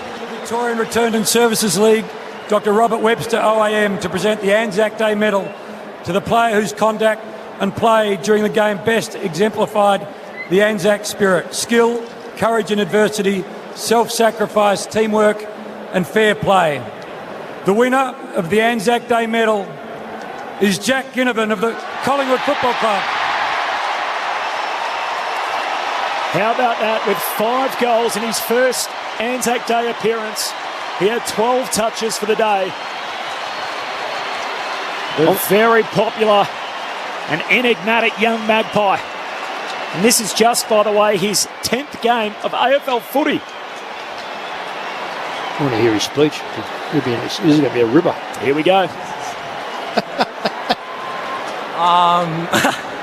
Don't really know what to say, but I just want to thank Essendon for a good game. Appreciate everyone coming out. The crowd's pretty amazing. And just appreciate the AFL and everyone. So go Pies! As he received the medal, he had a look at Hamish McLaughlin about, how about this? What do I say Prior now? to the presentation of the Anzac Day Trophy, let us first acknowledge the performance of the Essendon Football Club, who are gallant in defeat today.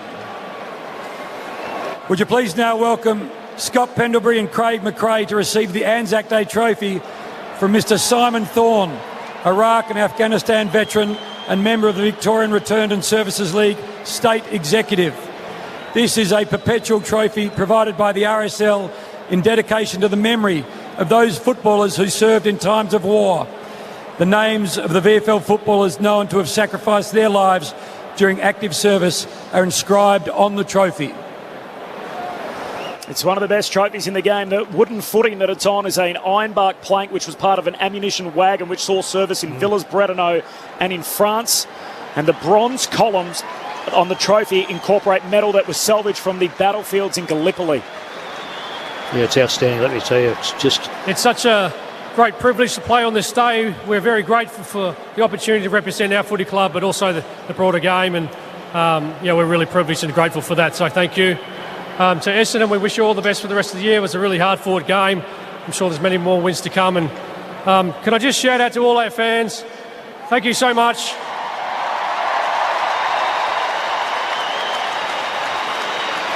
We're really determined this year to do our job. We're really proud, and they keep supporting us. We're really grateful for you too. So thank you very much.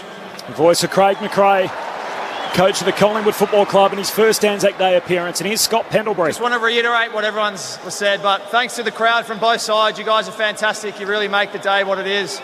Thanks to Essendon. Fantastic game once again. And to our boys, well done, well fought out. Thanks to everyone once again. Cheers. Thank you.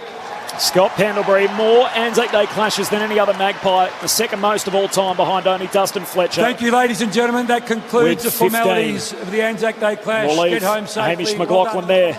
Will the coach normally talk? I can't think of too many occasions where the coaches address the crowd after Anzac Day. No, I'm going to go back a long way. Perhaps you do. I can't remember you doing it. Neither can I. I think it's usually only the captain. The captain? Yeah. Which sort of goes against I think I have done it a couple of personality. times. Have you? So Okay. I just think I have. But maybe it was finals. I really... Maybe I'm wrong. I would have liked to maybe someone to acknowledge the... I know it's a special day, but I would have loved someone to acknowledge the even the armed forces that are here today. Look, this might be the case, and I'm not 100% sure, but I would love a section of the ground, small section. I think there was on the southern I know stand. it is today. I know it's today, but I would like to think that we have a greater respect for those returned warriors, and just have a little section where they can come and go and be free to it costs them nothing to go to the game. I don't know whether we're at that stage, but I'd like to think we can get to that stage. There was a section on the today there was. stand which was reserved for the current servicemen and women, who some of them were part of the ceremony, because the reason I know it was the only part where there was any spare seats before the game, or what appeared to be the only space. I'm talking about every round. Yeah, every round. Every game and every round. But I think it's a tradition in America where there's a small section given to the I think current military people. So I know it's different, but anyway. I think in college football there's an annual bowl game between Army and Navy. Yes. They talk about that being the best atmosphere at any sporting event anywhere in the world. They don't like each other, do they? No, it's one of the most fierce rivalries, but the atmosphere it's on my bucket list, Mick, that hopefully one day I'll get there. Collingwood winners here by 11 points. Boy, they kick straight, 15-3 over Essendon 12-10. So the Bombers had 4 more scoring shots, but it was Collingwood who led for most of the day. The Pies by 6 points at quarter time, by 18 at the half. They led by just 1 at three-quarter time, and then by 11 points in the finish. The margin got out as wide as 17 on 3 different occasions throughout the afternoon, but the fact that it never got beyond 3 goals either way probably paints the picture that we had one hell of an afternoon at the footy. There were 6 lead changes either side of three-quarter time. Ginnivan and Myercheck kicking 9 between them, 5 for Ginnivan, while for the Bombers, Waterman kicked 4 and Stringer 3. Earlier in the day, Sydney beat Hawthorn by 41, so a 73-point turnaround on the back of the Swans kicking 9 goals to 1 in the final term. And the news out of York Park in Launceston is that despite being subbed out with suspected concussion, Paddy McCartan has dodged that. There are no concussion fears around him tonight, which is good news. Now the game, Lingy, sum it up for us. What did we witness here today, the Pies by 11? We witnessed, first of all, a great battle and terrific by Essendon. Their intent was so much better than last week. They've copped it all week, and quite rightly so, after some of their performances against Fremantle. Well, they improved on all of that. We saw a Collingwood team take the game on and play with dare and excitement. And it was a really terrific game to watch. But then when you break it down, you think, okay, where was it won and lost? Essendon, for 3 quarters, had control of the clearances, dominant, plus 15, up to 3-quarter time in the clearances. So they were able to pump it inside their forward 50 pretty often. They weren't quite as efficient as Collingwood, but they gave themselves a great chance. Collingwood were going to run the ball off half-back, and they did that quite well. Last quarter, though, Collingwood plus 3 in clearances. Yep. So when it really, really came down to it, Collingwood were able to completely flip that one strength of Essendon that had been there for 3 quarters, and it was Pendlebury and De Goey in the middle of the ground. They went in there and they pumped it in. They got those few goals that got them the win, and that was the difference in the end. They took away Essendon's strength and turned it into their real important dominance in that last quarter. I want to hear more from you in a moment, Mick, as well, but I don't want to miss this. Into the Collingwood rooms, Andrew Mays is down there as the Magpies make their way in. The Pies by 11 points. Maisie. Corbin, a lot of the players who didn't take part today have gathered at the far end of the rooms as Braden Maynard leads them in. Noble has the trophy in hand. Jeremy Howe with a big clap. And then he basically jumps on the back of Braden Maynard, who led in the troop. So they're a very happy team down here at Collingwood. Nice to see Nathan Kruger here too. He hasn't gone straight to hospital, so he's just holding that left shoulder at the moment. We have to be pretty careful with this circle as well. And just a couple more to come through, including Brodie Grundy and the medalist himself, Jack Ginnivan, who's making his way to the circle now. And Scott Pendlebury's got a kid in either arm, as does Still Sidebottom too. So a nice touch with the families. It's great to see them part of these celebrations as well. All right, Collingwood fans, enjoy this.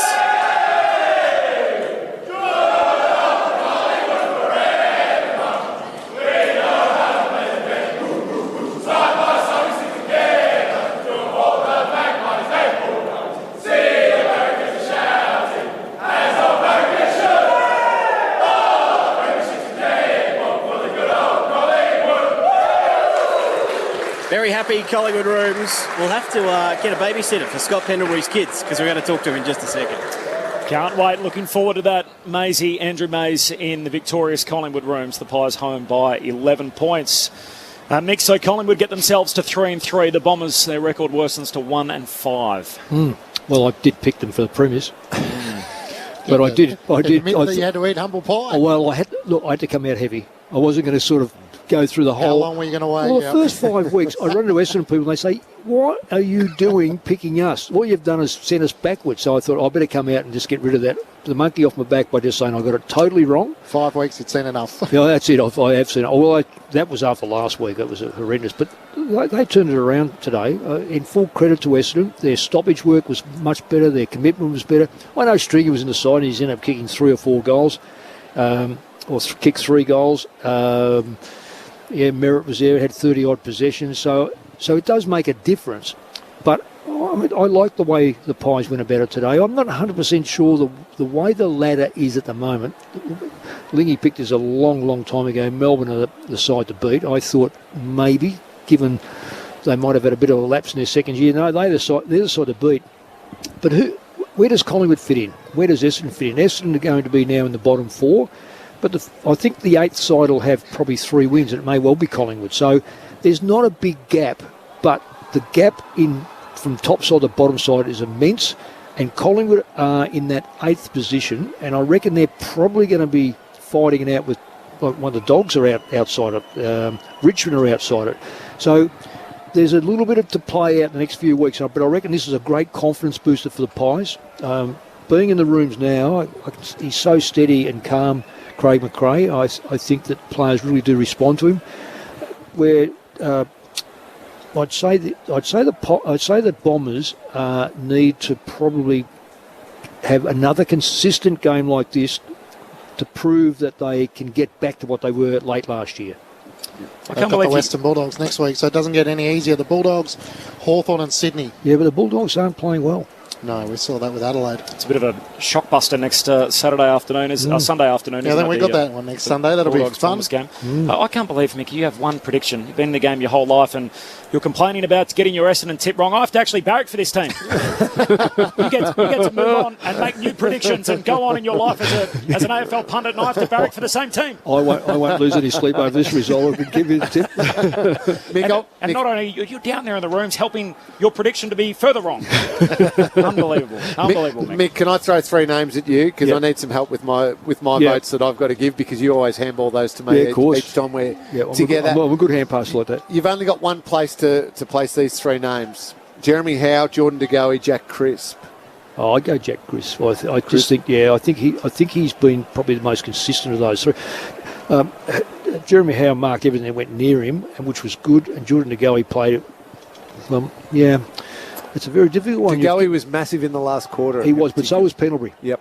Well, De Goey's ended up with the most possessions by the Pies. Perhaps Jack wasn't far, but what at the goal he kicked? I mean, you got to look at the goal he kicked. That could be the goal of the year, really. It's pretty good luxury, isn't it? You play Scott Pendlebury at half-back, and you throw him in the midfield for the last quarter, he gets 5 clearances. Yep. All of a sudden adds that composure when the team's threatened. Yeah, De Goey's also got the ball inside 8 times, which is clearly the most for the whole match for any player.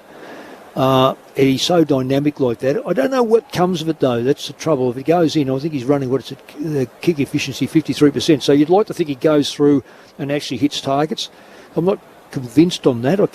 Something doesn't sit there to say, oh, look, he keeps finding targets. Essendon had more inside 50s than Collingwood, and Jeremy Howe just seemed to affect either by actually winning it or their eyes looked up and saw him time and time again. Yep. Yeah. No, he had influence without even touching the footy at times. Yeah. Well, the 3 players you mentioned had roughly 400 metres gained, which is quite extraordinary. The best for the Bombers was McGrath at about 400. So even Parrish with all his possessions, 44, has only gone 310 metres. And again, I'll emphasise that by saying if he hand passed to someone who gets 50, well, it should be his as well. But he did have 12 clearances, 7 centre bounce clearances and 7 score involvements, Darcy Parish. Yep. That's why I only allowed you 1 slot on the votes, because I thought Ginnivan and Parish probably lock up the other 2 spots. Yeah, I agree with that. So I've only got 1 more spot left. 2, 25 or 38.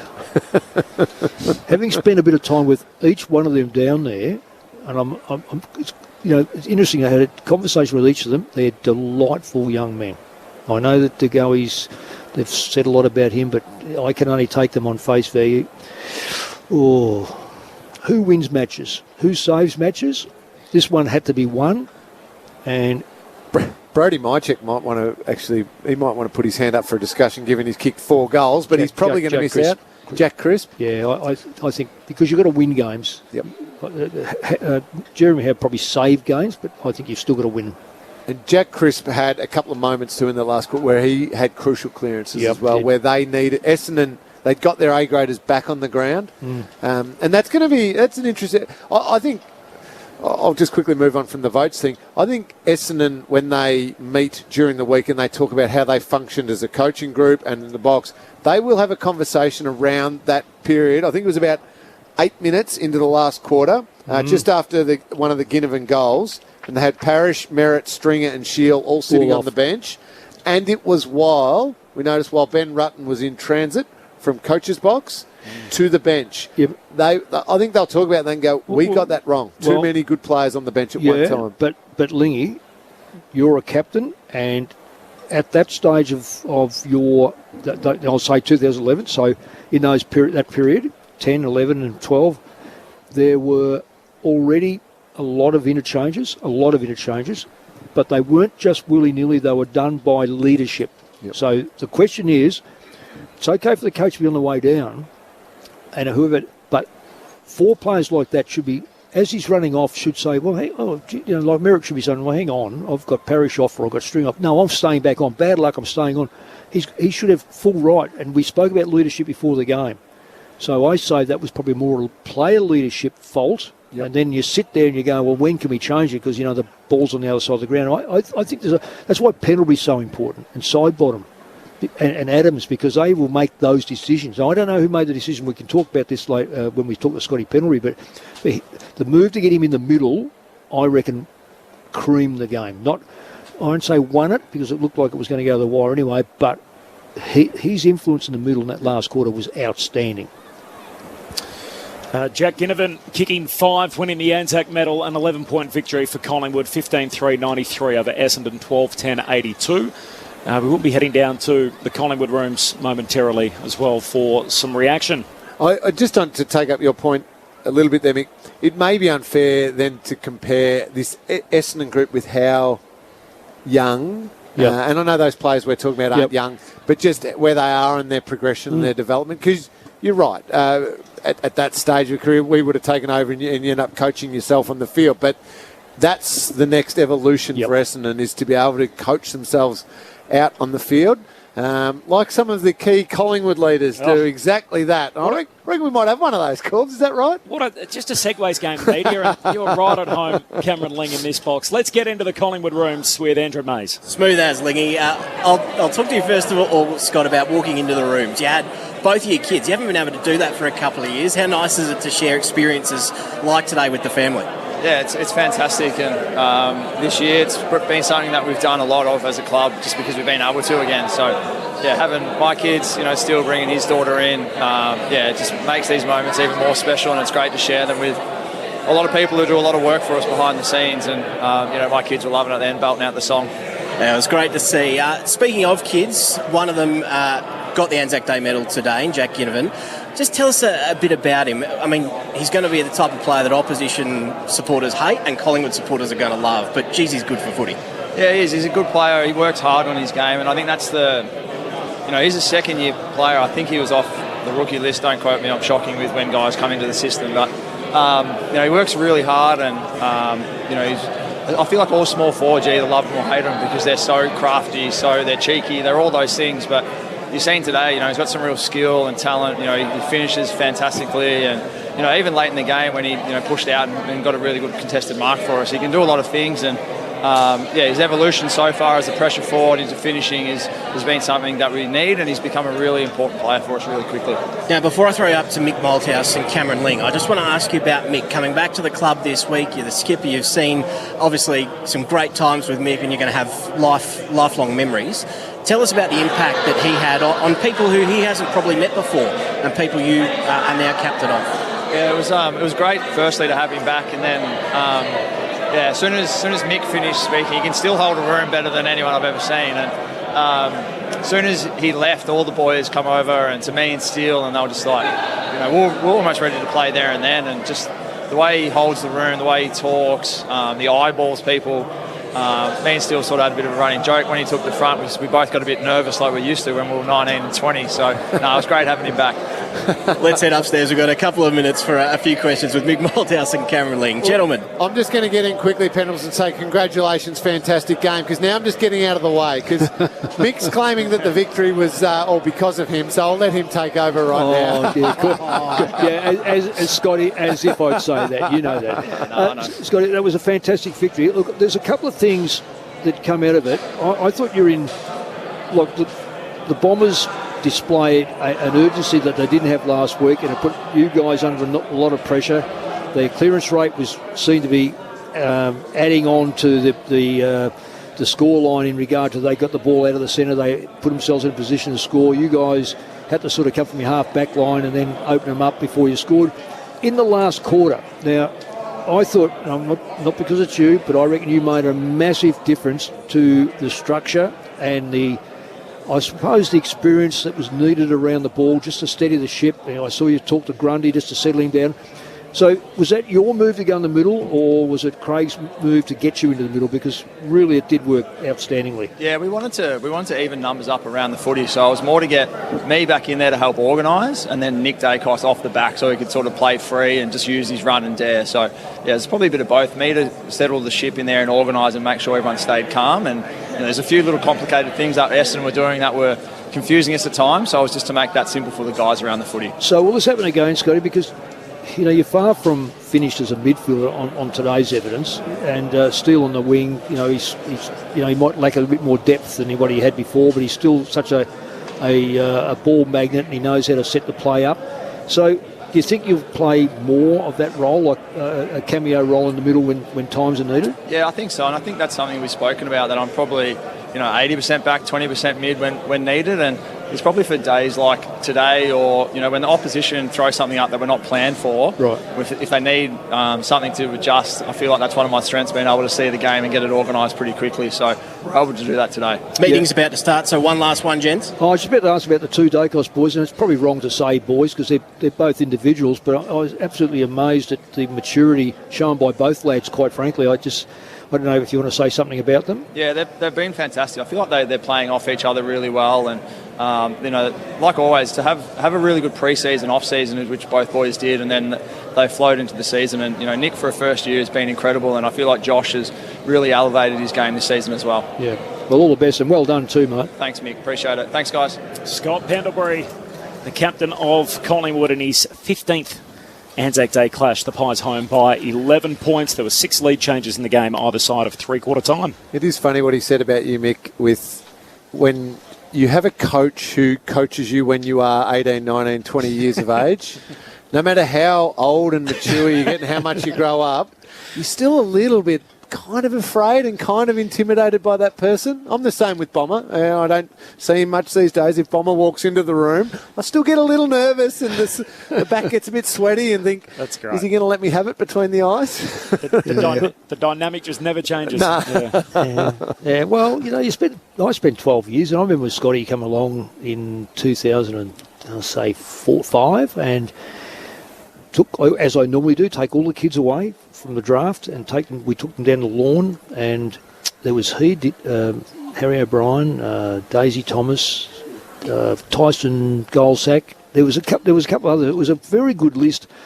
To this day, Nanette, because Nanette does all the cooking, and on the board downstairs we've got a card, and it's from the boys saying thanks to Nanette and blah blah blah. But you get a bit of an idea of what they're going to be and how they tell you stories that you didn't know because you recruit them, not that you have a lot to do with them early. Scott Pendlebury stood out, and in all honesty, I can categorically say this, he stood out as a leader. Interesting enough, what he said then, I had to sort something out because Essendon were doing things that we just weren't expecting. You think, he was a basketballer, he knew his way around the basketball court, he knows how to intercept, he knows how to stop, he knows how to offensive play and defensive play. There was no coincidence that at the end of it, when Essendon needed to continue that stoppage work, it turned on them because of a bloke like Pendlebury. And for so long, through all my experiences, we were taught that in huge games, and an Anzac Day clash is a huge game, as you said, equivalent to a final, when it's a tight game, and there's times in the coach's box cannot influence that exactly 5, 6, 7 minutes, and it might be the most crucial 5 or 6 minutes of the game. Yeah. You need players who can coach themselves, their immediate group, and the wider group on the field. Yep. And to hear Scotty Pendlebury talk about that, well, I was there to work out what they were doing, to set it up in a way that gave us a chance, and then to allow the younger players, in this case it was Nick Dacos, to play with instinct, to not fill his head with a heap of information and have to worry about structures.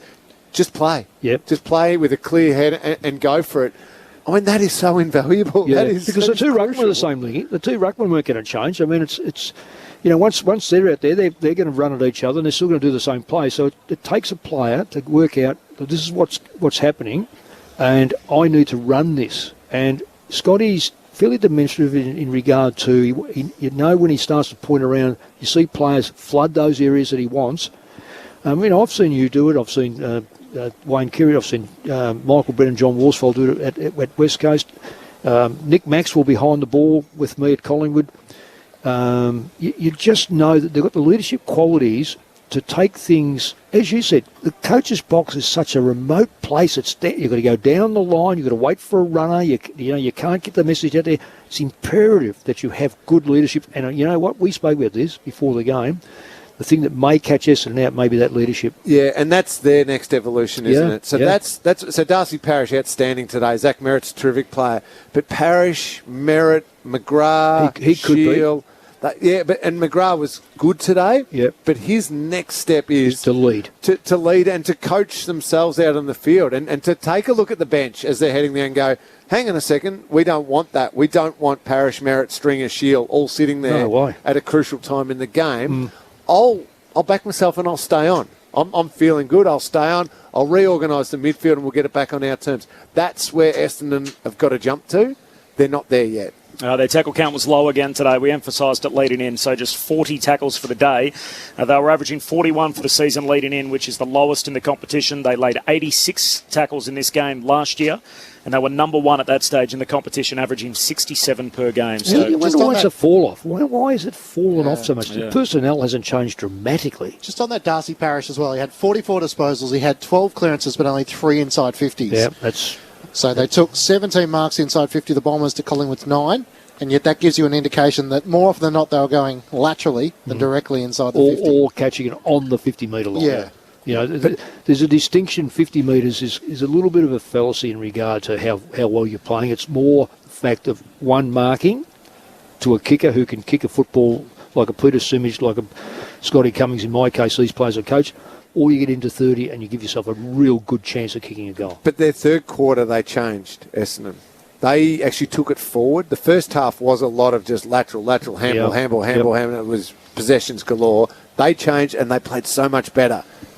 Credit to Collingwood. They flipped it, though, completely in that last quarter. We got to hear you break down the better players on the ground after the medal was awarded, but in a formal capacity. Who are the 3-2-1 Lingy in the ABC Footballer of the Year? All right, I'll back you in, Mick. I'll go with Jack Crisp as the one vote. Sorry, Jordan De Goey, and big sorry to Jeremy Howe. But just like Pendles, I'm still intimidated by Mick as well, so I'm going to go the one vote. 2 votes to Darcy Parish. I know his role isn't necessarily getting inside 450. 12 clearances is huge. 15 contested possessions. 7 score involvements. 44 touches. And I'll give the 3 votes to the man who did deserve the Anzac medal, Jack Kinnaman. 5 goals, and gee, he electrifies his team and his supporters. What a game he played. What a way to arrive in his 10th game of AFL footy with 5 on Anzac Day. It was a joy to spend the day with you both. Thanks very much, Lingy. Well called. Very well called, you guys. Fantastic. Thanks to Matt Clinch. Thanks to Andrew Mays downstairs. To Craig Davis. To Stuart, Hollywood, Baker, our tech, best in the game, is with us as always. And Aaron back in the studio as well. So that'll do us on Anzac Day. Round 6 coming to a close in the AFL Premiership season. The Swans with a 73-point turnaround, beating the Hawks by 41. And here at the G, a peroxide blonde-haired teenager, Jack Ginnivan, kicked 5. Collingwood winners by 11 points over Essendon. Catch you next week on Grandstand AFL.